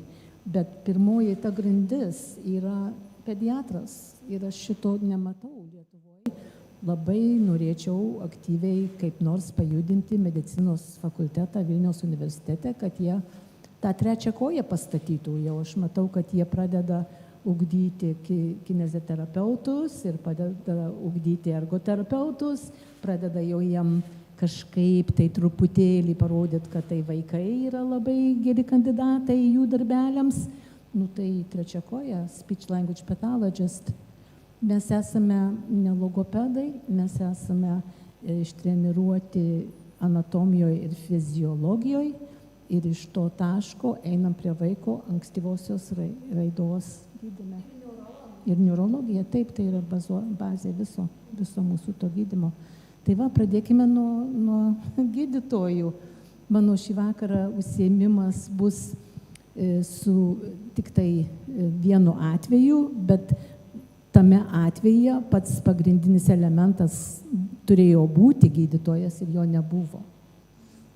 Čia biškai per daug pasakiau, nes nežinau, kas ateis, turėsit padaryti jūs darbą. Bet vienu žodžiu, tai tikrai, aš dirbu Amerikos mokykloje šiuo momentu ir kalbamės apie tai, aš konsultuoju, kalbamės apie tai, kad būtų fantastiška ir vieta, ir galimybė priimti apmokymam studentus. Būtų ir galimybė man su jais dirbti, ir juos palydėti, bet pirmiausia reikia tą turėti programą universitete. Kaip ten reikia šitą padaryti?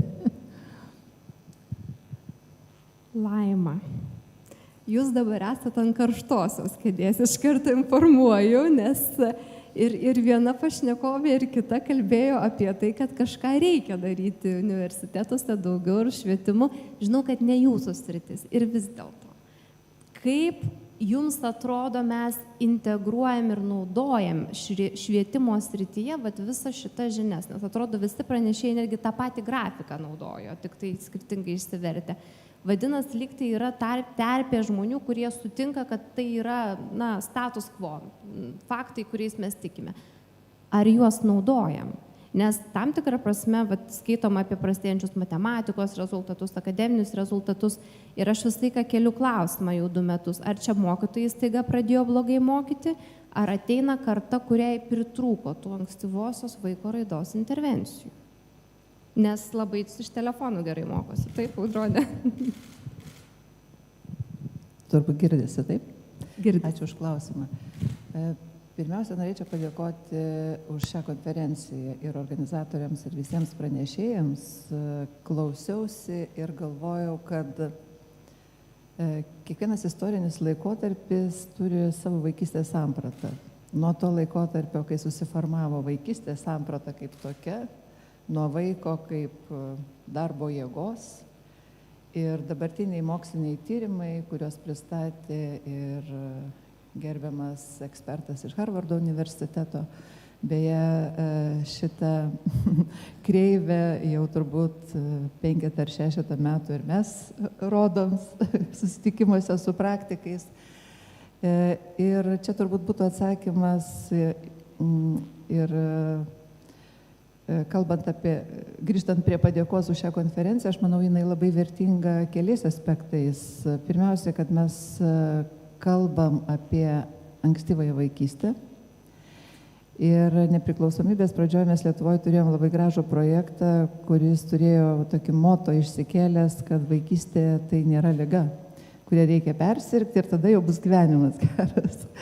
Kad vaikystė ir naujausi moksliniai tyrimai rodo, kad čia yra esmių esmė ir atsiraitot rankovės reikėtų ir dirbti ir su šeima, ir su visa visuomenė, kad mes suprastumėm tos ankstyvosios vaikystės svarbą. Ir čia būtų atsakymas į to, kaip turi transformuotis rengimas švietimo darbuotojų, sveikatos, kaip turi keistis praktika, kaip turi daugybė dalykų keistis, jeigu mes priimam tuos mokslinius tyrimus, kurie buvo ir šiandien pristatyta, ir šalių kryptis parodytos. Tai galiu pasakyti, kad aš esu daugiau optimistė negu pesimistė. Ir manau, kad mes einam visi teisingų kelių, tik gal reikia šiek tiek kantrybės, nes sisteminiai pokyčiai jie vyksta labai pamažu, norėtųsi greičiau. Bet viltį turiu ir jau šiandieninis renginys rodo, kad labai svarbu, čia tikrai yra silpna vieta ir ne tik Lietuvoje, aš manau, ir kitose šalise, tas ir tarp institucinis bendradarbiavimas ir ta pridėtinė vertė iš tikrųjų yra tai, kad šiandien kalba žmonės atstovaujantis ir sveikatą, ir socialinę sritį, ir švietimą, ir nevyriausybinis sektorius, kuris gali būti žymiai greitesnis, mobilesnis, tikslingesnis negu valstybinis sektorius. Tai vilčių matau, atsakyti jūsų klausimą tiesiogiai negaliu, nes tikrai nėra mano sritis, bet vilčių taip pat turiu, todėl kad vyksta diskusijos ir universitetuose ir šiandien matau kolegę Sandrą. Dar kartą labai smagu, kuriai rūpi pedagogų rengimas ir vyksta diskusijos tikrai, kokios studijų programos turėtų būti. Ir visai neseniai teko dalyvauti mokslininkų tokios susibūrimo susitikime, kur palinkėjau truputėlį modeliuojant studijų programas, jas modeliuoti truputėlį turint tokį futuristinį šiek tiek požiūrį. į perspektyvą, ne šiandien, ne ko mums trūksta iš vakar dienos, bet daugiau remtis moksliniais tyrimais, galvoti apie perspektyvą, bandyti išvelgti, nors gyvenimas toks dinamiškas, kad prieš 3 metus turbūt negalvojom, kad šiais metais būsim išgyvenę ir pasaulinę pandemiją, ir tragedija ištiks mūsų draugišką šalį. Tai gyvenimas yra dinamiškas, viskas labai keičiasi, bet vilties neprarandu. Manau, kad einam teisingo keliu. Aš norėčiau irgi būti optimistė ir iš tikrųjų turbūt esu. Prieš 3 metus irgi nebūčiau pagalvojusi, kad teks kalbėti ankstyvosios vaiko raidos tema. Mane asmeniškai labiausiai ir žavi jos futurizmas ir jos potencialas. Ir tas nenuneigiamas ryšys tarp to, kas įvyksta su mažu vaiku ir to, kaip mes jaučiame dabar. Ir ne vienas pranešėjas minėjo, kad turime emocinių problemų epidemiją, kad širdies ir kraujagyslių ligos yra vienos iš dažniausiai žudančių mus. Problemos, kurių šaknis vis dėlto yra ankstyvoje vaiko raidoje. Tai noriu labai, kad gal Barbora padėtų mums suprasti tą kontekstą, į kokią ateitį mes einame tokiu pesimistiniu scenarijum ir vis dėlto kaip jį reikėtų kreipti į tą optimistinį. Nes turbūt jeigu staiga nusprendžiam nieko nedaryti, tai kur mes atsidursim po 15 metų? Ačiū, Marija. Tikiuosi, kad visi šioje salėje žino, kad didžiausias žudikas išsivysčiusiose šalise yra širdies ir kraujagyslių ligos. Ir ne tokios, su kuriomis gimsta, ne širdies kažkokie pakitimai įgimti. Tai yra visiškai gyvenimo būdo ligos. Gyvenimo būdo. Mes nesportuojam, mes rūkom, mes nesveikai maitinamės ir dėl to mes mirštam. Tai yra gyvenimo būdo ligos. Vienas momentas. Antras momentas, žinom, kad išsivyščiusios šalis, kuo labiau jos išsivysto, tuo daugiau jos turi psichikos sveikatos sutrikimų. Žmonės mėgsta sakyti, kad nėra problemų, tai čia prisigalvoja, arba iš gero gyvenimo. Tai mes ir su Marija turėjom pokalbį, interviu. Taip, kai karas yra, ir odos bėrimas yra ne problema, ar ne? Bet kai karas baigėsi, išberta oda, eisi pas gydytoją, pasižiūrėti, kas ten atsitiko. Lygiai taip pat ir su psichikos sveikatos sutrikimais. Taip, gyvenam išsivyščiusiam pasaulyje ir pradedam žiūrėti į kitus savo sutrikimus, ne tik į tuos bazinius. Tai žinom, kad kuo daugiau išsivystęs pasaulis, tuo daugiau bus depresijos. Iš esmės, turtingos šalis, kas jų laukia, tai yra senatvė. Mes kuo toliau, tuo daugiau, tuo ilgiau gyvenam. Ir depresija. Negana to, dar vienas mūsų lydėsianti liga yra demencija.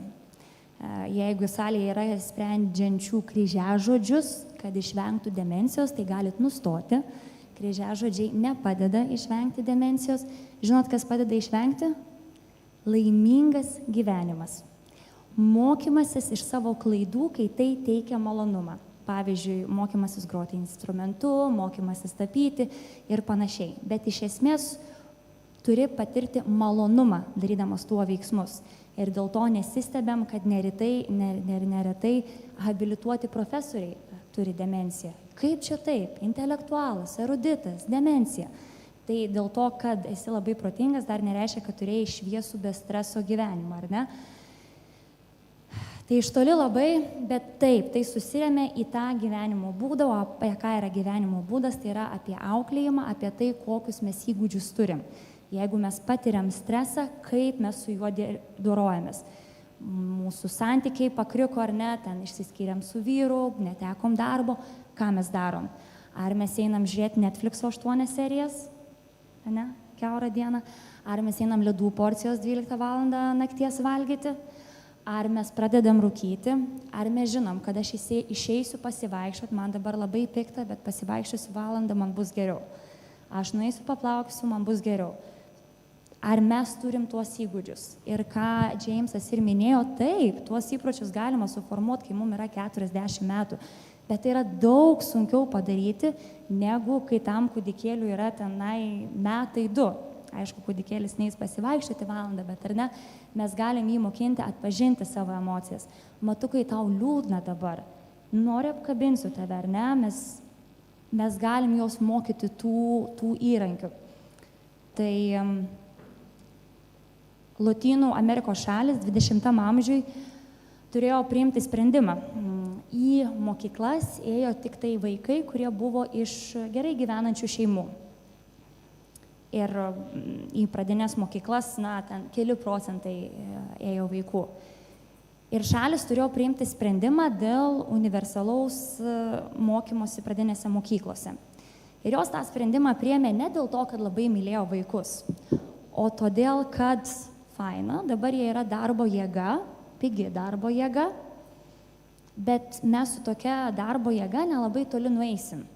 Čia jau kitos šalis vystosi, yra technologinė pažanga, inovacijos ir panašiai. Reikia vesti vaikus į mokyklą, nes kitaip mes paliksim atsilikusi kaip šalis ekonomiškai.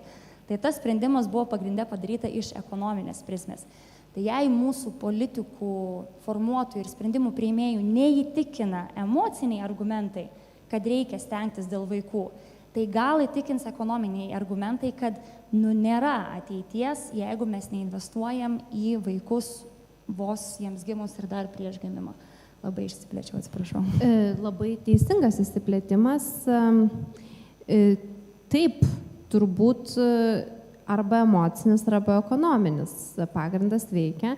Dabar norėčiau paprašyti Ilonos, kad jinai apibendrintų, o kokia yra mūsų, tai yra Lietuvos socialinė politika.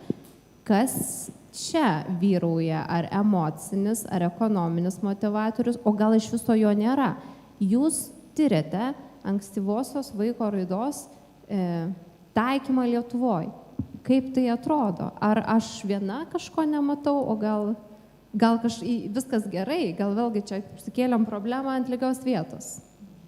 Tai sveiki, tikrai malonu čia būti. Ko gero sunkiai užduotis ir sunkus klausimas. Ar girdisi?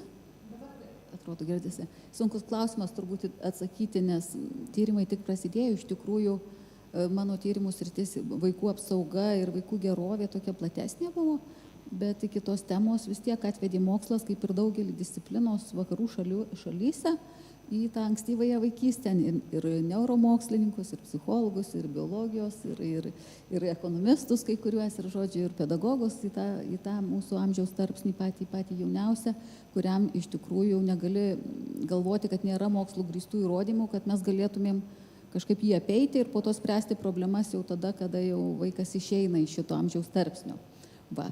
Tai Lietuvoje tyrimų tokių apie šitą amžiaus tarpsnį, taip kaip mes suprantam ankstyvąjį vaikystės vystymą arba politiką, mes neturim ir aš ko gero jums nepasakysiu, nes reikia finansuoti tokius tyrimus. Viskas yra fragmentuota, Lietuvoje vaiko raida labai suprantama iš vaiko vystymos ir daugiau tokio medicininio aspekto, svorio, ten sistemų išsivystymo, žodžiu, raidos. Bet iš tikrųjų tai platesnė sąvoka apima, žodžiu, ir aplinką, ir tą atliepiamą į ryšį su vaiku, kuris yra labai svarbus. Na, tai šitas, mums reikėtų suprasti, kad šviesti ko gero, kad ne pavieniai ekspertai kažkaip suprastų taip plačiai tą ankstyvą vaikystės vystymą ir svarbą, bet ir bendrai visuomenė, ir kad visuomenėje atsirastų advokatų dėl ankstyvosios vaikystės vystymo politikos, nes kol tų advokatų nebus daug, nevyriausybinio organizacijų ir visa kita, tai politikoje pokyčių irgi negalim tikėtis. Arba jie bus tokie, kokie kartais vaikui nebūtinai palankus. Tai šitas pirmas dalykas, ko gero, kad reikėtų to prioriteto. Tai šviestis patiem ir šviestis kitus, ką galim, tą darom, bet kol kas ten tyrimai menkai finansuojami yra, gal net ir tų tyrėjų mes labai stokojam, sakyčiau. Pediatrai, kur visam pažangesniam pasaulyje yra pagrindiniai advokatai, ypatingai vaikų, kur riboja jų vystymasi, ten ir smurtas patirtas, kažkokie nepritekliai, dar visi dalykai, tai jeigu pasižiūri mokslinius straipsnius, kas ten advokatauja ir kas jos rašo, tai mes matom labai didelį psichologų būrį, labai didelį pediatrų, draugijų tarptautinių, ką mes turim Lietuvoje. Kažkada žiūrėjau pediatrijos draugijos žurnalą, tai mes ten apie alergijas mačiau, nors irgi labai svarbi ta tema, bet labai siaura ir mes neturim to turbūt sugriovėm, ką turėjom dar iš labai senų, prieš 30 mečius pediatrijos, tai sugriovėm tą ir dar nieko nepastatėm.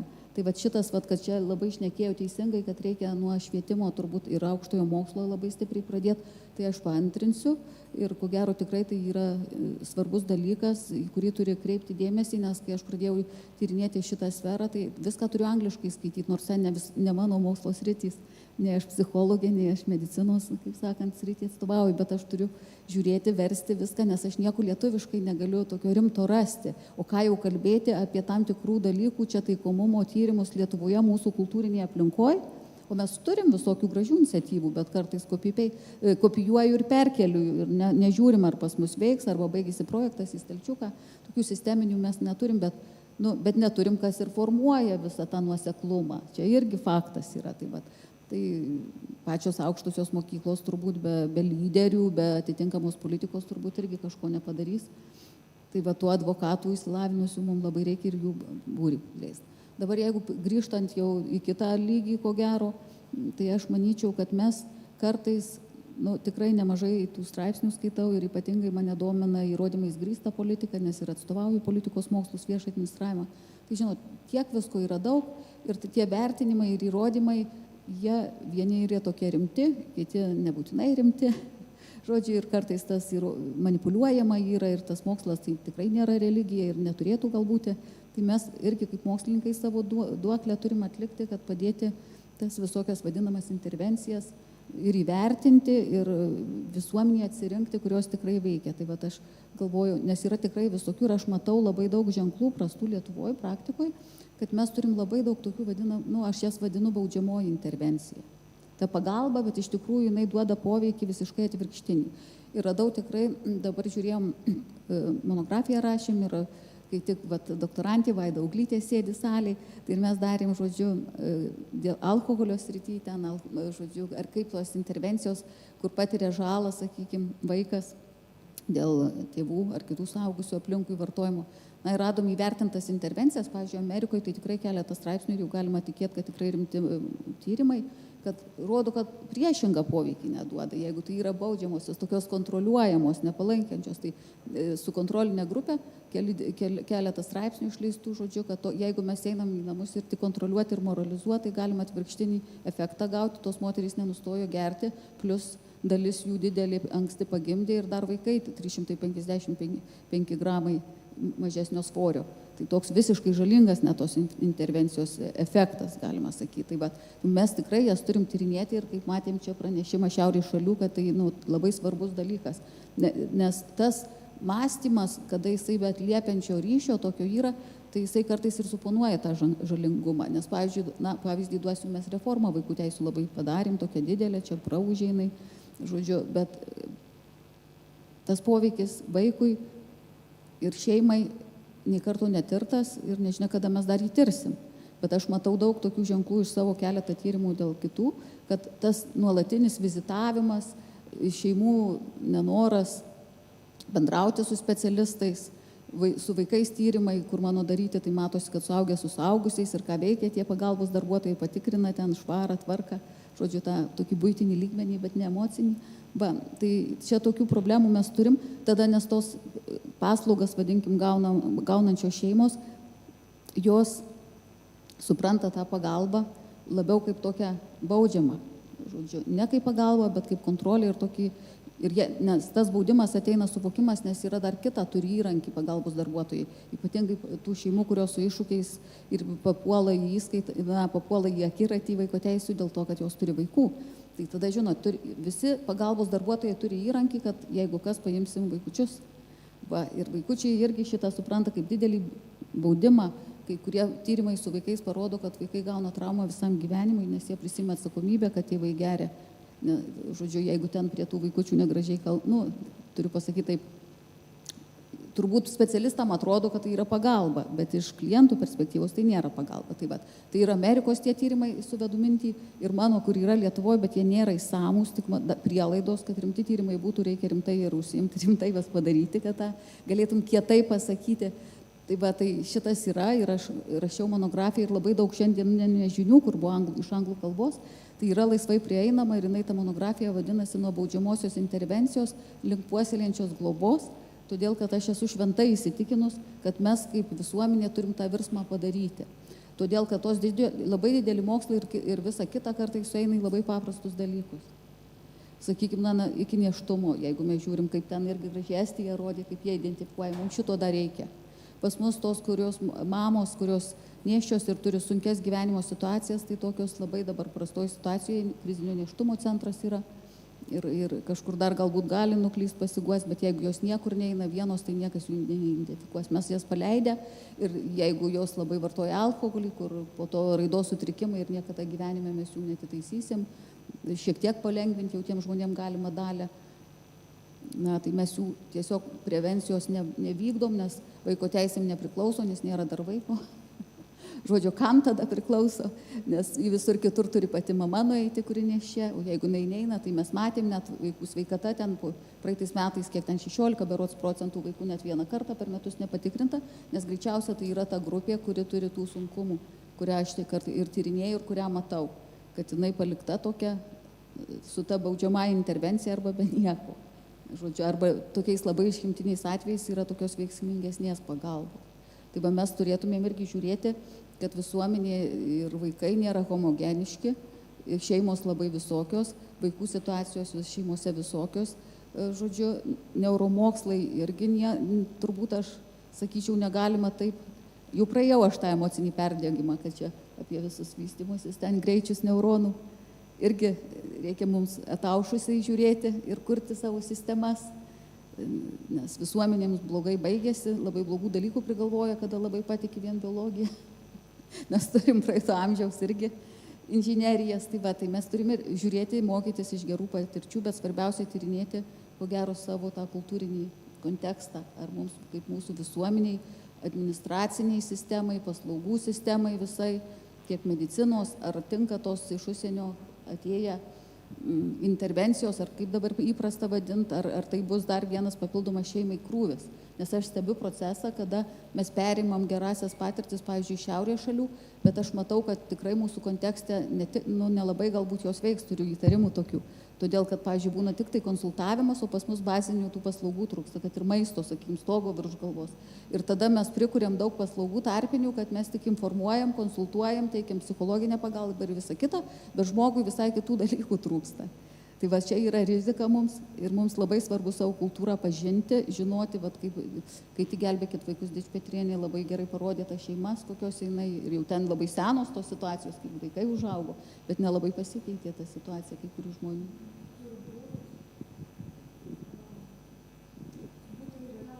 Liūdnoji dalis, kad nepasikeitė ir vis dėlto mes čia susirinkom tam, kad mes to pokyčio ieškotume galimybių. Dona, jūs tiek pasakė dalykų, man tik neuronai iškart noriu į tą reaguoti ir apie tai, kad žodyno trūksta su Rūta ir Barbora kalbam ir apie baudžiamumą, apie tai, kad mes ateinam tik tada, kada yra problema ir sakom, na va, įvyko bėda.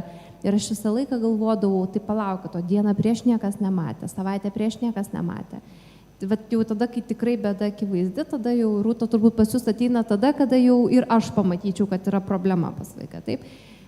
Tai siūlyčiau tada mūsų diskusiją sukti į prevenciją. Vat, kokiu būdu su esama sistema, kurioje vis dar trūksta tarpinstitucinio bendradarbiavimo, kuriame labai trūksta politinio palaikymo, kuriame trūksta visuomenės supratimo, kad kai kalbam apie ankstyvąją vaiko raidą, mes iš tikrųjų kalbam apie tėvus, globėjus ir kitus caregivers, kuriuos reikia sustiprinti, o ne tik apie vaikus. Tai kaip su šitais visais sunkumais mes galim pradėti tą prevencinę sistemą kurti? Ir čia klausimas jau visiems bendrai, Ilona, nuo jūsų ir... Aš gal pradėsiu tai, kad ko gero mums jau problema, čia kritinė masė Lietuvoje turbūt žmonių ir čia šiandien sėdinčių, mes jau suprantam, kad yra didelė problema. Aš sakyčiau, pagrindinis mano siūlymas būtų pradėti nuo advokatavimo ir tokių raktinių žmonių iniciatyvų ir įtakos, kad mes turim turėti Lietuvoje valstybinę programą, kuri būtų padengta finansais, Tai mes tada gautumėm kaip visuomenė kryptį, jinai būtų finansuota, reikėtų ją apmastyti gerai prieš teikiant. Žodžiu, mes, jeigu socialinė apsaugai, tai gėdingai mažai tų bendro vidaus produktų ir to procentą skiriam. Žodžiu, tai nuo tos programos, aš sakyčiau, viskas prasidėti. Kitaip mes po truputį visi, kas savo, nebus nei pajėgų sukoordinuoti kažkaip taip nuosekliau nieko. Bet tos programos, aš manyčiau, kad mes nepajudėsim, kaip visuomenė labai rimto žingsnio nepadarysim. Tai va, reikia lyderių, kas suburs, reikia daryti tą programą.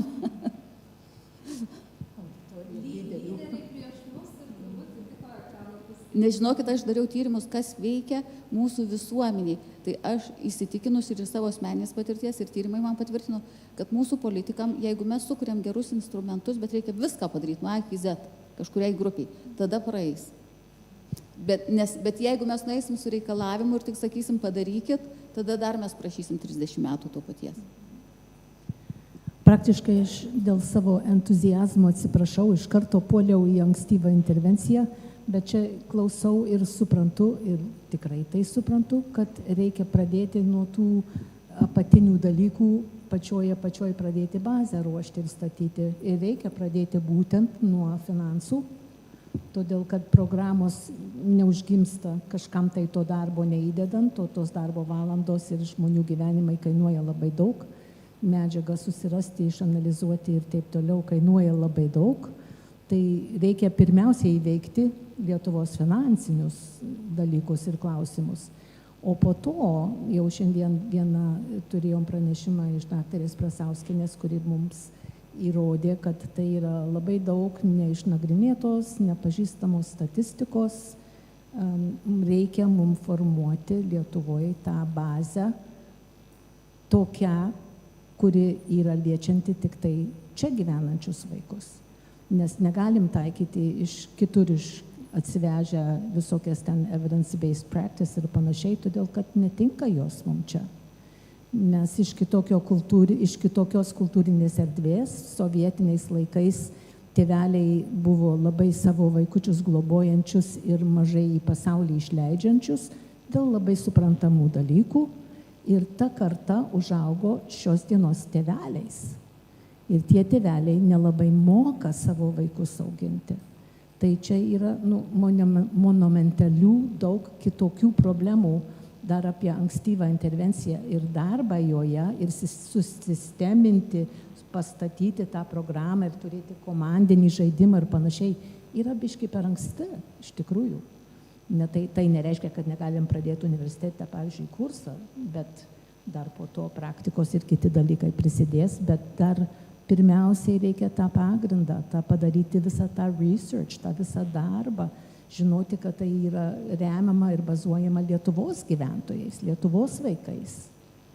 Nes daug kas šito, mes pasiskolinę iš Amerikos, kokį ten testą arba screening tool, mes nesuprasim ir nepritaikysim mūsų vaikam čia. Žinokit, aš kalbu iš patirties, nes man tai yra labai sudėtinga. Ir dėja, labai dažnai tikrai tėveliai paskambina man tada, kada vaikui 5 metai. Tai kodėl jisai nekalba? Įdomu, kodėl. Nes ir gali būti, nėra tokio dalyko, kad per vėlai, nes visą gyvenimą tos mūsų smegenys dirba. Ir jos auga, ir jos yra plastik, jos kaip sniegas. Iškrenta, grįžta ir vėl ta banga kyla.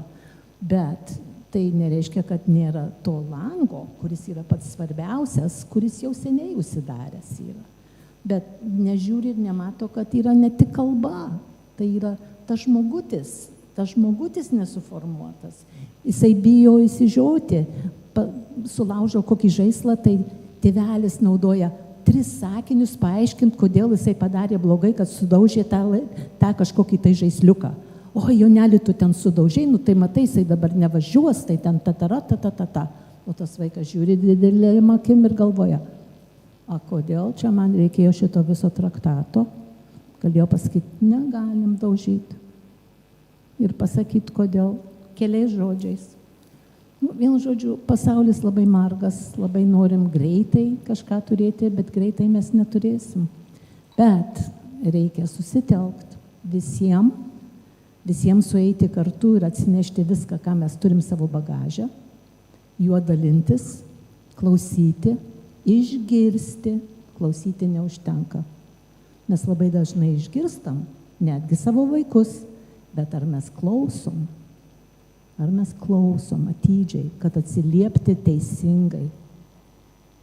Mes ir vienas kito ne visuomet klausom. Va, kur problema. Tai mano įžvalgos kol kas tokios. Rūta, bet mes jau pradėjome, mes jau sukūrėme vadu. Pirmas žingsnis. Gerai. Čia. Remarka. Man labai užstrigo tai, ką ponė Rūta sakė apie tos sovietinės kartos tėvus ir dabartinius jų vaikus.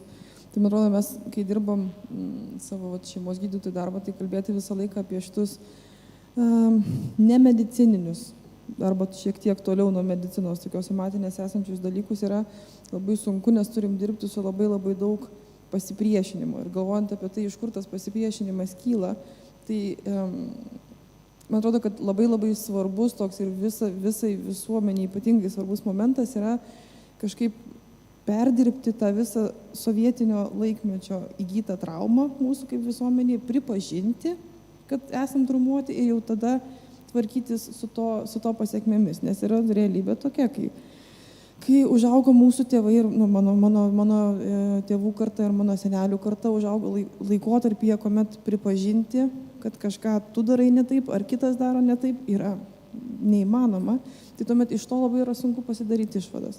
Tai čia tiesiog noriu atliepti tai, ką Rūta sakė, o grįžtant prie mano tos mėgstamiausios pasaulio temos edukacijos, tai galvoju, kad labai svarbus dalykas yra, taip kaip sakėt, yra lyderystė ir yra susitarimas, kur mes einam. Tai dabartinė realybė, čia profesorius Dainius Pūras, nežinau, 20 metų praleido apie tai kalbėdamas, dabartinė realybė yra tokia, kad medikų parengimo sistema tarnauja toli gražu ne pacientui. Medikų parengimo sistema yra padaryta iš esmės universitetinėms ligoninėms, taip grubiai tariant, ar ne? Tam, kad užtektų rezidentų, kurie padengtų skyrius.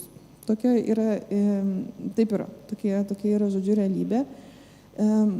Ir tam, kad to nebūtų, valstybė turėtų nurodyti kryptį, kurią mes kaip sveikatos priežiūros sektorius einame ir kad mūsų tikslas visgi galiausiai yra pacientas. Ir dabar aš labai esu dėkinga, kad esu dalimi organizacijos, jaunųjų gydytojų asociacijos, kurie labai būtent šitą klausimą ir kelia ir šiuo metu rengia ir per konferencijas, per renginius ir šiuo metu intensyviai dirba, kad būtų pasirašytas toks dalykas kaip nacionalinis susitarimas dėl sveikatos. Tam, kad jame galėtumėm įvardinti dalykus, kurie mums kaip šaliai yra svarbus ir kur mes galėtumėm kaip šalis, kaip specialistai kartu eiti. Tai čia tiesiog, Marija, toks kvietimas. Aš jau susimobilizavau. Kristina, ar galim tikėtis, arba ar mes galim visi sutarti daryti kažkokius žingsnius, kad tarp tų strateginių krypčių atsirastų ankstyvoji vaiko raida, net jeigu tai bus kitoks žodynas, nes aš suprantu, kad kai pasakom ankstyvoji vaiko raida, tai galiu net eksperimentą padaryti, kas iš pradžių galvoja apie vaikus, pakelkit rankas. Dabar mes jau po 4 valandų turbūt nebegalvojam, bet iš principo, kad ir kaip įvardinsim, bet kad būtent tas žinių bagažas, apie kurį mes šiandien kalbėjom, ir jo praktinis panaudojimas turėtų atsirasti prie tų strateginių krypčių, taip? O kaip kitaip? Mes su tavim taip galvojam, turbūt ir daugiau. Supratau. Barbora, koks kitas žingsnis? Aš norėčiau pasidalinti istoriją apie Incredible Years, kaip mes atvežėm į Lietuvą. Ir galbūt truputėlį ne visai sutikti su gerbiama Rūta. Incredible Years yra viena labiausiai moksliškai įrodytų programų ankstyvosios intervencijos vaikų geroviai, bet yra dirbama su tėvais. Ir programa veikia taip, kad susirenka grupė tėvų, abu partneriai ir apie 5 poros. Tai grupėje yra apie 10-12 tėvų. Jiems rodo video medžiagą, trumputę vinjetę iki 1 minutės. Parodo minutės reportažą, pavyzdžiui, žaidžia tėvas su vaiku. Vaikas žaidžia su mašinėlėm, stato bokštus, o tėvas ant telefono skrolina. parodo tokį pavyzdį ir tada parodo kitą pavyzdį, kur vaikas lygiai taip pat žaidžia ir tada jau tėtis sako, o, tu važinėjai su medinė mašinėle, tu sudėjai skirtingų spalvų kaladėlės, čia buvo raudona, čia buvo žalia, žodžiu, komentuoja tą visą veiksmą, įsijaučia ir panašiai. Na ir tada sako, tėvai, padiskutuokim, kur buvo geras video, kur buvo blogas video ir taip jos visus panardina į diskusiją ir po to tiem tėvam liepia vadinasi rolių, vaidmenų žaidimas, rolių žaidimas, sako, tėti, dabar tu būk vaikas, o mama, dabar tu būk mama ir jūs dabar suimituokit tą žaidimą. Tai kai mums pristatė šitą programą Sveikatos apsaugos ministerijoje, mes susijėmėm už galvų ir sakom, nu, jūs įsivaizduokit plungę, Karklėnus. Ir ne, dabar mes sakysim tėčių iš Karklėnų, tu pabūk kūdikėlis, apsimes kaip žaidė, o tu mama pabūk mama.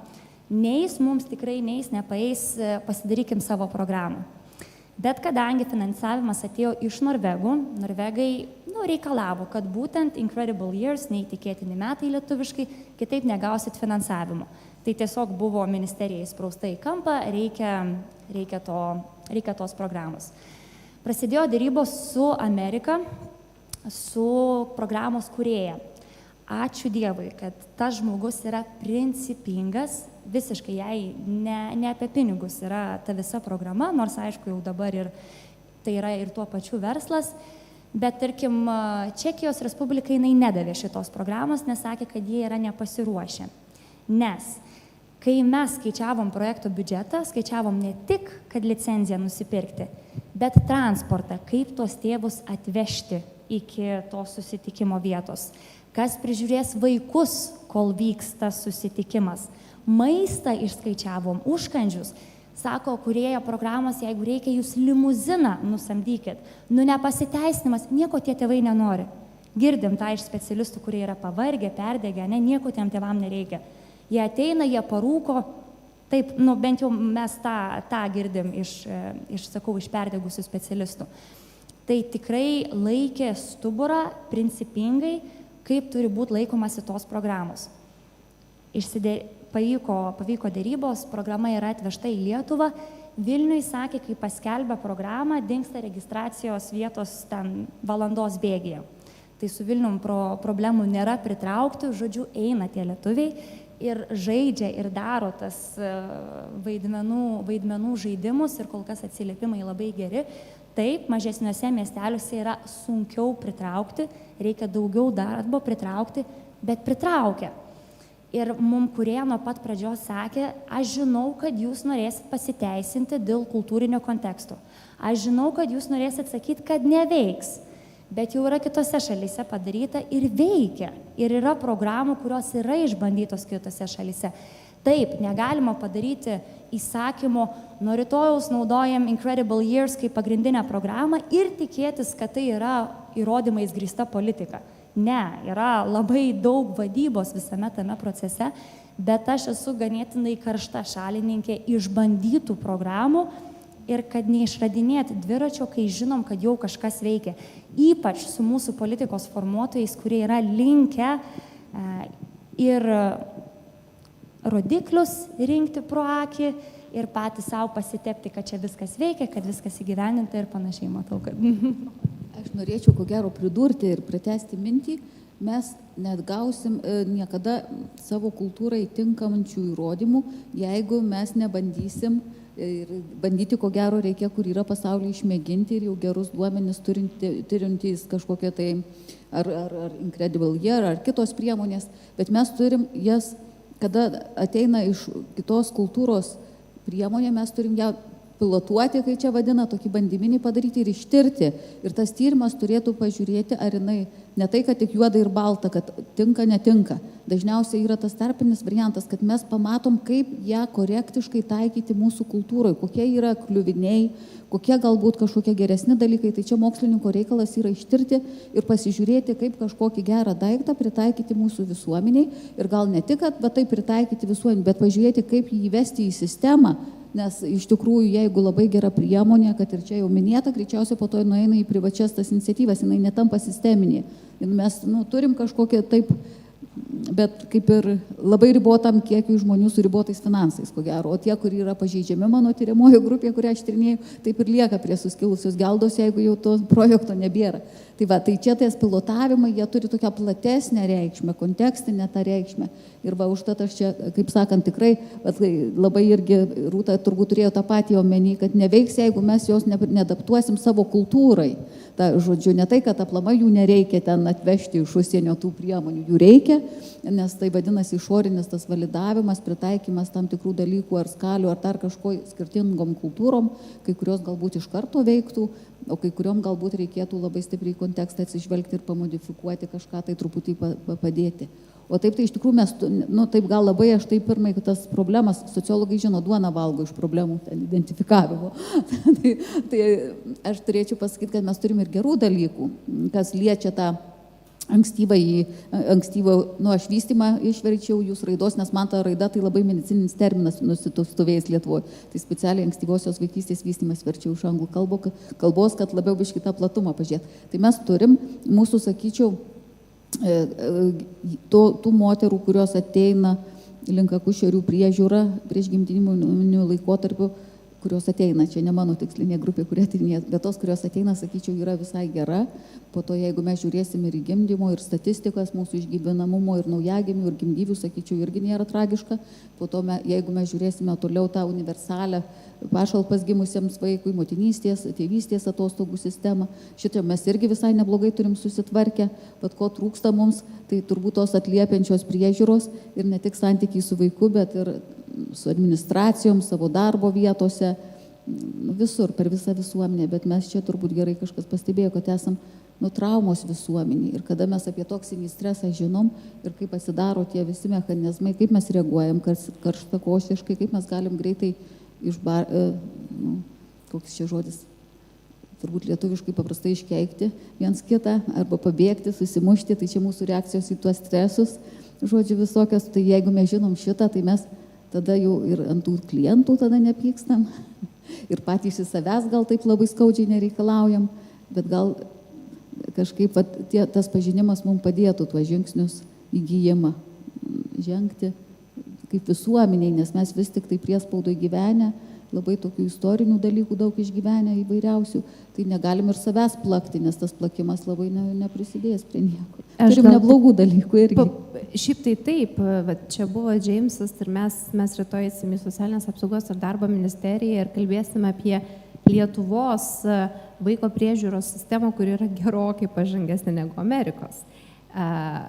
Kalbant apie traumos visuomenę, aš gal tiesiog paliksiu tokį kabantį ore klausimą, ar ką tik girdėti pranešimai iš Latvijos, Estijos nerodo, kad vis dėlto ta traumos visuomenė gali, nebūtinai yra argumentas. Matau, kad Laima nori replikuoti. Aš tiesiog reaguodama į pasisakymus ir norėdama vis tiek pasakyti, kad esu optimistė ir turinti vilties. Iš tiesų visos šalės, daug šalių sprendžia tą tarp institucinį bendradarbiavimą ir man jis labai rūpi. Man atrodo, tikrai mes daugiau padarytumėm, jeigu čia ir kaip buvo pasakyta, kad mes daugiau kalbėtumėmės, derintumėm, ieškotumėm sprendimų kartu. Ir aš tų vilčių turiu. Nežinau, galbūt dalyvaujantiems šiandien susitikime yra žinoma, kad Lietuva buvo viena iš šalių atrinktų UNESCO, kuri atliko tyrimą, kaip Lietuva užtikrina vaiko garantijas. Vaiko garantijom Europoje šiuo metu iš tikrųjų skiriamas didelis dėmesys ir vaikas traktuojamas nuo gimimo iki 18 ar 21 metų.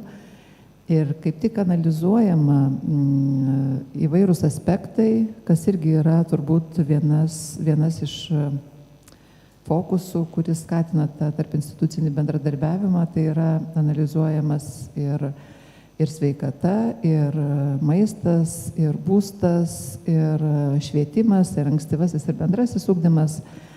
Tai čia irgi toks turbūt akstinas jungtis ir kalbėtis ir diskutuoti, kaip galėtumėm talkinti vieni kitiems. Daigų pradžių yra, kiekvienoje savivaldybėje yra įsteigti tarp institucinio bendradarbiavimo koordinatoriai, kurie jungia savivaldybėje esančios sveikatos, socialinės švietimo srities darbuotojus, kad kiekviena šeima kiekvienas vaikas augantis šeimoje būtų pastebėtas ir teikiama pagalba tokia, kokia jinai turėtų būti teikiama. Kaip mums sekasi, čia būtų atskira diskusija, mokomės ir turbūt dar mokysimės, bet iš tiesų problemų tikrai nenorėčiau čia pasirodyti kaip tokia jau visiškai optimistė. Problemų iš tikrųjų yra ir šiandien jos buvo paminėtos, bet man atrodo yra labai svarbu suprasti, įsivardinti, kad tai yra svarbu, matyti tas problemas, net ir, pradedant nuo to, kad matyti kiekvieną šeimą ir kiekvieną vaiką esantį šeimoje, įsivardinti, kokios problemos, sakykime, Švietimo ir mokslo ir sporto ministerija šiuo metu didelį kartu čia ir mus remia ir prezidentūra, labai šio klausimu didelį dėmesį skiria vaikams, kurie gyvena skurde arba sudėtingose aplinkose. Nepatikėsit, bet labai sudėtinga net, ne kiekviena savivaldybė įsivardino ir žino tas šeimas. Tai net pradedant nuo registrų švietimo, socialinės srities, registrų sujungimo, bandymo atrasti tas šeimas, įsivardinti problemas, kurios reikalingos, valstybė įsipareigoja, sakykime, dėl ikimokyklinio, net finansuoti visas išlaidas, kad tik vaikas ateitų į ugdymo įstaigą. Ir atvežimas vaiko, ir maitinimas, ir panašiai. Ir čia vėlgi iššūkis švietimo sistemai, kaip švietimo sistema turi keistis, kai tokie vaikai ateina ir kokia švietimo pagalba turi, greičiausiai jos daugiau reikia. Tai vėlgi, turiu to optimizmo, tikrai darbai vyksta, bet be abejo, kad mokytis reikia to ir kad nepamirščiau paminėti, aš manau, kad jūsų, Marija, čia ne todėl, kad organizatorė esate, o todėl, kad aš jūsų tinkraščio nežinojau, bet kai jūs paskambinot man, aš pradėjau jį žiūrėti. Aš manau, kad tokios iniciatyvos taip pat yra puikios. Visuomenės švietimo, supratimui, tai tikrai komplimentas jums ir manau, kad prisidedat prie tų gražių darbų labai stipriai savo darbais. Tai ačiū labai. Ačiū, tikrai labai malonu, bet žinokit, čia tikrai prisideda visi ir yra Audronė, kuri yra viena iš turinio kūrėjų. Man atrodo, per šitos 2 metus, kada aš šiaip taip politikos mokslų išsilavinimo turintis žmogus atsidūrų ankstyvojo vaiko raidos temoje, man atrodo, kad labiausiai trūksta visuomenio supratimo. Ir kodėl šiandien ir Džeimso prašiau labiau kalbėti apie tuos pagrindus, kurie galbūt jums yra žinomi ir atsiprašau, jeigu buvo pasikartojimas, bet man atrodo, būtent tarp sprendimų priėmėjų trūksta supratimo, trūksta to sisteminio matymo, kad yra 1000 dienų. Daugiau, mažiau čia galim diskutuoti, nuo kur jau ten pradedam skaičiavimą. Yra labai iš tikrųjų pigios kontekste intervencijos. Pamokyk žmogų, kaip bendrauti. Ir yra labai sunkios pasekmės. Ir kad labai sutinku, kad tai neturi būti kažkokios pavienės iniciatyvos arba jos turi būti auginamos iki nacionalinio lygio, nes tik tada mes galėsime išmatuoti realų rezultatą. Ir tada, Rūta, jūsų istorijos, tai jų neperpasakosiu, bet apie tos vaikus, su kuriais susidurėt, ir tai yra ne socialinės rizikos vaikai. Mes irgi kartais labai įsivaizduojam, kad problema yra ten kažkokiam 16%, o visi kiti labai sveiki. Ne, ir turbūt Laima ir pedagogai kalba, kad labai ateina daug keistų sutrikimų ir aš vis tiek taip turbūt ne viskas, bet labai daug kas yra pradžioje. Noriu priminti mūsų auditorijai, kad galima klausti klausimų, galima komentuoti, galima susakyti savo nuomonę ir matau norinti paklausti žmogų, tai prašau prisistatykit ir įtraukime visi į diskusiją. Aš labai dėkoju už galimybę dalyvauti šioje konferencijoje. Visų pirma, dėl to, kad labai pasilgom gyvo bendravimo. Antra, kad labai įdomu. Trečia, kad labai aktualu. O ketvirta, ką aš noriu pasakyti, kai mes kalbame apie finansus, aš noriu pasakyti, kad Vilniuje ikimokyklinės įstaigos turi pakankamai lėšų psichologo, socialinio pedagogo, specialiojo pedagogo pareigybei, bet nėra žmonių. Ir šiandien išsakyti argumentai, tyrimai, pagristumas, taip, suprantama, kad yra ką veikti, bet specialistų trūksta. Ir aš kreipiuosi į atstovus iš specialistų rengimo srities. Aš galvoju, kad nereikia steigti naujų profesijų, reikia gretutinių. Šalia pedagogo, psichologo, šalia pedagogo, socialinio pedagogo, šalia pedagogo, logopedo. Pedagogas dirbdamas su vaikais turinčiais kalbos sutrikimų, turėdamas žinių, jis teiktų pagalbą čia ir dabar. Ką beje mes kartais ir darom, logopedė konsultuoja auklėtas, kad greičiau tas vaikas sulauktų pagalbos. Tai yra, aš galvoju štai ką, kad kol tie specialistai gims kaip specialistai, pabandykime papildyti programas. Galbūt tai ir yra, aš atsiprašau, gal nežinau. Bet savo laiku, kai aš mokiausi universitete, taip, buvo psichologija, bet jos nedaug buvo labai. O čia reikėtų galbūt baigiamajame kurse, taip kaip savo laikų Upsalos universitete teko būti, tai buvo pasakojama, kad paskutiniais metais studentas renkasi dar gretutinę profesiją, pastiprinimą, pavyzdžiui, muziką, dailę, psichologiją. Tai aš manau, kad mes turim ką veikti ir tai būtų mano pastebėjimas iš praktikos, kurios turiu šiek tiek. O visumoje, kai aš girdėjau apie vaidmenų žaidimus, tai aš noriu pasakyti, kad mes jau žaidžiam ir senokai žaidžiam su tėvais, nes štai idėją atnešė mums Danai, mes turėjome unikalų projektą ilgalaikį, tai tikrai nesame perdegę. Dar turime ką veikti. Tai ačiū dar kartą labai už begalinę įdomus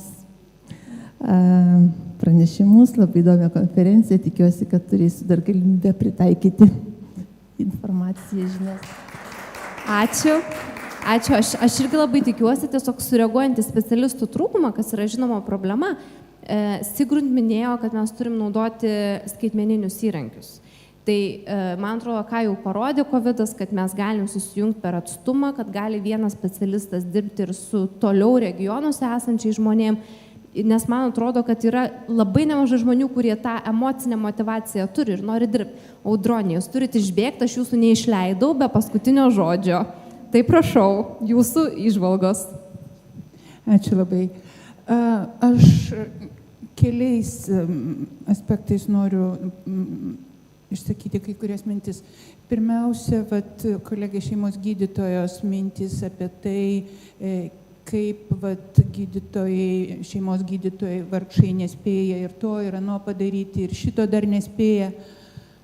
Baikit, sustokit, dirbkit savo darbą, gydykit žmonės, padarykit gerą komandą. Išsirinkit slaugytojas, kurias galima apmokyti ir kurios padarys visą profilaktinį darbą. Ir jums paduos tuos vaikus, kurių vertinimai bus 25% nukrypę nuo normos. O jūs pažiūrėkite tą vaiką kartą per metus ir bus va tiek. Bet jūs pažiūrėkit visus vaikus kartą per metus. O profilaktinį darbą tegul atlieka slaugytojos, tegul eina į namus, tegul bendrauja su mamom, ne 20 minučių pas jūs kabinete ir ne 15, kai dar 3 tenais veržiasi, nori kažką pasakyti, bet pusvalandį 40 minučių. Nereikia prisimti viską ant savęs. Tai vienas klausimas.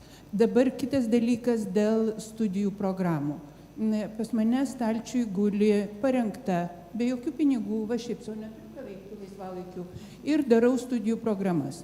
Tai guli stalčiuje klinikinio logopedo programa. Yra, reiškia, logopedai, pedagoginiai logopedai, kurie dirba ugdymo įstaigose, tai yra puiku, bet gydymo įstaigoms labai trūksta žmonių su tuo medicininiu pagrindu. Tai, ką ponia Rūta sakė, kurie išmanytų neurologiją, kurie išmanytų rijimo sutrikimus, valgymo sutrikimus, plačiau komunikacijos sutrikimus, kurie galėtų diagnozuoti.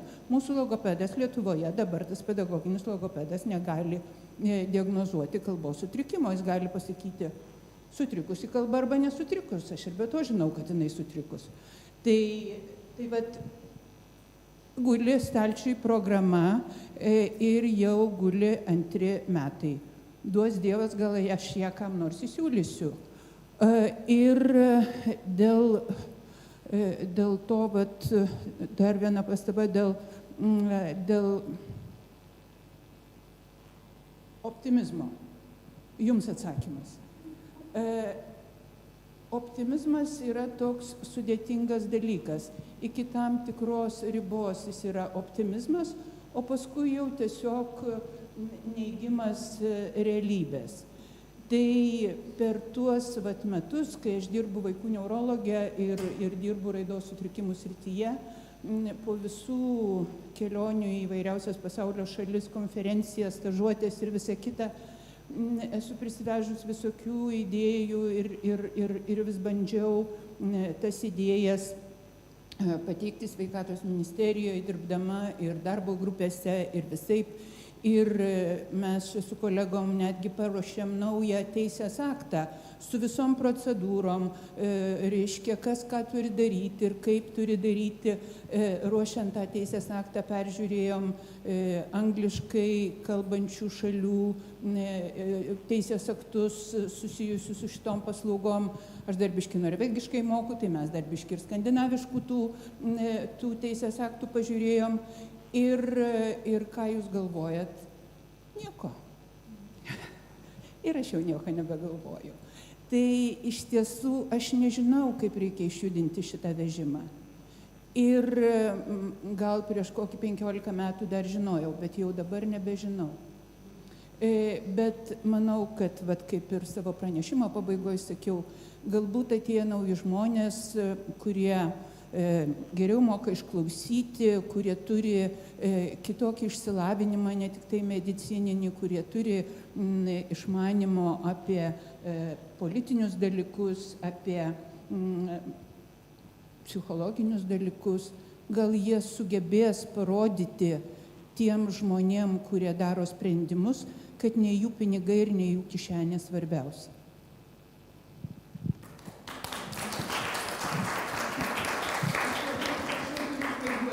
Ačiū, Audronė. Vat gerai, kad jūsų nepaleidom stipriai. Ačiū labai jums. Tai, taip.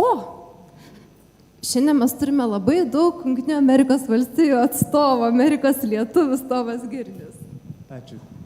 Aš esu tikrai ne vaikų auginimo specialistas, bet nors vieną sėkmingai dukrą užauginau jau 29 metai, jai save realizavus žmogus. Bet aš turiu tokį vieną principinį klausimą, kai aš girdžiu apie tas bandymą ir reikalą padėti vaikams, kuriems yra sunkumų, ar tai būtų kalbos atveju. Man kyla tokia truputį beveik baimė, kad yra toksai noras sukišti visus iki plius minus 1 sigma tos normos. Aš pagrįsiu tą klausimą, jeigu klausimą reikia pagrįsti. Vienu konkrečiu atveju turiu gerą draugą, be kita ko lietuvių kilmės, jis yra dabar tarptautinio rango fizikas, profesorius. Ir kai jis buvo mažas, dar 5 metų, dar nekalbėjo. Tėvai susirūpinę, vedė pas gydytojus ir vienas patikrino ir sakė, jis dabar pasaulį stebi, kai jis turės ką pasakyti, to kalbės. Ir kaip iš vienos pusės padedant tiems, kuriems reikia, kuriems jeigu tos pagalba nebus įteikta greitai ir laiku, visą gyvenimą apsunkins, kaip tai suderinti su tais kitais kraštutiniais atvejais, kurie beveik genialūs. Šitas žmogus, kurį turiu omeny, yra genialus. Kad nekišti visus į tas normas. Ačiū, Tomai. Rūta, jūs prinešiu mikrofoną. Aš turėjau sūnėną, kuris iki 3 metų nekalbėjo ir tai yra teisybė. Jie dėlioja dalykus, kuriuos jie girdi ir mato į dėžutės ir įsiema tada, kada jiem reikia. Bet čia ne visi atvejai yra pritaikomi. Ir tai surišta dar ir su jūsų komentaru. Aš norėčiau pasakyti, kad logopedai Lietuvoje dirba ir jie dirba gerai, bet jie yra ne speech pathologists. Tai yra didžiulis skirtumas tarp anatomijoje ir fiziologijoje paruošto žmogaus ir logopedo. Jie tvarko kalbos atvejus labai sėkmingai, tačiau kaip jūsų atvejis, kur vaikui 5 metai ir jis nekalba, geras speech pathologist padraugautų su to vaiku ilgėliau ir galėtų tiksliai pasakyti, ar jis tik į dėžutės deda ir išsitrauks, ar ten gali būti kažkur taip kažkas daugiau. Nes tas visas bendravimas toks mūsų srity, kai tu turi pasižiūrėti, kiek jisai girdi, ką jisai supranta, kaip jis reaguoja, gal jisai nekalba, bet iš jo reakcijų geras diagnostician SLP padarys kokį nors diagnostinį sprendimą ir pasakys, oi, nesirūpinkit, tikrai tai yra gerai. Jis įsitrauks. Ir yra tokių atvejų, kur reikia kažką tai pajausti. Yra labai subtilu. Mūsų darbas yra labai subtilus. Gerai vaikutį išanalizuoti, reikia viską girdėti, viską matyti, viską suprasti, iš visų surankioti informaciją apie gimdymą, apie maitinimą, gal maitinime buvo kokių problemų, o gal pas jį burneliai ne viskas tvarkoja, gal ne viskas yra įsivystę teisingai, gal jisai kažkokių turi su liežuviu problemėlių, bet tai gali geras speech pathologist tai iššifruos, pamatys. Ir labai dažnai, kai mes pradedame eiti į namus, mus jau kviečia pasižiūrėti vaikučius, kuriems yra 2 ir 3 mėnesiai. Jis sako, ką jūs ten darot su tuo vaiku? Mes nueinam kaip komanda ir jie kiekvienas iš savo specialybės pasižiūri, bet pavyzdžiui, iš mano taško, kas man įdomu, kaip atrodo jo burna, kaip jisai čiulpia, kaip jisai valgo, mamytė reportuoja, ką jisai valgo, kaip jis valgo ir panašiai. Nes nuo to kartais prasideda ta terapija. Ir būna taip, kad paskui po 3 metų dar su tuo vaiku dirbi. Nes nuo to kažkokio mažuliuko grūdelio supranti, kad tai tau atsiveria darbo klodai. Tai va, labai dažnai pasitaiko, kad 2-3 mėnesių vaiką pasiėmė ir 3 metų tik tai paleidė. Tai va, tikiuosi, kad tik dėžutės. Ir aišku, ta diagnozė, kad vaikas genialus, tai turbūt džiaugsimės, bet kaip užkirsti kelią ten, kur yra problema. Jūsų istorijose, Rūta, mane labiausiai žavi sėkmės atvejai. Iš didžiulių nesėkmių, iš tragedijų, kur tėvai sako, nuo ko mums čia pradėti, vaikas kitoks, kaip nuosekliai dirbant, negreitai, bet vis dėlto tam galimybių langė įmanoma padaryti. Tai mūsų diskusija ateina į pabaigą. Tai labai prašysiu dabar visų diskusijos dalyvių pasakyti 2 dalykus, nuo kurių jūs norėtumėt pradėti tą iš teorijos į praktiką kelią, nuo ko reikėtų pradėti. Tai gal čia mes irgi tokias politikos rekomendacijas išgirsime iš jūsų, bet kiekvienas iš savo srities. Laima, nuo jūsų gal pradėkim. Man sudėtingiau, turbūt atstovauju nacionalinį lygmenį. Bet... Štai ir paprašiau. Taip, iš tiesų atsakymas būtų sudėtingas ir daugialypis ir tikrai įsipareigojimų turbūt negalėčiau kažkokių pasakyti, bet aš manau, kad kiekvienas susitikimas tai yra pradžia. Kiekvienas susitikimas skirtingas sritis atstovaujančių žmonių. Suabejota mano optimizmu, bet vis tiek lieku tokia, todėl kad manau, kad Lietuva tikrai juda nebloga kryptim visose srityse ir tai geriausiai matosi apsilankius šalise, kurios turėjo panašią istoriją kaip mūsų. Na, su estais mums sunkiau sekasi. vis tengiamės juos įveikti ir geriau padaryti. Bet aš manau, kad mes tikrai judam visai nebloga kryptim. Labai svarbu yra įvardinti tuos rūpesčius ir problemas, kaip sakom. Labai svarbu, šalia mane sėdi žmogus, kuris, kaip jūs sakėte, yra žmogus, kuris kalba apie pinigus, nors mes kalbam apie, pavyzdžiui, sveikatą, švietimą ir tai, o kodėl čia pinigai?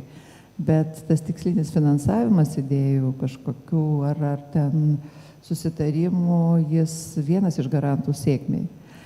Tai čia tikrai labai daugelypiai, labai įvairūs, labai sudėtingi klausimai, bet kryptis yra labai gera. Gal žingsniai galėtų būti spartesni, bet aš manau, kad viskas bus gerai.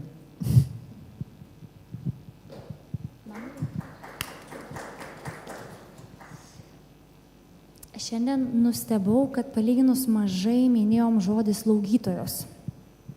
Tikrai mažai buvo girdima būtent į atsigręžimas į slaugytojas. Dabar profesorė Audronė tarsi gražino fokusą replikuodama į Kristinos komentarą, bet žinau, kad Kristina irgi turi ką į tai pasakyti. Bet taip, akušerės, slaugytojos ar ne, pirmiausia, mama ateina pas šeimos gydytoją, susipažįsta su šeimos gydytoja, susipažįsta su slaugytoja ir tada mes turim sistemą, kad juos vizituoja namuose. Šiandien santykis rekomendacijų sveikatos apsaugos ministerijos yra, kad 1 prie 2 slaugytojų yra 1 slaugytojo padėjėjas. Pasaulyje yra prie 1 slaugytojo 2 slaugytojų padėjėjai.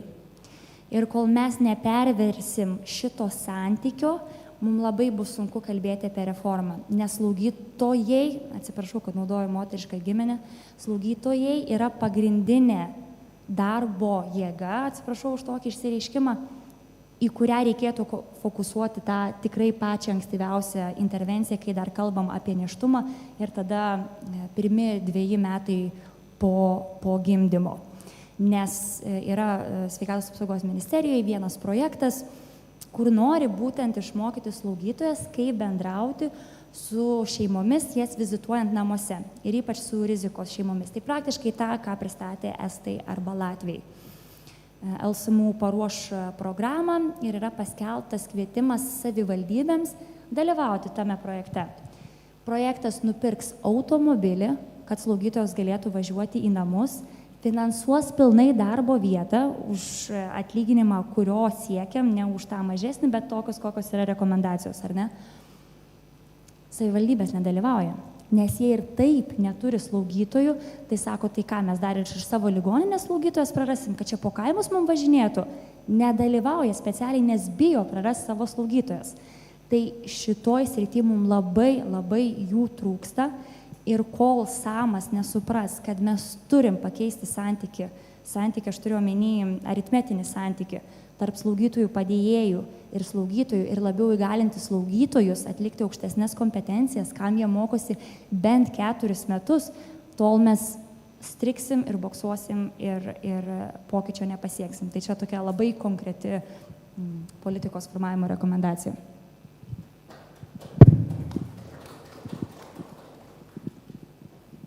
Aš turbūt pasiliksiu prie jau išsakytos minties kaip svarbiausios, tai yra nacionalinės programos, nes mums reikia pasidaryti tokį darbą, kokį mums pristatė šiaurės šalių, kur buvo prioritetas, nes mes ne visai viską žinom, arba projektinio pagrindo tęstinumo nėra, ten daug visokių dalykų. Ir ko gero, Marija minėjo, kad rytoj susitinka su ministrais. Mano būtų prašymas turbūt toks irgi, turbūt jau pradėti tą idėją supažindinti dėl tokio prioriteto ir tokios programos reikalo. Na ir labai džiaugiuosi, kad čia Marija pirmą tą 1000 dienų jau ir pavadino, nes kur yra rizika, visos tarptautinės ataskaitos, mes ten visai neblogai atrodom su ankstyvąja vaikystė, nes pradeda švietimo ministerija, dirba jau nuo lopšelių darželių, bet ten vaikai jau ateina po šitų 1000 dienų ir visos ataskaitos yra, kiek institucijose pagalbos gauna šitie patys mažiausiai ir kiti dalykai. Tai bet rytoj, jeigu tas prioritetas būtų pašnekėta dėl tos programos, kuri vis tik tai ministerija imsis lyderystės pirmo 1000 dienų, nes kol kas nėra aišku Lietuvoje, kas čia panašu, kad galbūt į sveikatos apsaugos lyg tai linksta tą pusę, bet iš tikrųjų tai mes dar neturim to lyderystės nacionaliniam lygmenį. Tai šities klausimai turbūt yra patys svarbiausi, nes čia taip lengvai nieko nesutvarkysi, kaip atrodo. Taip, nuo labai tokių smulkių dalykų. Manyčiau, kad ta programa irgi turi būti labai išdirbta, apgalvota, ne 1 metų, padengta tais, reiškia, finansais, kad galėtų visas geras iniciatyvas, kurios jau yra surinkti, suvienyti ir jau tą judėjimą kažkokį tokį į priekį daryti. Tai mano toks turbūt atrodytų man svarbiausias dalykas, kuris apjungtų ir visuomenės lygmenį, ir vidurinę grandį, ir po to eitų link politinių sprendimų. Užfiksuota.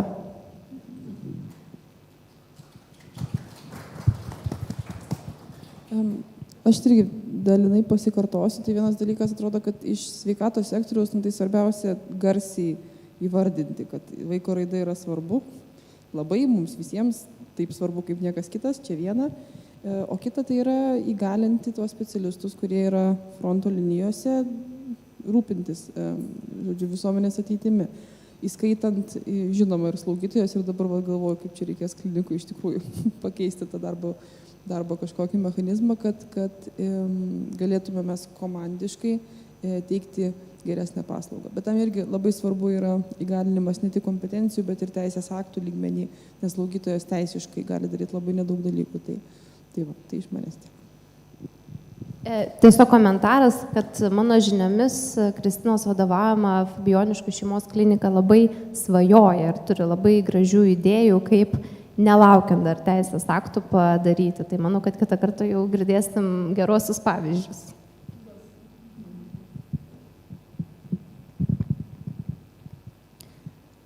Aš labai džiaugiuosi, kad įvyko šita konferencija ir nepaprastai džiaugiuosi, kad iš įvairių mums svarbių įstaigų susėdė čia žmonės šiandien. Ir kiekvienas mato, girdi, gali kažką tai rimto pasakyti. Aš manau, kad jeigu mes būsim vieni kitiem atviri, klausysim ir girdėsim ir norėsim dėti pačias geriausias iš savęs pastangas, kad mes rasim kelią. Tas kelias yra dar tikrai nepradėtas grįsti, bet manau, kad yra galimybių, aš labai viltinga. Skubėkit, aš sena moteris. Rūta, jums dar daug reikia nuveikti. Jūs pati sakot, kad po kiekvieno pasirodymo neatsiginat klientų. Tai aš labai iš tikrųjų noriu padėkoti visiems, kurie dalyvavo čia šitoje diskusijoje, kurie skaitė pranešimus, kurie yra čia su mumis Lietuvos Respublikos prezidento rūmose, kurie mus stebi ir kurie mus dar stebės, nes įrašas šitos puikios konferencijos tikrai bus. Mano svajonė yra, kad 1000 dienų ankstyvo vaiko raida nebūtų tik tai tėvų, tik tai specialistų, darželio auklėtojų, edukatorių reikalas, kad tai būtų visos visuomenės reikalas, kad mes čia žiūrėtume potencialą ir čia nusibrėžtume savo kitų 10 metų viziją. Į NATO patekom, Europos Sąjungą patekom. Labai norėčiau, kad po 10 metų mes būtume ta pasaulio valstybė, kurią duos kaip pavyzdį, kaip sėkmingai yra panaudotas mokslas, kaip sėkmingai yra išspręstos problemos, ar tai yra žmonių trūkumo, ar tai yra kompetencijų trūkumo, nes mes viską galim. Mes tokie. Tai labai noriu tada viltingai galvoti, kad mes susitiksime dar ne kartą. Ir iš šitų pokalbių, iš šitų pasvajojimų gims realūs projektai. Mūsų konferencija nesibaigė. Mes persikelsime netrukus į Vilniaus Universitetą, Filosofijos fakulteto ugdymo mokslo institutą. Sandra, Agne, galite atsistot, pamojuot. Čia jau kiti mūsų šeimininkai ir turėsime 2 puikius seminarus. Tai pirmiausia, Rūtos Grigas. Praktinis seminaras, praktiniai užsiėmimai kaip, Rūta, kaip, čia aš trumpai pasakysiu, kaip įvertinti faktorius ir atlikti diagnozę. Maždaug taip, ne? Tai noriu pasakyti, kad Rūtos seminare galime dalyvauti tik tai gyvai, nes tai yra grupinis darbas. Ir taip pat turėsime Džeimso seminarą, kuris bus dar transliuojamas ir internetu. Nuorodą rasite Mama2 puslapyje. Rūta, jūs dar kažką norėjot? Pas mane bus išdalinta medžiaga.